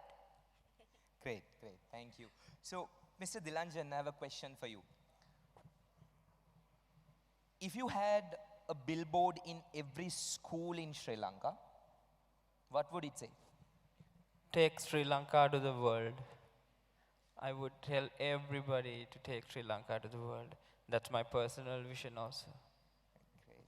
So, again, now if you take your journey, similar to Sir Shehan, it has been a shift. So, what was the most challenging part of the journey of transition and shift, Mr. Dilanjan?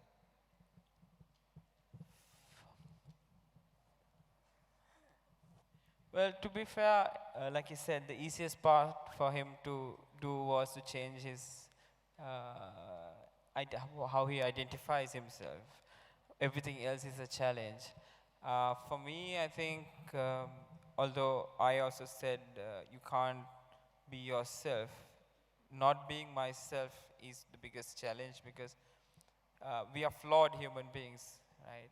And inhibitions, so many inhibitions, so many things that we've been taught, and so much of maybe some dogmatic things as well. And also when you get to a little success, staying humble is also one of those challenges. So I think it's always a continuous journey of evolving yourself, and if you'll always have to look back at yourself and knowing that you're the problem is the biggest challenge.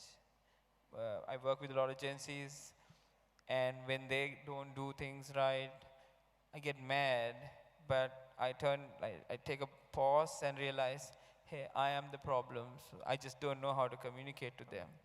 So that's my biggest challenge. Got it, clear, sir. Sir Shehan, one question for you, sir. What's your message to every teenager here who feels lost about what to do in life? You'll be always lost. You'll be always lost. There's, it's a journey. You keep finding your purpose.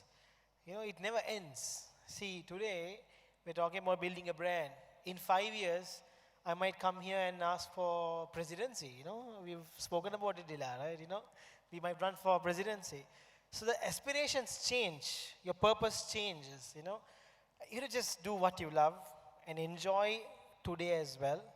And you'll always have that feeling of being lost, which is what drives you as well.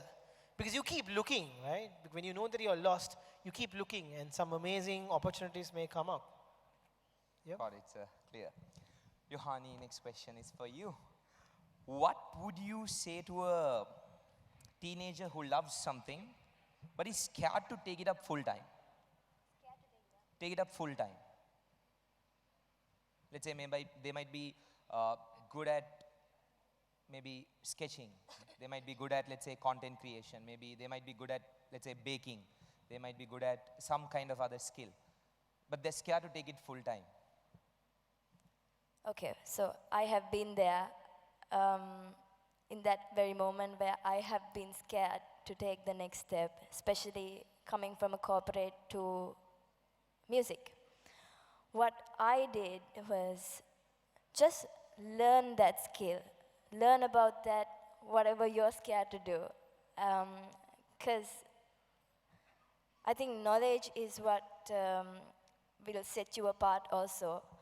Because if you know deep down how you want to do it and what that, I say music, I learned everything about music, to production, to notations, to how to make a melody, everything. So whatever that field is, just keep learning and continue to do so in the future also. Great, brilliant. Thank you. Thanks a lot. So before we wind up this session, Yohani, a small request that is on behalf of our, it's not going to be a suspense for you. Small request, I think you understood what I'm going to request before we wind up the session. Maybe few lines from your song on behalf of... Okay, I wasn't ready for that, but okay, which song? Of course, your global, popular. Okay. But you guys have to sing it with me. This is a surprise to me, so... Okay, boys and girls, can we sing along with Yohani, yes? They are ready. Okay. Girls first or boys first? Oh, you want to do it separately? Okay, let's do it. Should we do it separate? Okay, let's start with girls, okay? Manike mage hite mudue nura hengum yavi avilevi neriye numve nagie mage nette hame hayavi sihivevi. Okay, now we'll do it together, okay? It's not working. Okay, 1, 2, 3, 4. Ma hitalanga madavatena hurupemaka patalena ruanari manahari sukumali numbatama hitalanga madavatena hurupemaka patalena ruanari manahari sukumali numbatama. Thank you, thanks a lot. Thank you very much. Again, Sir Shehan, Yohani and Dilanjan would kindly kind of request you to remain up on the stage. Yes, Gihan. Ladies and gentlemen, let's give another big round of applause to all our panelists and to our moderator as well for that wonderful, informal session, getting to know about the power to be anything you want and how you set yourself apart from the rest. And now to present a token of appreciation, let me invite Abdul Hakam, representing the organizing committee. First, we'd like to present the token to Mr. Dilanjan Seneviratna.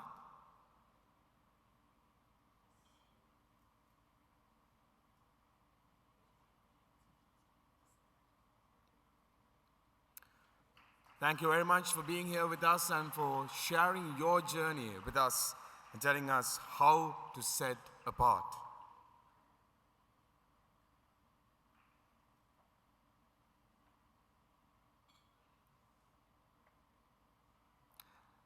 And next, we'd like to present the token to the icon, Yohani de Silva.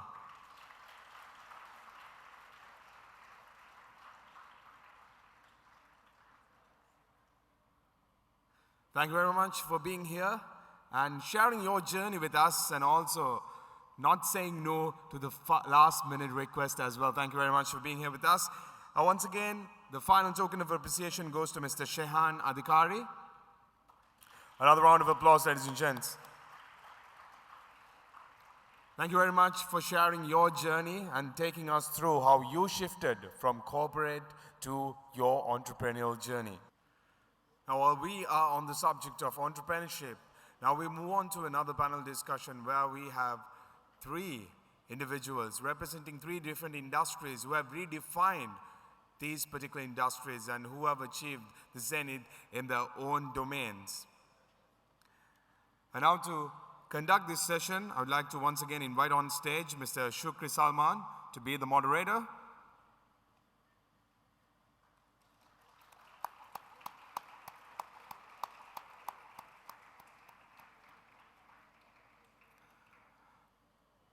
Let me invite the first panelist, the founder and CEO of Carnage and Fitness Island, Mr. Joel Tilakaratna.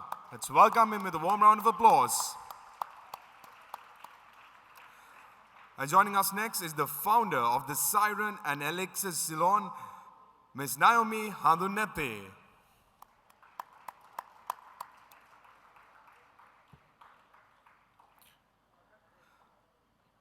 And our next panelist, founder and CEO of Celis Delhi, Mr. Janik Jayasuriya.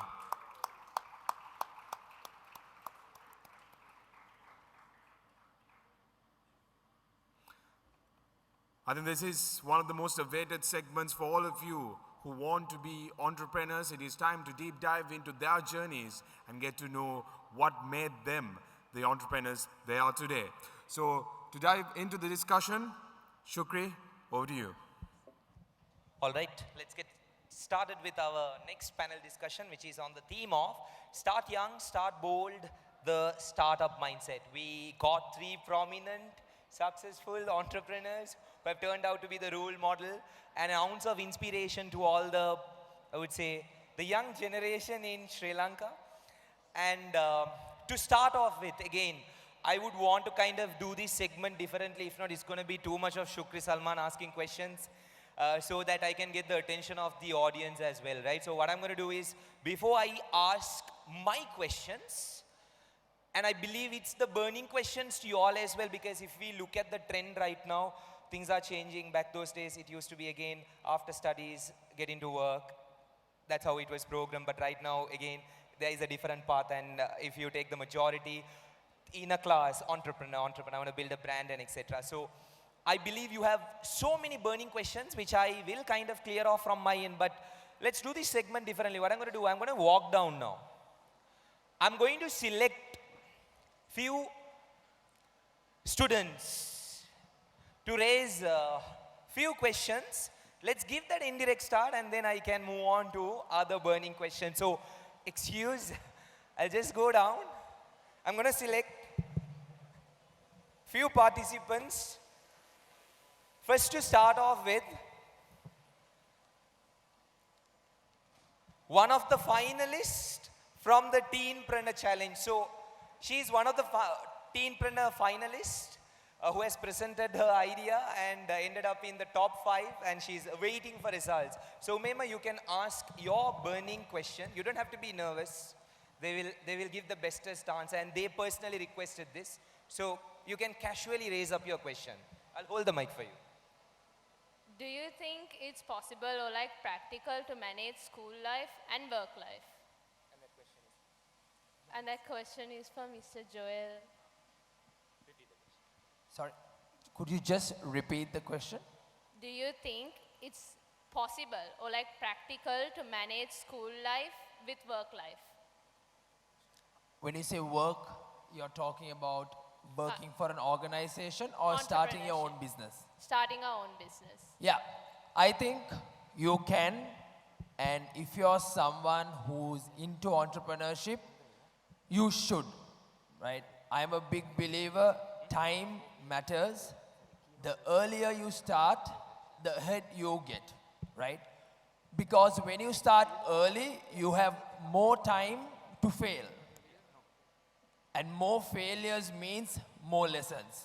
So I think if you're someone who's studying, of course, your education becomes your priority, but doesn't mean you can't start something small. So when you say do both, I'm not saying, be 100% on your business and forget about your studies. Studies is absolutely important, but I wouldn't waste time just to wait till I finish everything and then start. If I was you, I would somehow do something little, right? What is little can differ. So it could be just research, right? It could just be getting some experience, trying out different things. But I would say start now, start today. Thank you, Mr. Joel, for that brilliant answer. Now, second question again, she is one of our Teenpreneur finalists who has ended up in top 5 with a tech-based idea under the name Dr. Link. So her question and your question is for? My question is for Miss Naomi. So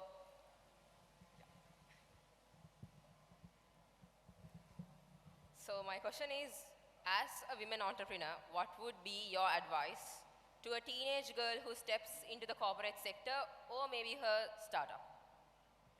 Okay, I'm just going to add to what Joel said just now, because I'm just going to be gender biased a little bit here, being a wife, a mother, a businesswoman, right? So like what Joel said, you can balance your life. You can study, you can start a side hustle.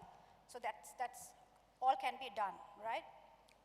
So in terms of a female entrepreneur, businesswoman, I would say I've been in the corporate sector. I was in the corporate sector until 2014, and I started my entrepreneurship journey in 2014 onwards. So it might be good for you all to learn, get into the corporate sector, learn things in terms of professionalism, etiquette, what the other panelists spoke about in terms of networking, building relationships, all of that. And then this entrepreneurship can actually be a side hustle for everybody, right? And then when you are mature enough, when you're kind of, you have built that confidence, build that trust, then you can venture into an entrepreneurship journey full on. Yep. I hope I answered your question. Thank you, ma'am. Now the third question again, one of our other finalists. Again, she has a startup idea. And one interesting point, she's just 13 years old and she did a solid presentation today along with her teammates who is also 13. Your question is for? My question is for Mr. Janet. So I want to know, how can a business go completely large scale just by doing online sales and not expand to other retail stores and so on? Sorry, I think I didn't get the question properly. How can a business go completely large scale just by doing online sales and not expanding to retail stores? Okay, so you're asking how a business can go purely online and expand similar to what we've done, right? Okay, so great. So that's a really good question. For coming from a 13-year-old, it's fantastic that you're thinking in that direction, right? One of the things that I think you all have as an advantage in your generation is that the internet, right? There's so much you can do online now, right?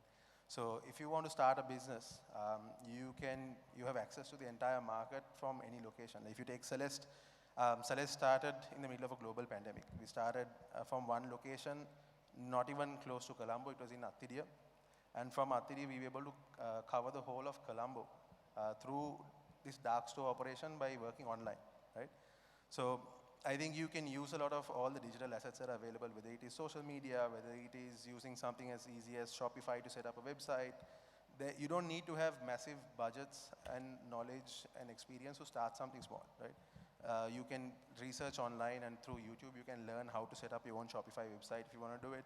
You can start planning it out in a way where you might get only 2 or 3 orders today, but how are you going to manage it when it becomes 10, 20, or 100, and gradually are you preparing yourself to scale that number, right? But you don't have to have a massive warehouse or anything like that at the start, planning for that. You just need to be prepared to be able to change at the right time, right? So we started off from a house, and today we have multiple locations and we have warehouses. So you can really make use of the internet. You can make use of online commerce. You can make use of social media, and you can very easily start a business, and you all have a lot of opportunities, especially for you all. Yeah. Hope I answered your question. Thank you. Yep. Yes. And now let me get back to the burning questions that was given to me by my own students, and they wanted me to raise these up so that they get clarity. So I have few questions queued up. So again, the first question to start off with Mr. Janik. Let's start with why behind your journey, right? Again, the why factor. When did you realize that you were meant to do your own thing and not follow the corporate path, which is to work in a company? So that's a very interesting question, right? I don't think I had a choice. I grew up in a family where my father was an entrepreneur. My mother was always supporting my father in his entrepreneurial journey.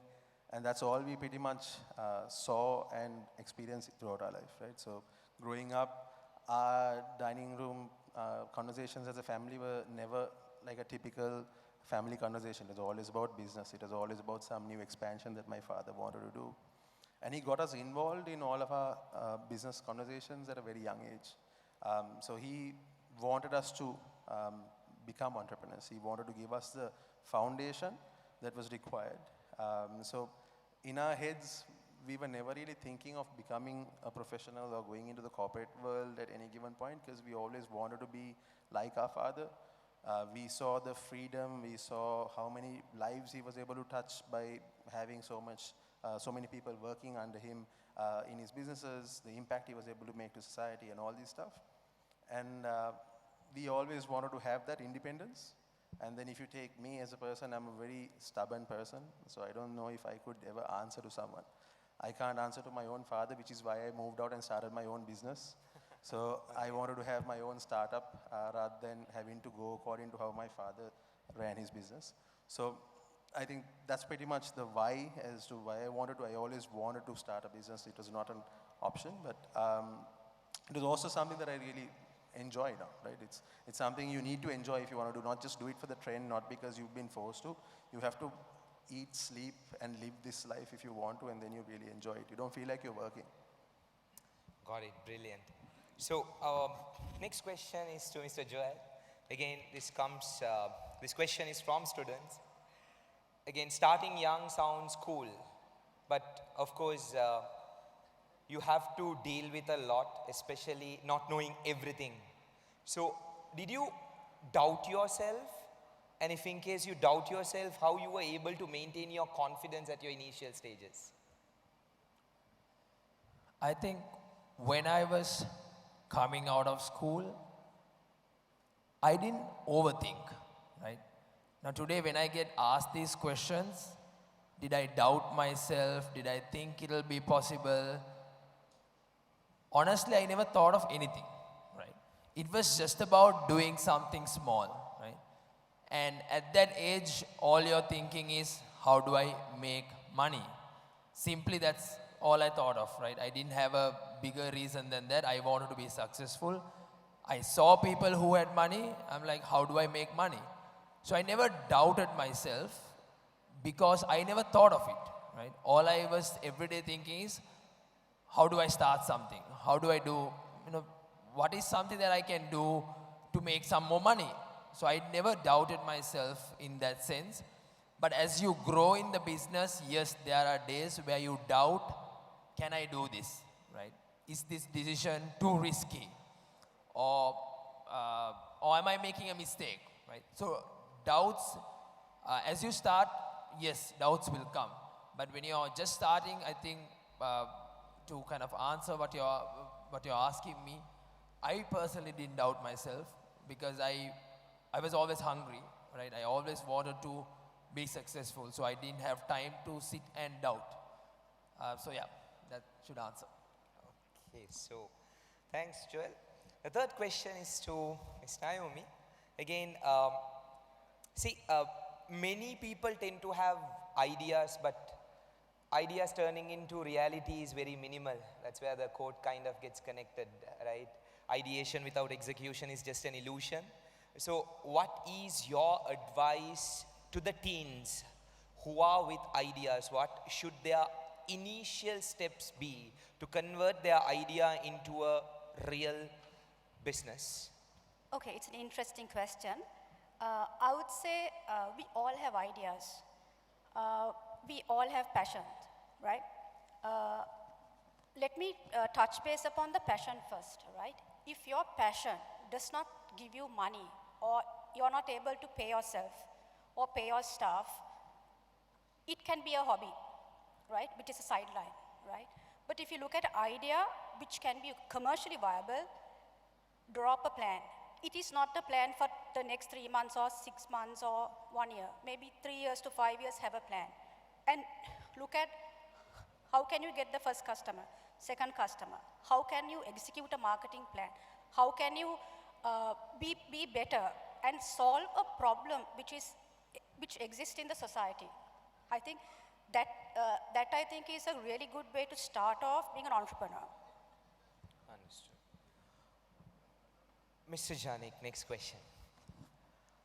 What's the hardest moment you faced as an entrepreneur? And what skills really helped you to overcome the same? Okay, so I mean, as Sri Lankan entrepreneurs, I think we're kind of used to having a challenge on a daily basis, right? I mean, we're quite resilient.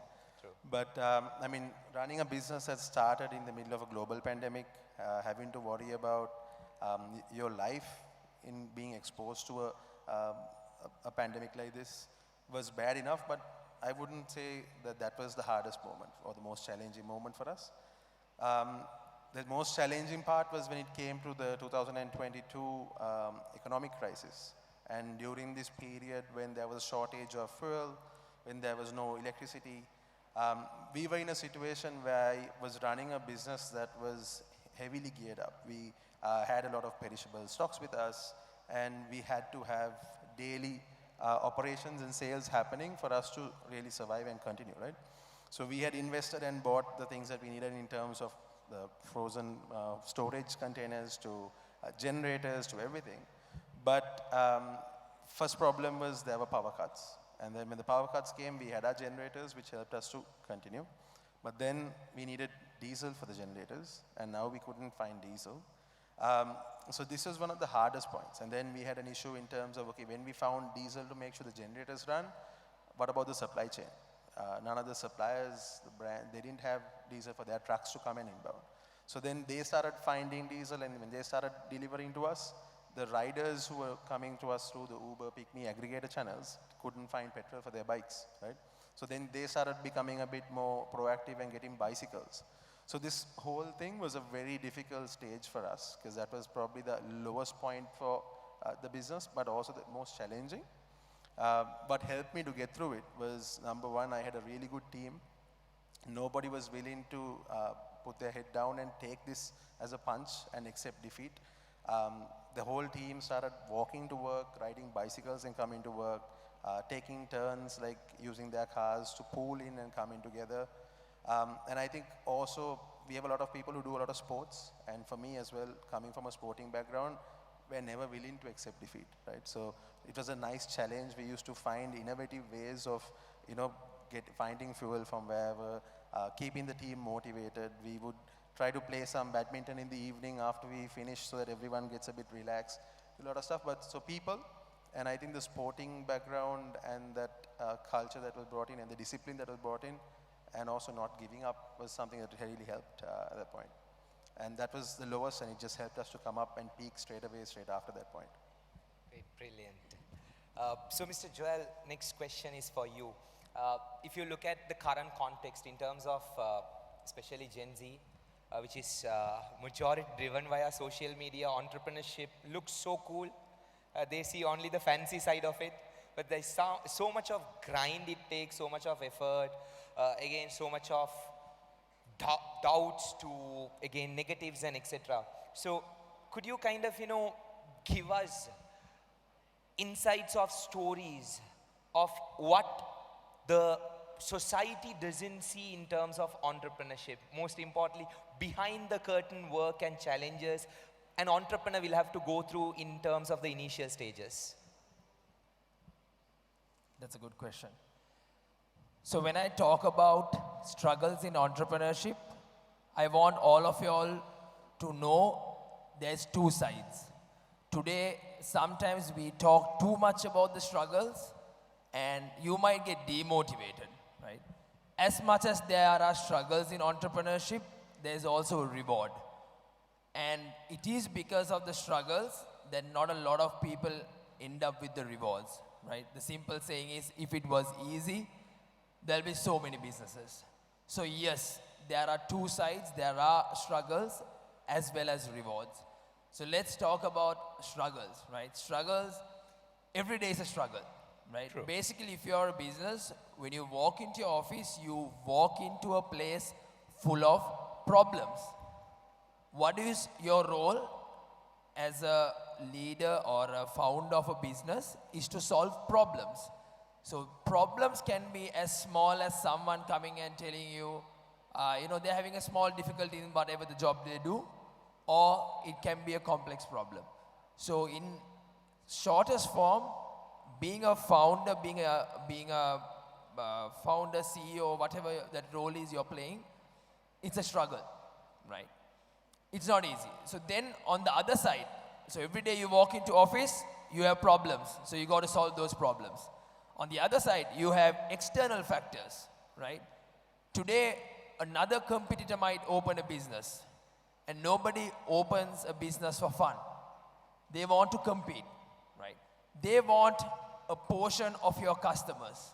So now you got to fight external factors. So your mind is never at rest. You see someone else you see a competitor doing something great, you're like, oh, they're going to beat us. I need to do better. I need to tell my team we need to do better marketing. We need to do a better product. So your mind is never at rest, right? You're looking at your competitors. You're looking at the problems your team has, right? Then you will have a team. You got to take care of them. They will have their problems. So you're pretty much that middle guy who solves problems every day. So that is the dark side of entrepreneurship. Like what you see on Instagram, social media, always remember, it's what people decide to show you. Right? I decide what I post. I decide to post my cool car. I decide to post my cool vacation. But I don't show you all me sitting in the office till 11, 12 in the night trying to figure out what do we do next day. Right? I don't show that. Today I do a bit, but early days, none of you all would have seen. Right? I used to sit in a basement till 12 o'clock in the night every day. Today I don't have a single picture of that. I wish I did. But I show you what I think you should see. So don't get caught up in the fake glamour of it, right? But like I said, sorry, this answer is long, but like I said, the other side of it is, if you go through that hardship, there is a reward. True. Today, I get to come and speak in front of you, to meet so many of you youngsters who came and spoke to me before. I get to do this because of what I did 5 years back. It's not what I do today, right? Your past actions will determine where you are today, tomorrow. So what I do now, what I do today, the problems I solve, the challenges I go through today will tell where I am going to be in the next 10 years. So that is the dark side of the entrepreneurship, but don't forget, you go through the dark side, there is a bright side as well. Great. It's the continuous grind it takes and not short-term results. Fantastic. So, Ms. Naomi, next question. Again, I hope this doesn't turn out to be a controversial question. Again, coming in a country like Sri Lanka, which is, now things are changing. There is a twist and whatnot, but majority of the women, again, beyond a point, they tend to kind of, lose confidence and stop. If even in a class, top 10 will be girls. Again, they will be talented to whatnot. But the rate of population, women who comes into, let's say, entrepreneurship is minimal. Again, one main reason is because of the fear factor. The what-if scenarios and whatnot. How you were able to really kind of break it, build confidence, and come out of the fear factor and launch your business? I'm so glad that you asked me that question because I think the majority, I think there's, I don't know how many, the percentage in terms of the gender, but what I can say is I think this stems from the society in terms of a South Asian country. A girl is born to the family and that girl is expected to get married, have children. So the top 10, like you said, the A-star girls, they end up at home, right? I would like to see a show of hands. How many of moms are housewives? Show of hands. Show of hands. Right? Because in our society, a woman is asked to take a step back, right? If I speak about my own personal journey, right? People have asked me, are you neglecting your children? Right? These are questions I get posted always. Are you neglecting your children? I have two daughters. One is 21, one is 15, right? And I have had struggles myself trying to figure my way out. But what I didn't do is, I never gave up. I never gave up because pressure from attending to a parents-teachers meeting, sports meet, running a house, running a business, right? So how do we do it all? But I'm proud to stand here and say that I have done it. In terms of my studies, I have double masters. I have studied, I have gone all the way. And today I can look back at my journey and say, I'm proud, but only thing is, I didn't give up, right? Society, relatives, friends, family will pose you questions. What are you doing? Whom are you neglecting? What are you doing this for? But do you really need it? I did for self-satisfaction. Yeah. I hope I answered the question.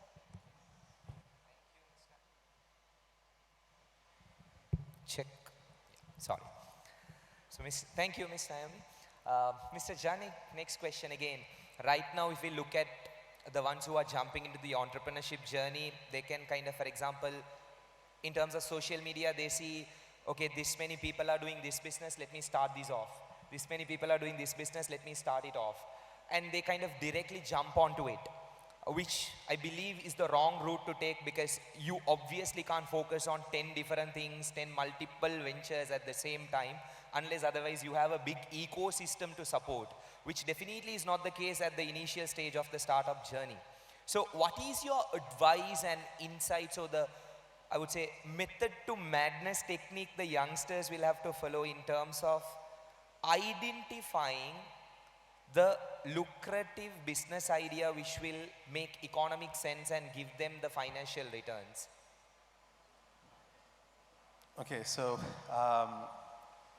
for me, when it came to starting Celeste, right, I never had the opportunity to really do a survey or research and understand what was the business that I want to start, or was this a business that I have the ability to grow or anything like that. It was just a purely situational business for me, right? And so it happened because of a pandemic, and then it started growing and scaling from there onwards. But the learning that I got in the last 5 years, if I were to think about how I could evaluate and take a decision about whether an idea or a business idea is great, there are a lot of things that before I wanted to start as ideas that I liked, I was passionate about, right? But it was not necessarily a business venture that was going to be successful. For an example, I always had this passion to start a coffee shop. You ask me why, is it because I wanted to make money? No, I just like the ambience of a coffee shop, walking inside, the fragrance of coffee, the atmosphere there, and I can invite friends, and completely misguided and wrong reasons to start a business, right? So if I ever started that, I would have probably not been able to build what I built now or be successful in setting up a business. I'd have had to shut that down pretty fast. But Celeste, how I have always looked at it is, where do you have the opportunity, right? And are you solving a problem, right? So it's not going to be something that is purely because of a trend because everybody else is doing it. Is there a problem? Is there something that I can solve? And then what's going to set me apart from everybody else as competitors, right? I mean, I think for me to answer this question better, how many of you, I know everybody here is young and you already definitely know about Carnage, where it's a very trendy, young, active brand. How many of you have heard of Celeste? Can you raise your hands? Not a bad number. Okay. That's also because I use your brand as examples in my class as well. Okay, great. Okay. So, I mean, looking at Celeste, it was always something that was purely looking at solving a problem of convenience and how we can position ourselves to be unique, right? And when you do that, we are competing right now with giants like the big supermarkets and other websites that have been operating for years. But if you look at the growth as an online business, we are far beyond all of them, right? This year we celebrate 5 years of Celeste, and in 5 years we completed 2 million orders, and we are currently doing almost 100,000 orders per month. And so we have pretty good growth, that's probably because we've identified a problem and we're solving it, right? So I would say if you're gonna get into a business, think about the first thing is, are you solving a problem? Can it scale, right? Now with Celeste, when I started initially, it was something that was very niche. We were only looking at very high-end products, imported products and things like that. But then there was a cap at which we could grow. There was no scalability there because you're catering to a very small percentage of the people in Colombo, and that too, only people with high net worth, right? So then we started realizing if we want to scale, we need FMCG. We needed the fast-moving consumer products that people are used to buying. So now our audience became far bigger, right? So we went from maybe a maximum 50,000 customer base to now a potential customer base of 500,000 in Colombo, right? So now we start catering to a larger audience. So think also quite early about how much do you want to scale your business? Are you going to be happy with, now we have multiple people we work with who are very happy with where they are. They run a home-based business. They don't want to scale anymore. They don't want to expand anymore. They're very happy. So if you're that person, great.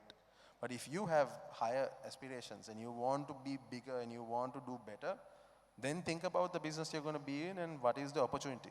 Now for me, us growing in Colombo, in Sri Lanka, people keep saying, now you need to go out of Colombo. You need to scale to the whole country, right? And then people are not going to say, oh, now good, you've covered the whole of Sri Lanka. Next is, when are you going overseas? When are you going to cover international markets, right? So that's pretty much what I would say when you're starting a business. Think about why you want to do it. Do you really want to do it? Are you coming with the right intentions?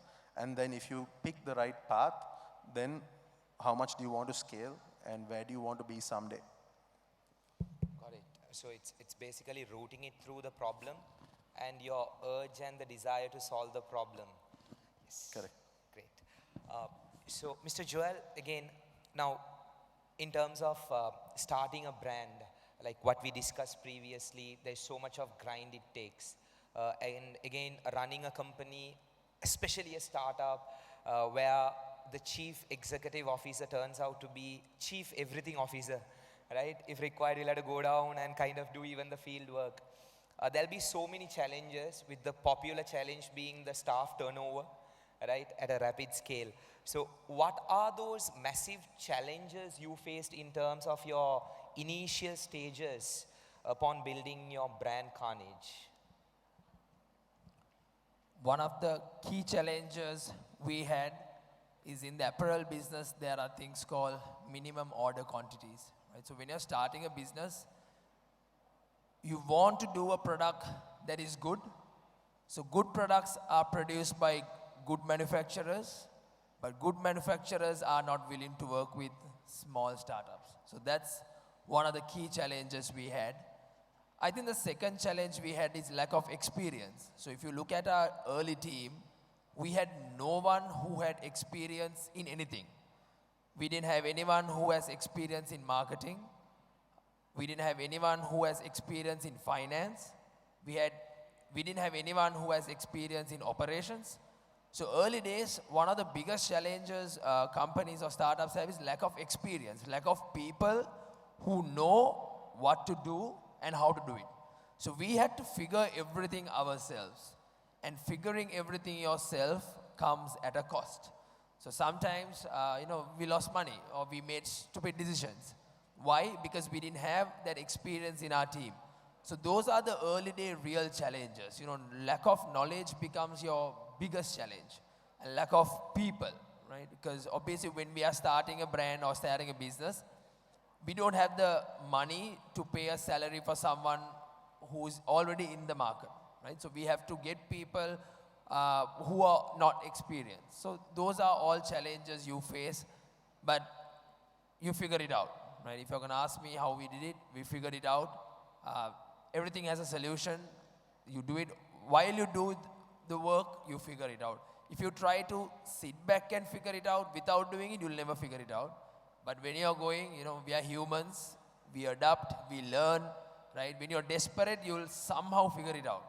And that's the key. The key is to start, but these are some of the challenges we faced in the early days. Brilliant, thanks, Mr. Joel. Miss Naomi, if you are to address the same question, what was the initial challenges you had to face and you had to kind of experience? Yes, of course. So, like I mentioned earlier, I started my entrepreneurship journey in 2014. I'm still in tourism, and I started my entrepreneurship venture in tourism. Here I am, a startup, and with a construction cost, and I go to the bank for a loan, right? And here, the bank did not have the confidence to lend me the money I wanted, ask for collaterals, all of that. And that's the day that I realized the importance of financial independence, right? You can be a male or a woman, but being financially independent to be able to go to the bank and ask for funding, or even for that matter, as a startup to kind of attract good investors, right? Your credibility, your reputation, who you are, what you have, all of that mattered, right? So that was one key challenge I had, but I was able to overcome that challenge. And saying that, like rightfully what Joel said, in terms of people, experience. And I was the chief everything officer back in the day, running here and there, all over the place. But absolutely no regrets. Down the line, looking at the journey that I've come, learned a lot, and yeah, so few key things that I can partake with. Brilliant. Thanks, Ms. Naomi. And one last question to Mr. Janik before we move into the rapid fire session. What advice would you give to the teenagers who are aspiring to build their own brand and business? Okay, I mean, one single statement is very difficult to come up with, because this is something that requires a lot for you to really start a business. But I would say think really hard about whether you really want this and do you want it for the right reasons, right? Because if you want to become an entrepreneur just because it's a trend, just because you want to put it on LinkedIn, because you want to put it on your Instagram page and things like that, you need to be willing to put in the effort and the work that is required to do it. Because like Joel said before, it's not just the fun things that you see on social media that an entrepreneur is doing. Absolutely. That has to be done. There's a lot more that is done behind the scene that you don't see, right? So for me, for an example, when we started Celeste, I was the one who was everything from placing the orders for getting supplies, to receiving it at 4 o'clock in the morning, to closing the accounts for the day, to delivering sometimes if there's a problem, if there's an issue, going and delivering to customers, doing all of this stuff. But I had one thing in my head, that I love what I'm doing, but I'm not going to do this for too long, right? I'm going to learn and I'm going to scale it to a point where very soon I need to pull myself out of this so that there are people who are doing a part for me. So think about whether you really want to do this. And if you are 100% sure about wanting to be an entrepreneur for the right reasons, then give it 100% and keep pushing. And there's so many things you can keep doing. You might fail. For me personally, my first business, Celeste, was initially a hospitality management company. Okay. And unfortunately it failed, right? It failed not because of my fault or my team's fault. It was because of a situation with a global pandemic, right? 3 months or 4 months into business, straight away we had to shut down and pivot using that same team to start Celeste Daily, which is a grocery delivery, right? So even if you fail, that doesn't mean that you just stop there, right? I could have gone into a, I could have said, I'm depressed, I'm upset, I'm really demotivated. I put all my money into starting a business and it failed. there's nothing I can do. It's a really good excuse for me to give, because nobody can say anything to me if I say, hey, yeah, I started a business, it was hospitality. You can't blame me that there was a global pandemic, right? But instead, I was able to take that opportunity and turn it around and turn it into a different business, which was able to operate at that time.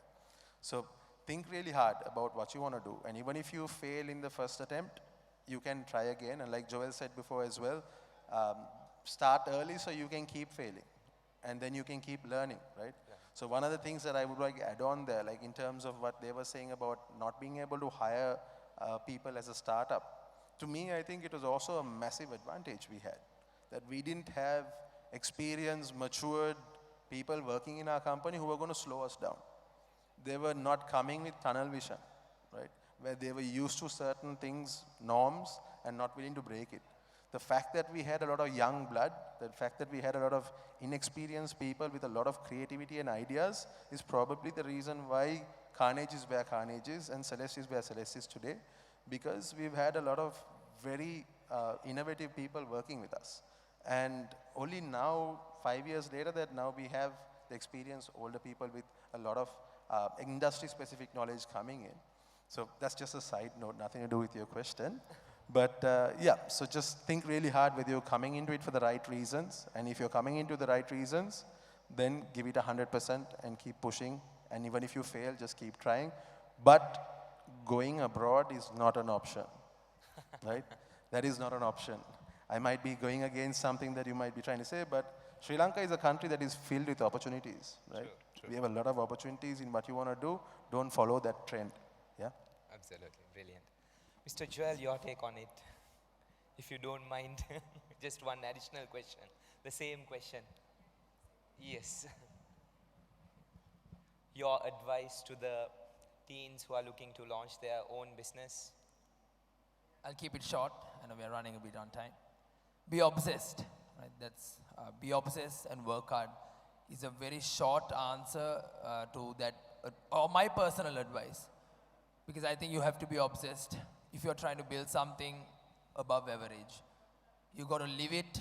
You got to breathe it. That should be what's running through your mind. And you can't, on the weekdays, think of your whatever you're trying to start, and the weekends, just forget about it. I know Janik would definitely 24/7 is thinking of how he can grow his business, right? And I think same with Naomi, same with all of us, right? Anyone who's built something great has been obsessed with it. So be obsessed, right? Be obsessed in the little things, like research. For example, I'll give you an example. If I'm in the clothing industry, if I go somewhere, I'll look at what are people wearing today. Why did they wear that particular t-shirt? You know, why, let's say I go to the gym, I look, what brands are they wearing? Why did he pick that? Oh, how many people are wearing light colors, right? That's obsession, right? Obsession is in the business throughout. So be obsessed. And I always say this, so I think people are also fed up of hearing it, but yeah, work hard. Great, brilliant. So let's move into our last segment, which is going to be our rapid fire. Just one word or one line. Let's go with the cycle. Shukri, I'm going to take a special moment. We'd like to welcome the chief guest for this occasion, Honorable Sajid Premadasa, the Leader of Opposition. We're deeply honored by your presence. Yes, so let's continue with the same segment, our last session, which is going to be our rapid fire. First question, let's go with the cycle. Mr. Joel, Ms. Naomi, Mr. Janik. Mr. Joel, first question, what was your very first hustle? I started by listing vehicles on a platform, trying to find a buyer and a seller and take a commission out of it. Oh, great. I think maybe they are not aware of it. Miss Naomi. Mine is tourism. Tourism. Mr. Janik. I started off with agriculture. I had a farm when I used to grow carrots and potatoes. Second question, Mr. Joel, how do you stay motivated on tough days? I don't think I'm motivated on tough days. I am demotivated on tough days. But it's discipline that keeps you going. So you do what you say you're doing regardless of motivation. So on tough days, I'm definitely not motivated. But I have to do what I have to do. On tough days, on and off, whatever it is, I invest a lot of time in fitness. Focusing on mental and physical health has actually helped me to become the person I am. Mr. Janik? I don't really take anything too seriously. So even if it's a problem, somebody calls me and says that there's something that has gone wrong, I'll be like, okay, can it be fixed? What can we do? So I don't take too much to heart. But I believe that whatever that happens will be done at that point. And if it's something that I can't control, I don't stress about it. If it's something within my control, I get it done. And then once I'm done with work, I'll just go and go to the gym or meet some friends, do something and get it out of my head straight away. That's interesting. And Mr. Joel, one thing you tell your younger self? Work harder. Work harder? Oh, that's a deep line. Ms. Naomi, one thing you would tell your younger self? Yeah, similarly work harder and work smarter. Work smarter. Thinking what I could have told my young self. Maybe start a little earlier. Because I got a bit late to start because I focused on rugby for a long time. But still no regrets. Start earlier is probably the only thing. All right, great. So with that, we come to the end of our panel discussion on entrepreneurship. Thank you very much, Mr. Joel, Ms. Naomi, and Mr. Janik for allocating your time on a Sunday on behalf of our own teenagers. It means a lot, and I strongly believe it would have given you strong insights and information connected to the field of entrepreneurship. It's not what you see on social media. There is so much behind the frame, and I thank from bottom of my heart for accepting the invite and being present. So ladies and gentlemen, let's give a huge round of applause. Thank you. Over to you, yeah. Once again, a big thank you goes to our esteemed panelists for gracing this occasion and being part of the panel discussion. To present a token of appreciation to our panelists, let me call upon Shihar Shakur, representing the organizing committee. First, we'd like to present the token to Ms. Naomi Handunetti, founder of Siren and Alex Zilon. Thank you very much, ma'am, for being here with us and sharing your journey with everyone here. And next, we'd like to present the token to Mr. Joel Tilakaratna, founder and CEO of Carnage and Fitness Island. Thank you for sharing your journey, your hardships, and how you overcame all of that with our audience today. Finally, we present the token to Mr. Janik Jayasuriya, founder and CEO of Celis Daily. Thank you very much for being here with us amidst your busy schedule.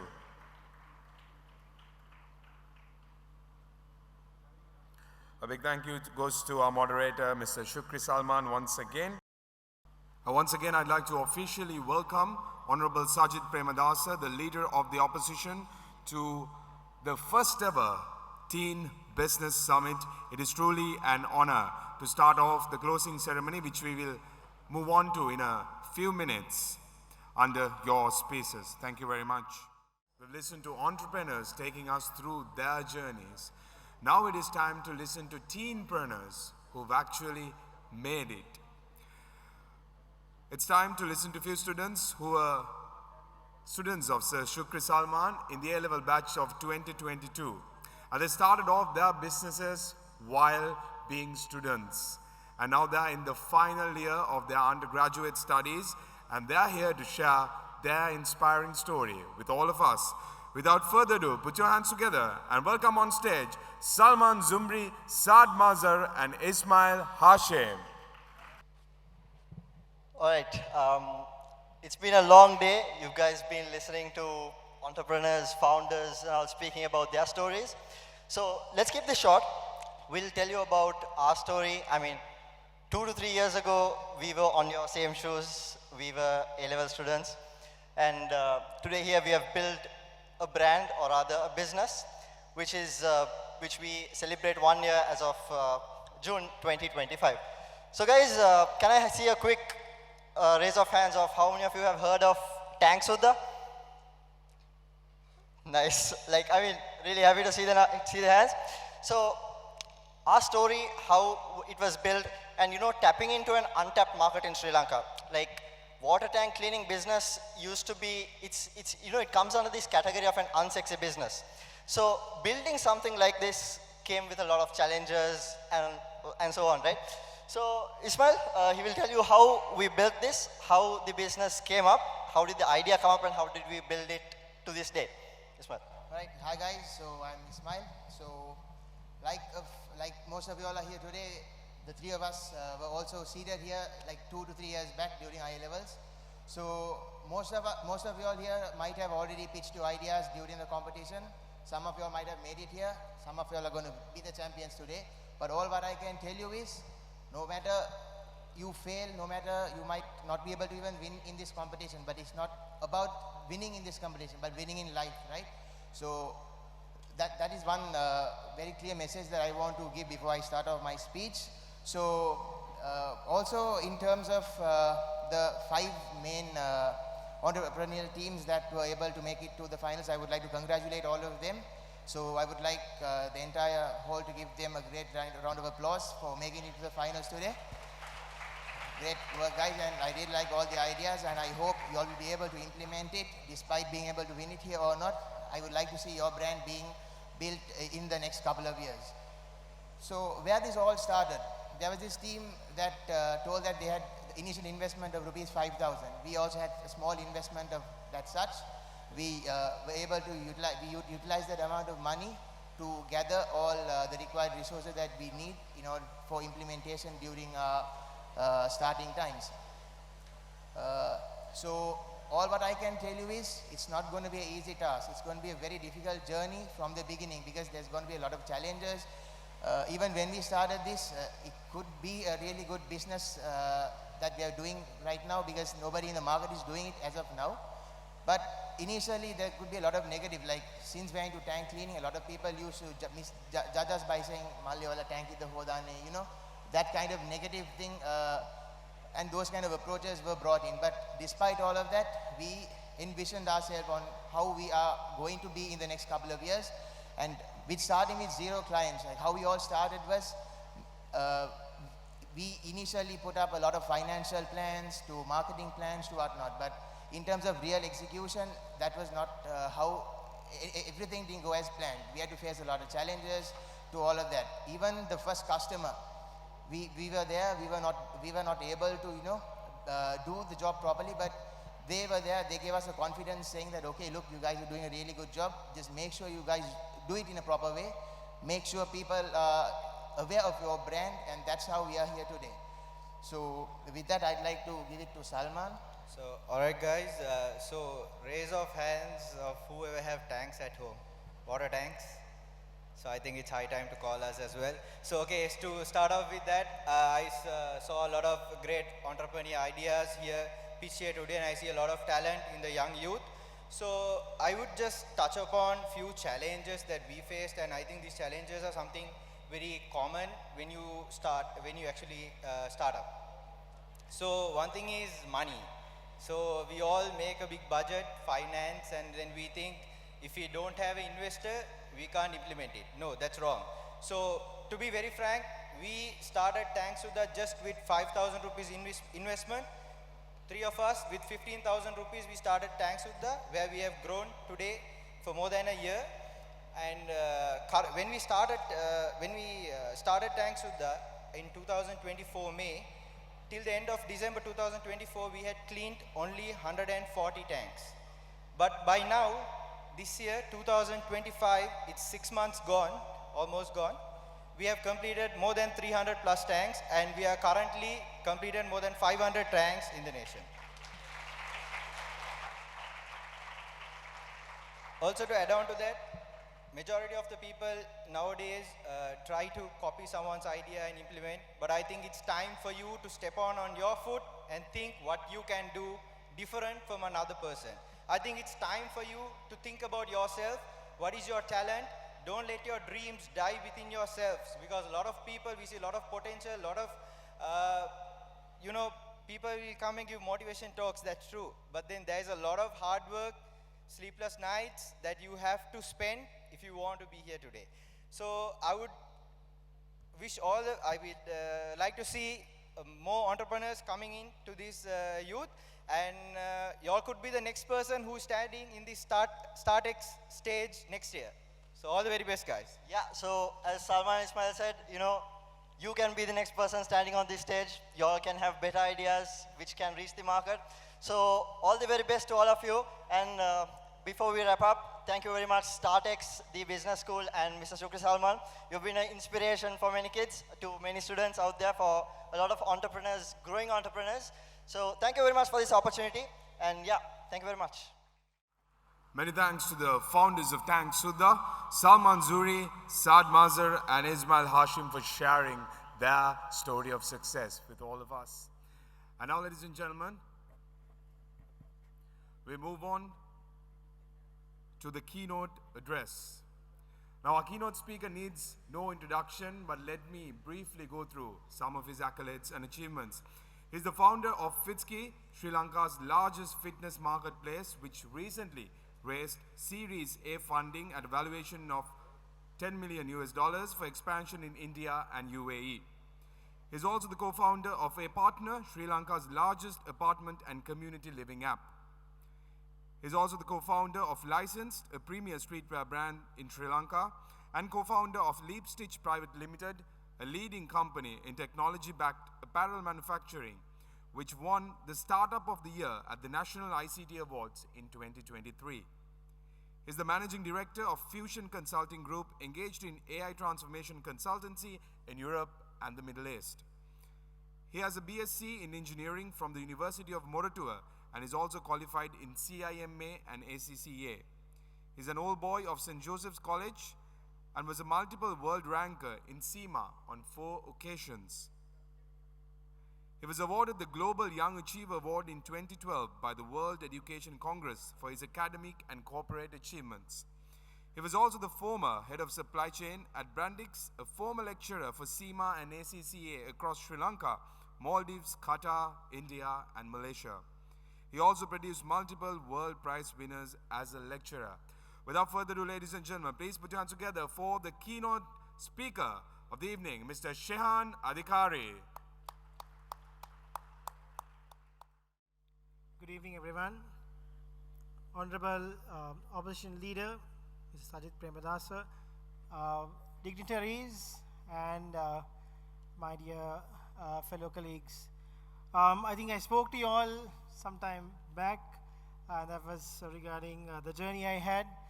So I was asked to deliver the keynote speech by Shukri, so I couldn't turn this down. So I'll just, I thought I'll touch on few things that I feel that you should do at the age of 17 or 18, which I guess will help your future. And I'll touch on 4 things which I feel that I should have done when I was 17 or 18. As youngsters, I think it's very important. You all are entering a very crucial time of artificial intelligence. I think we did speak about a lot of careers in terms of pursuing things like singing, fashion, car race driving, chef, whatever it is, or entrepreneurship for that matter. Whatever you do, you can't stay away from AI. Now, for the youth or for the Gen Z, I believe you guys are Gen Alpha or what? The lower end of Gen Z, right? For the youth, AI is doing assignments on ChatGPT. Now, that's not AI, right? That's just a functionality of using artificial intelligence. If I was 18 right now, the first thing I'll do every morning I get up is to learn AI. I spoke a little while back also, and I mentioned that there is not a single dollar billionaire that came up in our generation. Not to my knowledge. I have no idea about a mid-30-year-old self-made dollar billionaire in this country. But the fascinating thing about AI is that over the next 2 to 3 years, there will be a single employee company which would go on to become a $1 billion company, a unicorn rather. There will be, for sure, a single employee company. You're talking about large corporates, right? If you look at MAS, which is a $1 billion company, they have 80,000 employees, right? When Instagram was sold to Facebook, they had only about 18 employees. But there'll be a day very soon where there's only one person, and it's you. It's only you. There's no one else sitting in your room doing something, and that company might become a $1 billion company. So I think if I was 17 right now, this is what I would do. I'll even stop everything else, learn AI, and irrespective of the field I'm in, I will pursue AI and do something about it. Sri Lanka went and, in the IMF program, we borrowed $3 billion. That's at least the value of the program, right? India every week generates a $1 billionaire, right? So we are literally going after the IMF, asking for 3B, whereas India, a single person is every week becoming a billionaire. That's how small the Sri Lankan market size is, but that's how big the world can become if you guys pursue the right option. So number one is definitely pursue AI. And remember guys, AI is not ChatGPT. There's tons and tons of tools available. Learn about it, do something about it, right? And I'm sure one of you all can become a $1 billionaire. Number two is I think it's important that you get some corporate exposure. It's very important. I was just talking to Dilanjan as well. You know, sometimes that discipline, that, you know, the way a company works, the process, the method to madness is important, because at this stage, you tend to become a little messy, right? So get some corporate exposure, irrespective of the passion you're going to follow. Work for a small company. If you work for a startup, you learn how businesses are built. You work for a multinational, you learn how processes are executed. So you decide what you want to do. You go and work for Unilever, you'll understand how structured those companies operate. You come and work for licensed, you realize how the hustling we do to build a brand. But irrespective of what you want to do, go and work for someone, at least for a short period. Learn how things are done. That's important. So those are the two messages I want to leave with you all today as to what I think you all should do. But I also want to talk to you about what I would have done or what I would have loved to do when I was 19. Number one, you have to have foreign exposure. This is my personal belief. Sri Lanka is a country which gives so much opportunities, but nevertheless, the market size is small.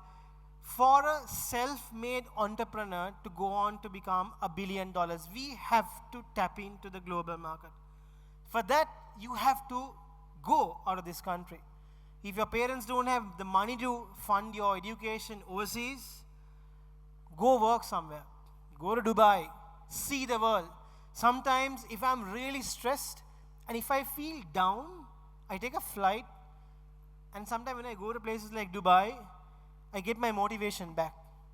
I start thinking, amazing the way they have developed, right? The infrastructure, the businesses, the brands that thrive there. It gives you a different flavor to life. And unfortunately, we don't see it here, right? So if I can go back 15, 16 years in my life, I would have definitely stepped out of this country, at least for a short term, right? I may have not returned either, but I think you all should do it. However, the potential is, the possibilities are, that's what I said, if your parents can't fund it, go to Dubai at least, go to the Middle East, go to India. Right? India is an awesome place, right? learn how the business works there, learn the markets. Sri Lanka, or this part of the world, especially Sri Lanka, there's one more reason why we don't have many our age billionaires. The risk capital in this country is very low. See, I saw a lot of ideas being pitched here. But you go and pitch this to an investor in Sri Lanka, most of them, the big boys, they will ask, when is the ROI? When is my payback? I invest 100 million, when am I going to get that 100 million back? Because Sri Lankan business environment is very much brick and mortar and ROI driven, right? You invest something, you want to get the return back soon. But you go to the US, you have the dumbest idea, right? And you ask for $1 million, 10% stake, that'd be someone who would think, yeah, there's a 1% chance that this might become a hit, and I'll invest into this. This is the problem. This is why I feel if most of us were in the right environment, you would, make a difference. So the place matters, guys. There's an old saying, no? If you sell a water bottle at the airport, you sell it for $1,000. You sell a water bottle down Golf Face, it's 30 rupees. It's the same water bottle. So where you are matters. And I feel Sri Lanka has a great education system, but us as Sri Lankans have to conquer the world, and for that you have to step out. I wish I could have done that. I didn't. And that's one of my regrets. So I thought I'll leave that thought with you. Whether it's education, whether it's a job, whether it's business, go out of this country, see the world, and come back. You have to understand what you can do in Sri Lanka and what you can't do here, right? So if it's software, if it's a tech startup, Sri Lanka has the best software engineers. So your market has to be outside Sri Lanka. You sell to the world, but you develop back here. That's how you connect the dots. That's how you exploit the opportunities you have here. So that's number one.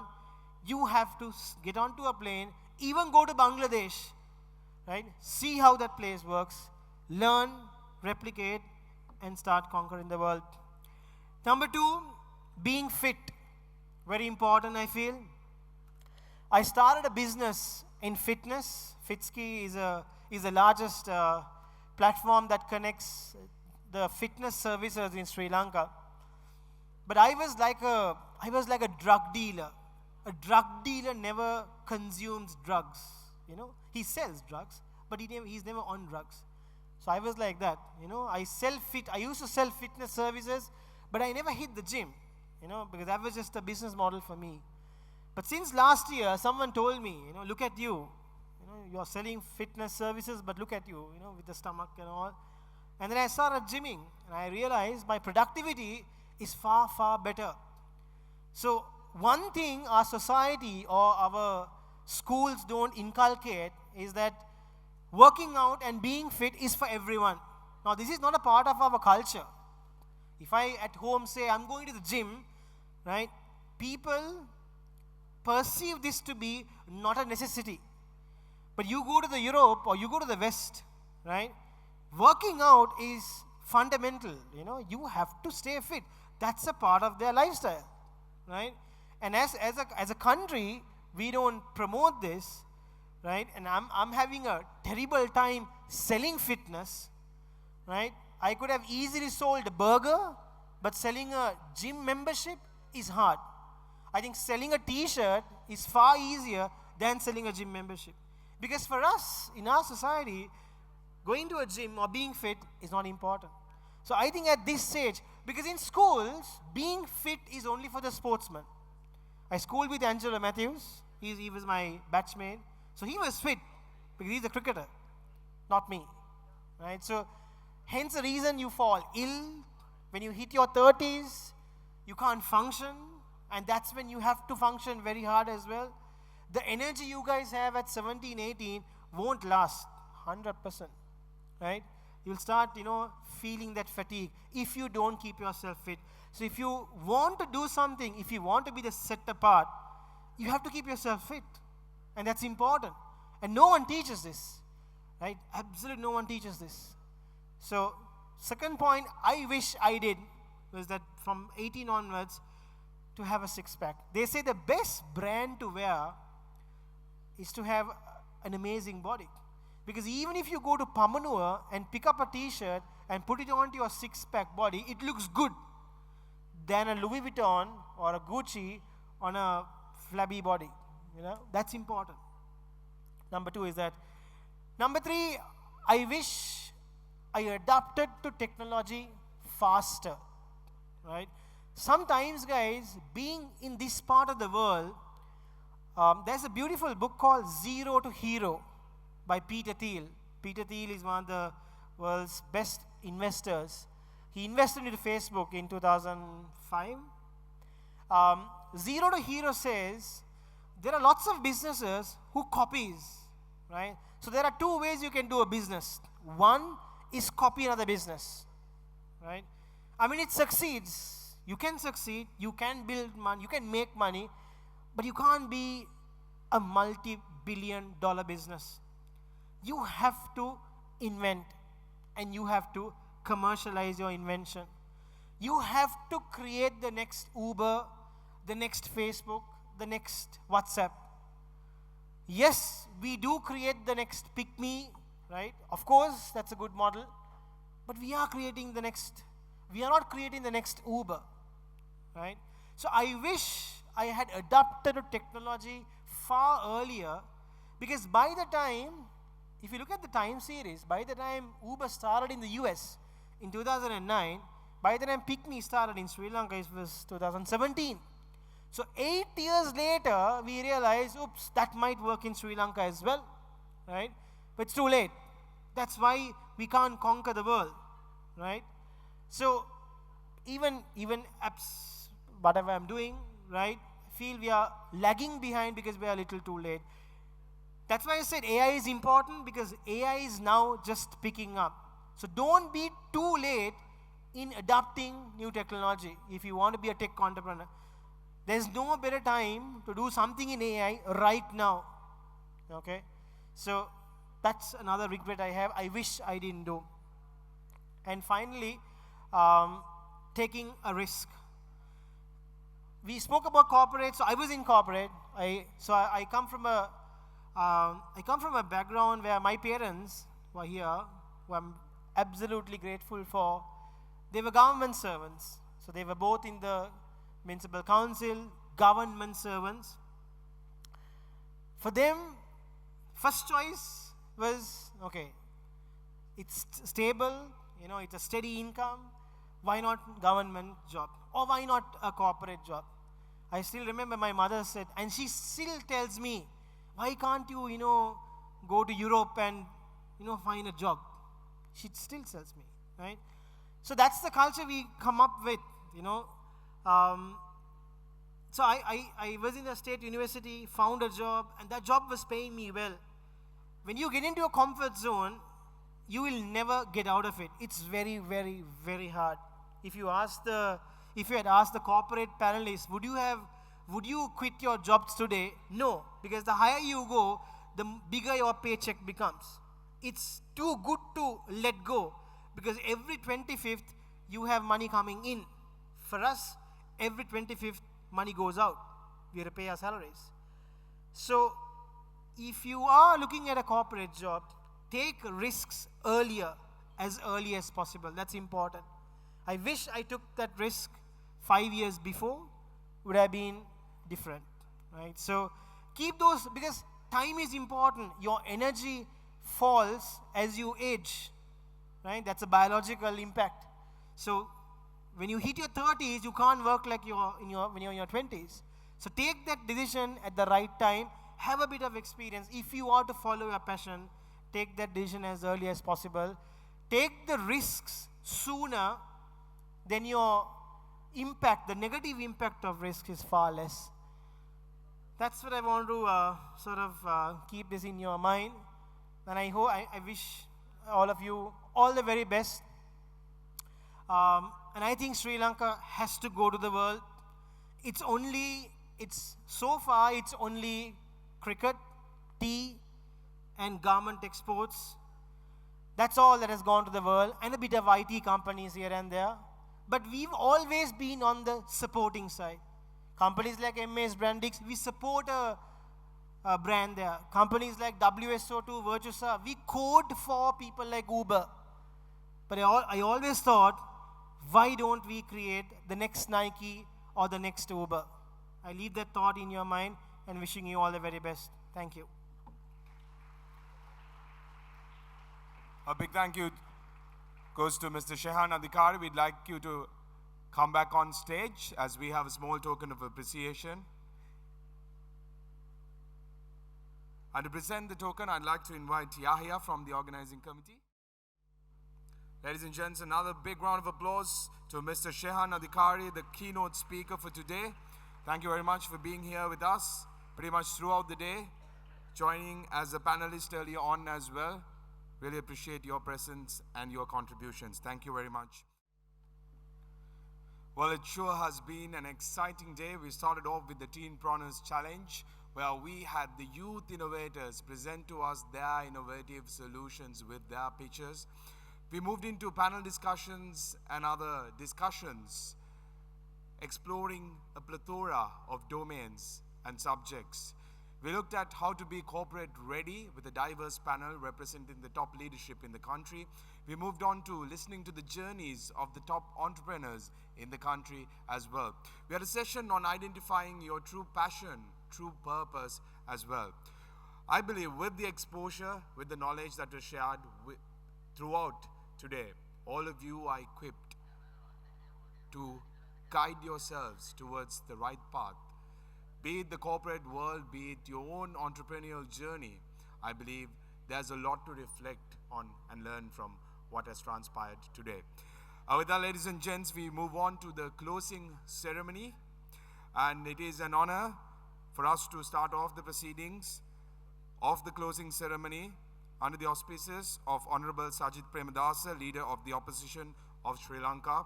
And I believe it is very apt that we have Honorable Sajid Premadasa here as the chief guest at the first ever Teen Business Summit. Honorable Sajid Premadasa has held several key political positions in Sri Lanka, including Member of Parliament, Minister of Housing and Samurdhi, Leader of Opposition and Presidential Candidate, Taruna Savya, a social project initiated by him, a youth movement focused on empowering young people and fostering community development. We have seen the interest he has taken in empowering the community, the youngsters of the country, to take on the next level. So without further ado, this cordial invitation goes to the Honorable Leader of the Opposition, Sajid Premadasa, to address the youth of the nation. Good afternoon, dear students, educators, innovators, organizers and friends. It is a profound honor to address you today as a chief guest of the Teen Business Summit 2025, South Asia's first national scale business summit, exclusively crafted for high school students. Let me begin by extending my heartfelt thanks to the business school and StartX for spearheading this groundbreaking initiative. And to all of you who are gathered here today, close upon 1,000 bright, ambitious young minds from every district, from every province, you represent the heartbeat of Sri Lanka and its future. Your presence here today tells a very powerful story. It says that the youth of this country are no longer waiting on the sidelines, being mere spectators. You're ready to step in, ready to lead,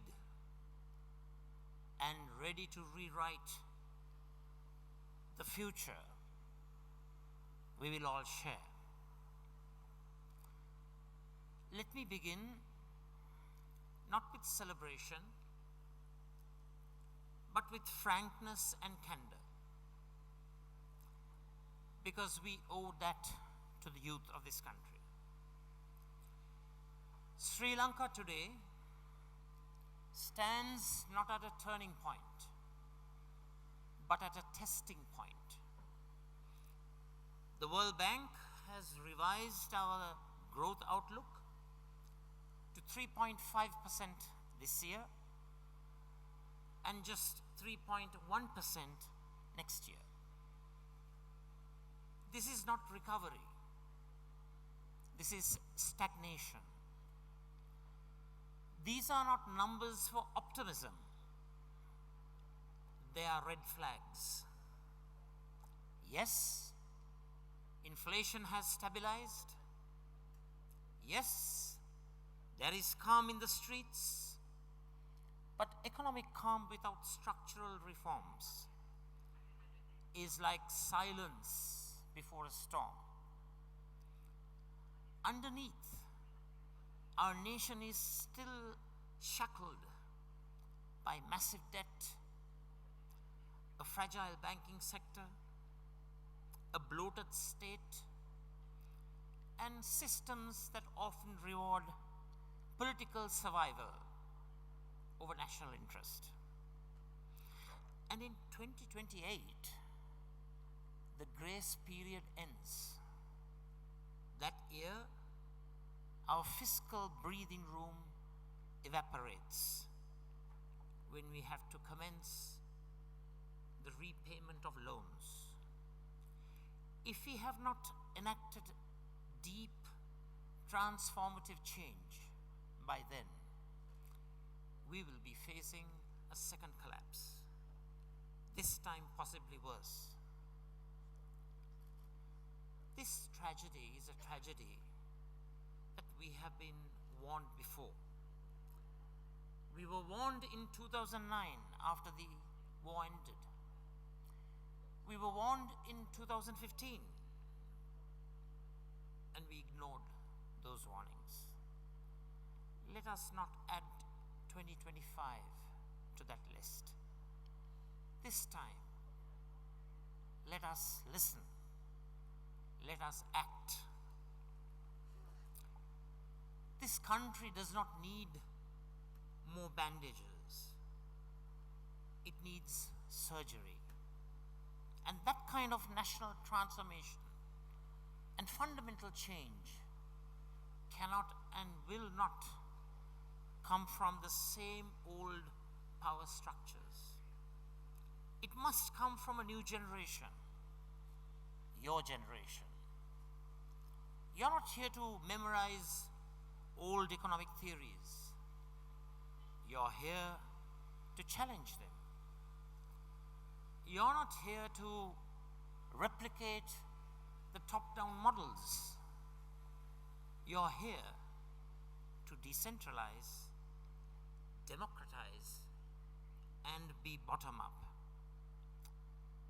We need youth-led businesses that don't just chase profit, but that embodies ethics at their core. We need entrepreneurs who understand that inequality is not a footnote, it is a failure. That sustainability is not optional, it is survival. Just for one moment, imagine micro enterprises in the north powered by solar, women-led agri-tech hubs in the east, ethical apparel startups exporting to the global community, fintech solutions connecting underserved, rural, urban, estate communities. Robotics, artificial intelligence, and high technology dominating economic discourse. These are not just dreams. These must be our new national strategy. Let me turn to what 2028 truly represents.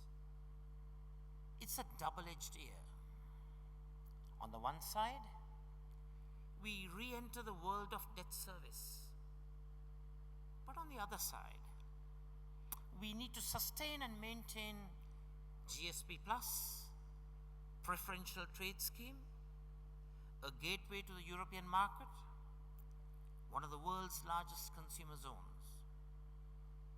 Make no mistake, GSP Plus is not guaranteed. It is earned.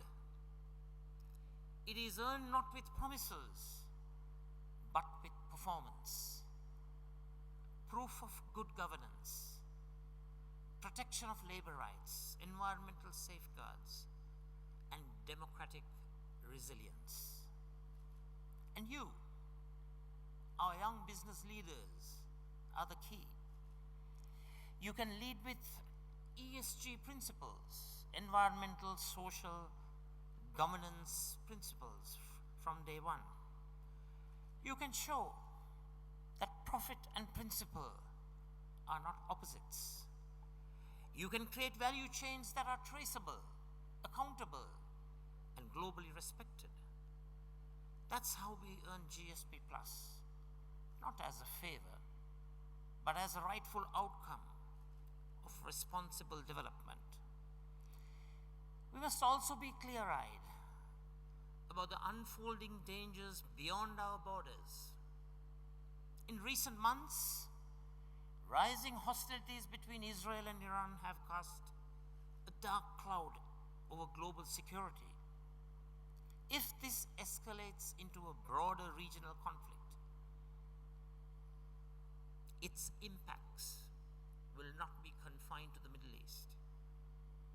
Today's events and developments further illustrate the challenges and obstacles that we face living in a global community. Fuel prices could spike, global trade could face disruption, investor confidence could deteriorate. In short, a war thousands of miles away could have a ripple effect on our already vulnerable economy. Sri Lanka cannot afford to be complacent in a world that is on the edge. That's why economic resilience is not a luxury. It's a necessity. That's why entrepreneurship, innovation, and strategic thinking from our youth must be harnessed now. Because whether we like it or not, our fate is tethered to global events. And in such situations of volatility, nations that adapt survive. Nations that wait and hesitate fall behind.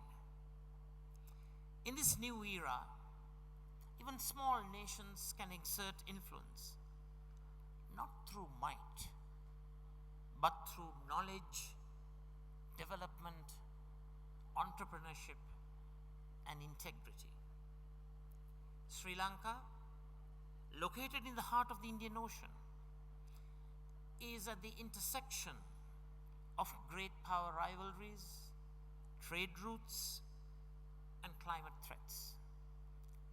But our strength will not come from alliances alone. It will come from credibility and best practices. Credibility comes from the actions of our people.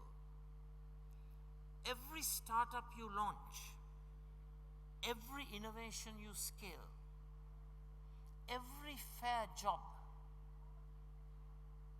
with a fair wage that you create, those are acts of diplomacy. Every ethical product you export carries with it a message about who we are as a nation. You're not just students, you are our present and future ambassadors of Sri Lanka's soft power. Let that responsibility guide your path. Now let me speak to you personally. Do not wait. Do not wait for government to figure it out. Do not wait for politicians to figure it out.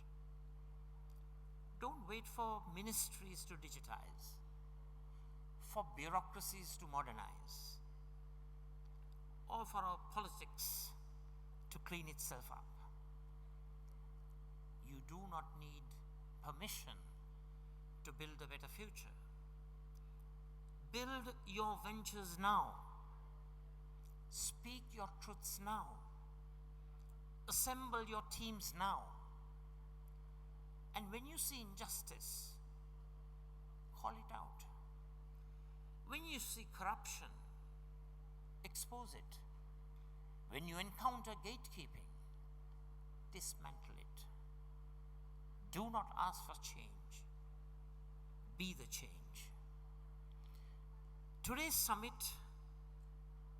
is not just a learning event. It is a signal to the nation. Teenpreneur, the business simulation, the trend pitch presentations, these are not just exercises. They are acts of leadership. Your ideas have value, your voices have weight, and your courage can inspire others to act, even when the system says wait. You're not too young. This country has been damaged not by youth, but by archaic, rigid, entrenched systems. And only fresh thinking will break through. Let me end with a reminder that Sri Lanka's wealth is not buried beneath its soil. It walks on it. You are that wealth. Your time is now. I know the challenges feel overwhelming, but remember, every great transformation in history, which was considered improbable or impossible, decolonization, victories of the civil rights movement, the fall of the Berlin Wall, glasnost and perestroika, openness and restructuring of the Gorbachev regime, the invention of the internet, artificial intelligence, IT revolution and transformation, robotics. Every one of these began with people just like you, who were told they were too small to change anything until they did. So I ask of you today, think anew, fearlessly strive forward, launch boldly, build ethically, speak and act with courage and determination. Make this summit not a memory, but a milestone. As John F. Kennedy once said, I quote, "We shall pay any price, bear any burden, meet any hardship to assure the survival and the success of liberty." let us be a generation willing to pay the price for integrity, for justice, inclusive growth, shared prosperity, and for the prosperous Sri Lanka that we all deserve. Thank you, and may your journeys be bold, ethical, and unstoppable. Ayubowan, Theruwan Saranai, Vanakkam, Assalamu Alaikum, Devi Petai. Thanks. Thank you very much, sir, for that encouraging address, and we'd like you to remain on stage with us. And to present a token of appreciation to the Honorable Leader of the Opposition of Sri Lanka, I'd like to invite Mr. Shukri Salman.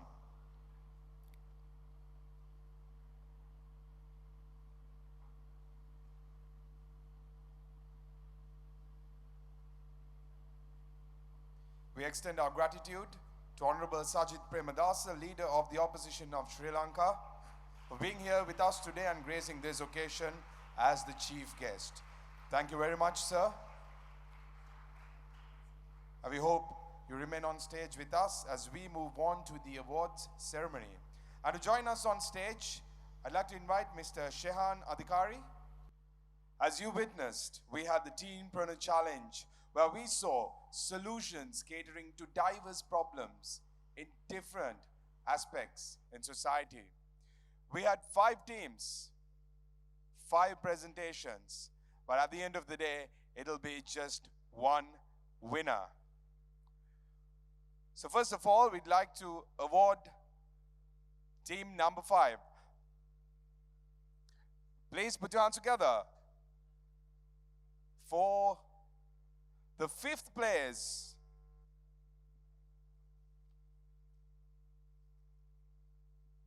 Team Dr. Link. Please put your hands together as we welcome Amira Fawaz and Samra Siddiq, the founders of Dr. Link, on stage.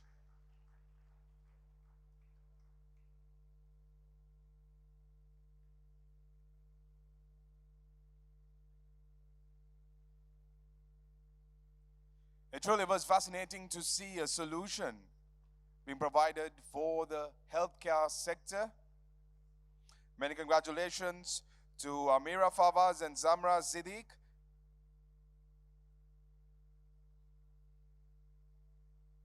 For their innovation, Dr. Link.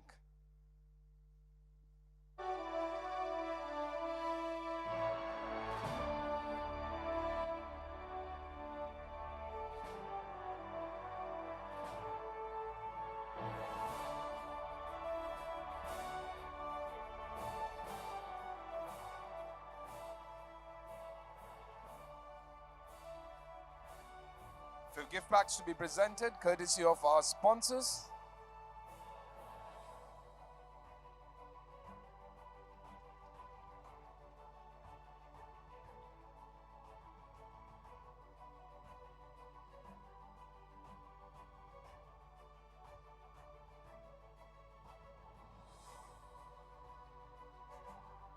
And now, in 4th place, please put your hands together. I welcome on stage the founder of EcoSheet, Abdul Rahman Ishaq.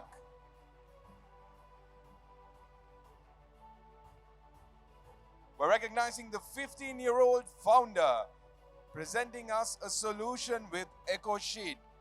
And something that really stayed with me is the way he finished off his presentation, saying, crafted for what the world throws away. Many congratulations once again to you, Abdul Rahman Ishaq.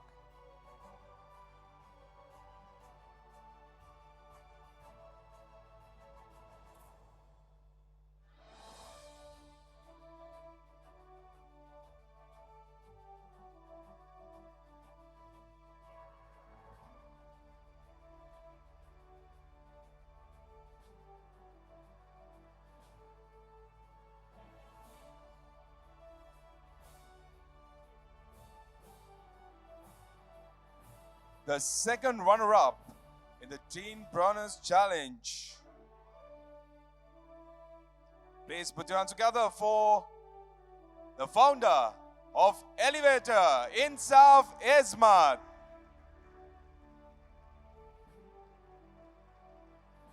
The 17-year-old Insaf Ismat bringing a tech-based solution. Many congratulations for being the second runner-up in the Teenpreneur Challenge Grand Finale.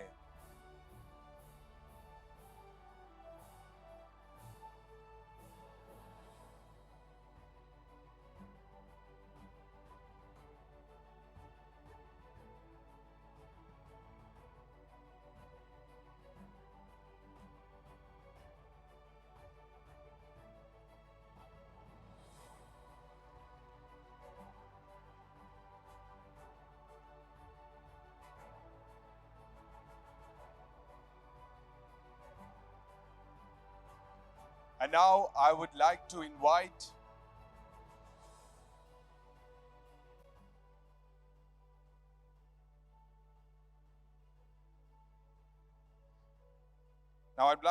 the top two teams on stage. Can we please have all members of Eternal Flower Bouquets and Seeds and Sips join us on stage as we are ready to find out who the winner is.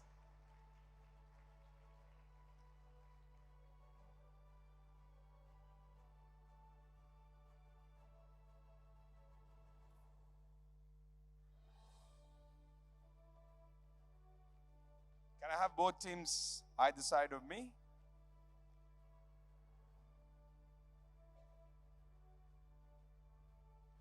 So ladies and gents, the Teenpreneur Challenge, it all started with 50 teams and then 20 at the semifinals. And today, here at the first ever Teen Business Summit, we had the grand finale where 5 teams went ahead with each other, battling it out to be the winner of the Teenpreneur Challenge. With me, I have Eternal Flower Bouquets and Seeds and Sips. How do you feel? I can feel your nerves as well. How do you feel? I mean, I'm so nervous. Like, I literally don't have words to speak. But anyways, any of us win, I'll be happy with this. How do you three feel? We do feel really nervous, but we're grateful that we were at least able to come to talk to. That's the spirit. None of the teams said that they want to win, that they wish that they would win. They said they're happy that they've made it here, and they would be happy with any way the result would go. And now, ladies and gentlemen, the champions of the Teenpreneur Challenge is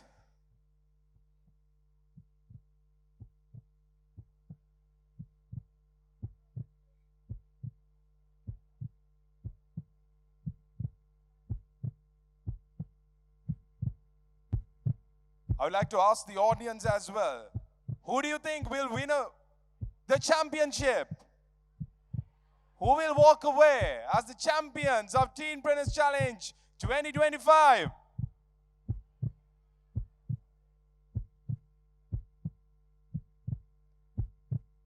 The winner of Teenpreneur Challenge 2025 is Seeds and Sips.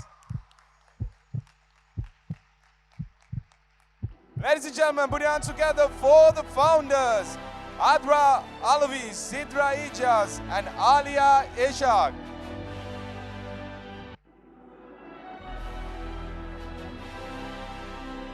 The 13-year-old founders being awarded as the champions of the Teenpreneur Challenge 2025.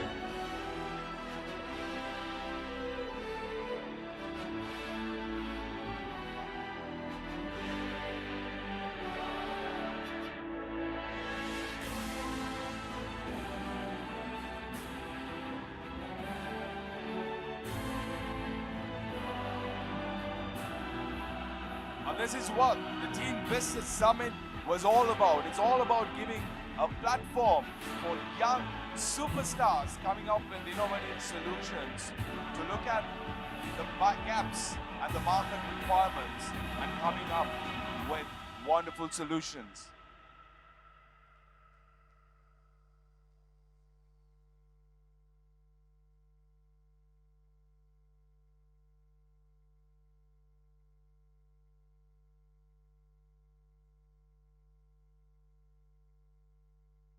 But there's a lot to take home today for the winners as well as for the runners-up.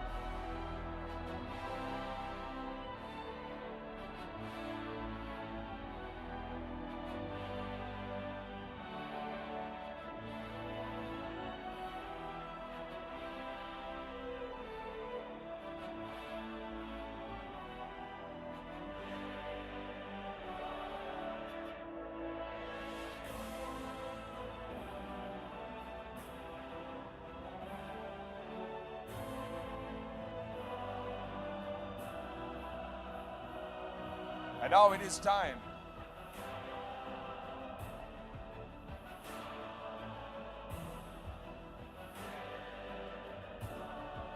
It is time to present the Teenpreneur Challenge Trophy.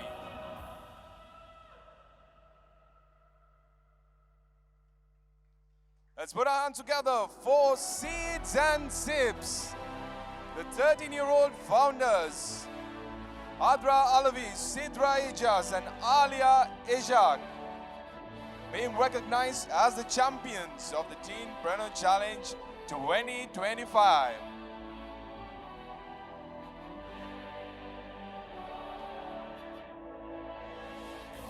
Many congratulations once again, and we hope your entrepreneurial dreams come true. And next, ladies and gentlemen, put your hands together for the Eternal Flower Bouquets, the runners-up, the 17-year-old twins, making it their dream. Umema Ziam and Shamima Ziam, put your hands together for the founders of Eternal Flower Bouquets.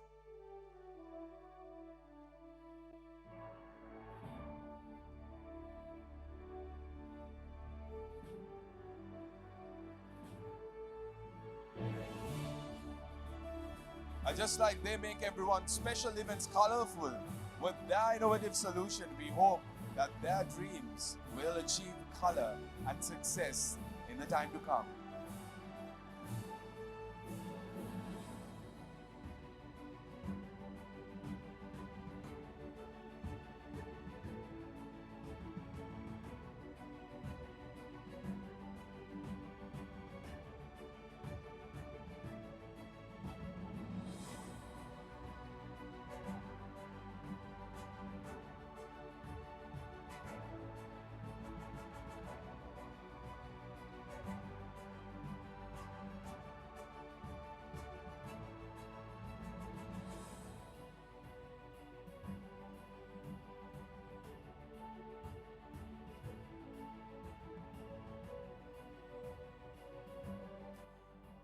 Once again, let's give a big round of applause to all the 5 teams who made it to the grand finale of the Teenpreneur Challenge. Honorable Opposition Leader, please remain with us for a few more minutes. And now we would like to recognize all the individuals who helped to make this event a reality, a token of appreciation to everyone who put their efforts in order to make this a reality.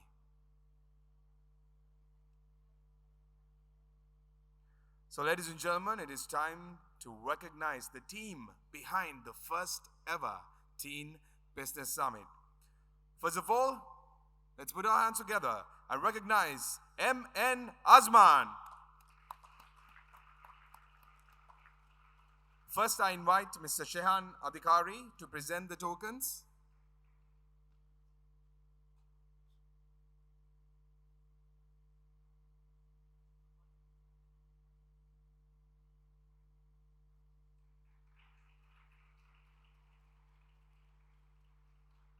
M.R.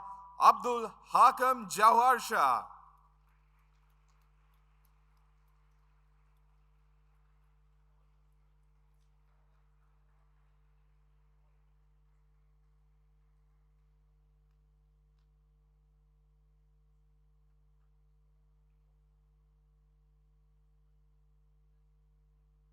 M.S.M. Sajid.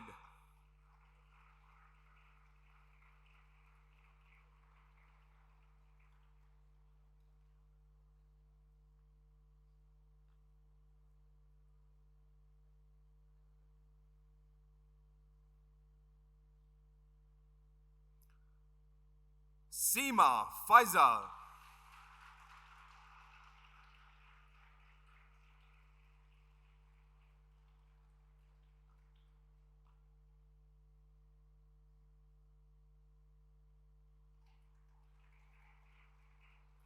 Azima Azar.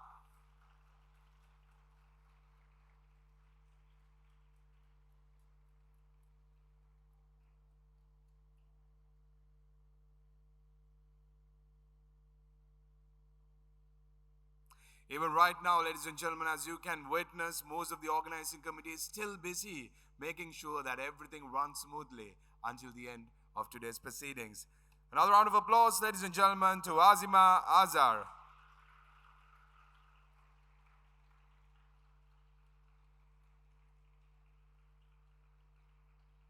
And to present the next few tokens, I'd like to invite the Honorable Leader of Opposition, Azma Fazler.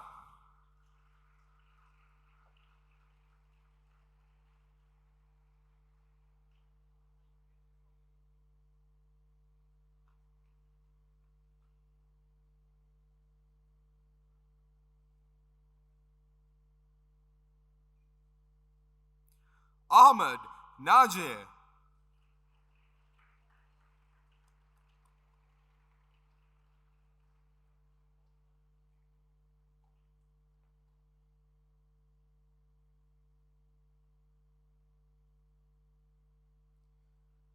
Yaya Fauzan.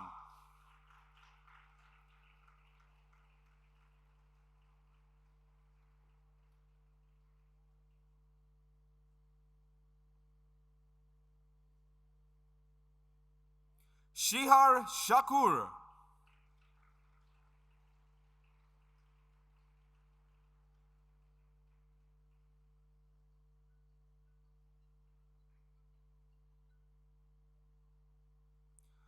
Abdul Majid Iftikhar.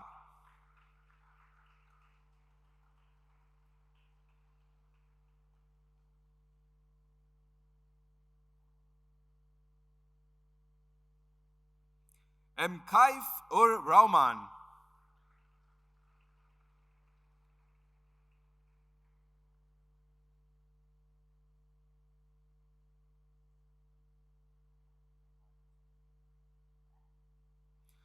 Mahdi Amit.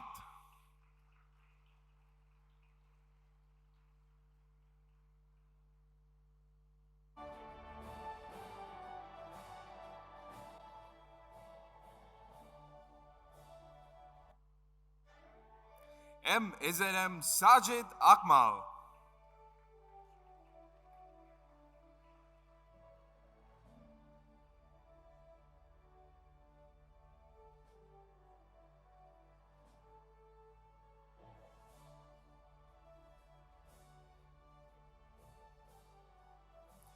Isma Isfan.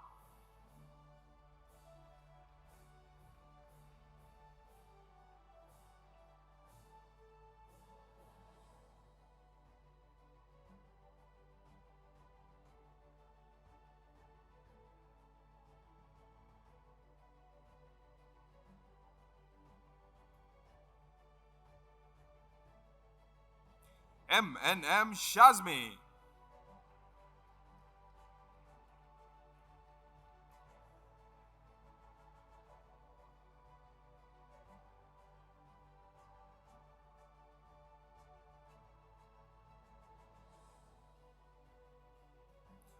Joanne George.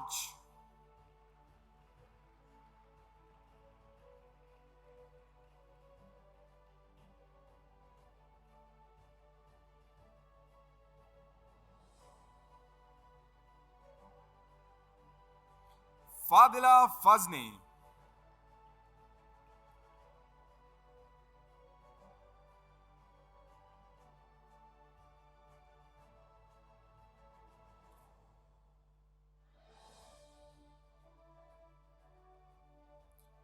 Ismail Hashim Rifan.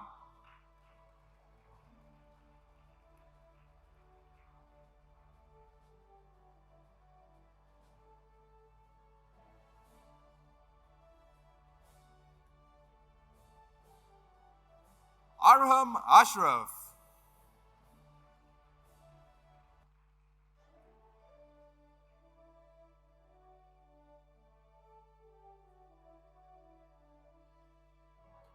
Linuka Maligarachi.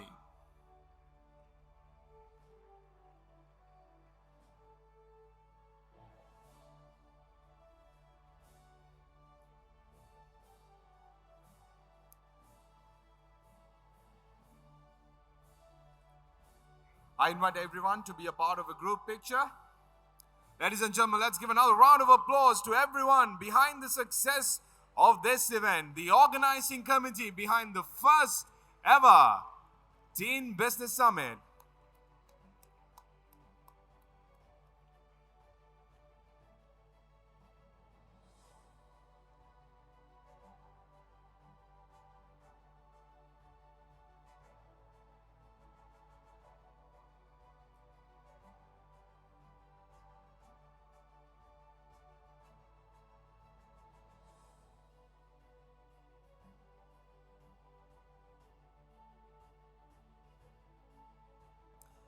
Thank you very much. A big thank you goes to Honorable Sajid Premadasa, the opposition leader, Mr. Shehan Adhikari, and Mr. Shukri Salman for assisting as the presentation party. Thank you very much. And now, ladies and gentlemen, it wasn't just the organizing committee. There were many other individuals who helped in many other ways to make this event fruitful and an event to remember. To extend the heartfelt gratitude on behalf of the organizing committee, to deliver the vote of thanks, let me call upon the project secretary, Seema Faisal.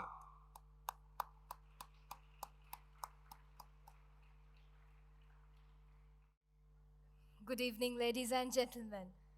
As we come to the close of what has been an incredibly dynamic and purpose-driven day, it is my honor and privilege to deliver the vote of thanks on behalf of the Teen Business Summit organizing crew. First and foremost, we express our deepest gratitude to our chief guest, Honorable Sajid Premadasa. Sir, your presence here today has not only added immense value to this summit, but it has also been a great source of encouragement to every young dreamer in this room. Next, a big thank you to the Teenpreneur judges from SLASCOM. Your time, expertise, and your constructive feedback and guidance will no doubt leave a long-lasting impact.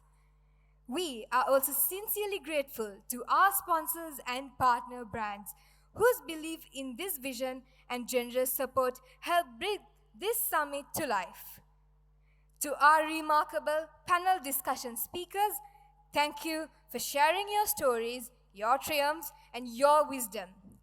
You have helped paint a real and inspiring picture of what the corporate and entrepreneurial journey looks like, and most importantly, what it feels like.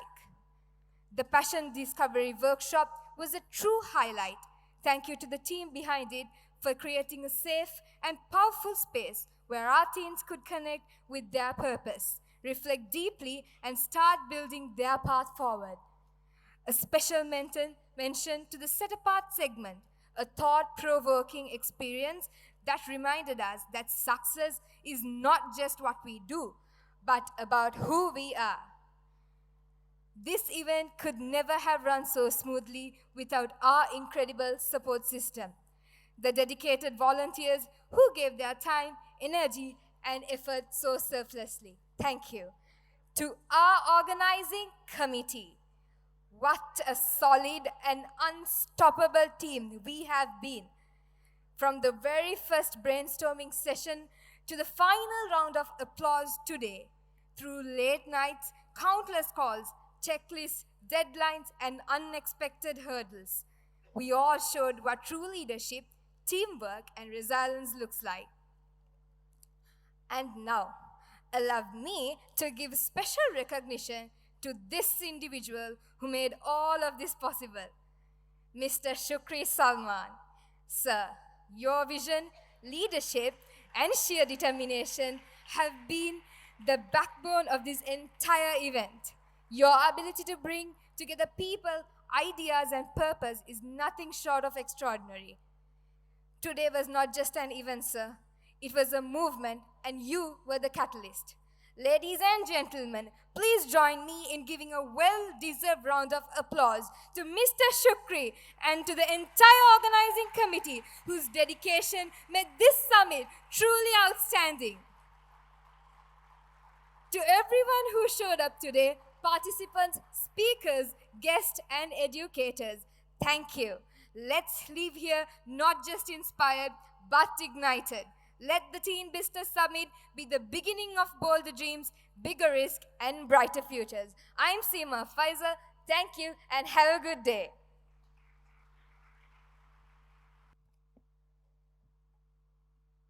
Thank you very much for your words of gratitude. It truly has been a transformative day. From how we started off the day with the Techpreneur Challenge, we dove into different areas of expertise, bringing in professionals, bringing in entrepreneurs, sharing their journey with all of you. And I'm pretty sure that all of you have a lot to reflect on when you go back home. The question is, with everything you heard today, with everything you've absorbed today, it is all about application. So I'm going to wind up this summit with 3 basic questions. Are you going to find your purpose? That's not good enough. That's not a very confident yes. Are you going to find your purpose? Are you going to find your passion? Are you going to chase your dreams? And that's what matters. Give yourselves a big round of applause as we come to the close of the first ever Teen Business Summit. Thank you very much for being a wonderful audience since morning. Take care. And one small announcement. Fitsky is ready to help you start your journey as well. For everyone who signs up today, there's a 25% discount as well. And once again, a big round of applause to all our sponsors and vendors who made this event a success. So like you said, you will find your passion, you will find your purpose, and you will chase your dreams. Irrespective of whether it's going to be in the corporate world or it's going to be your own entrepreneurial journey. I wish you all the very best, and signing off, I am Gihan Samaravikrama. Once again, many congratulations to all of you for being here, being part of such a transformative experience. Take care and enjoy the rest of the evening. And now, ladies and gentlemen, if able, please rise for the national anthem.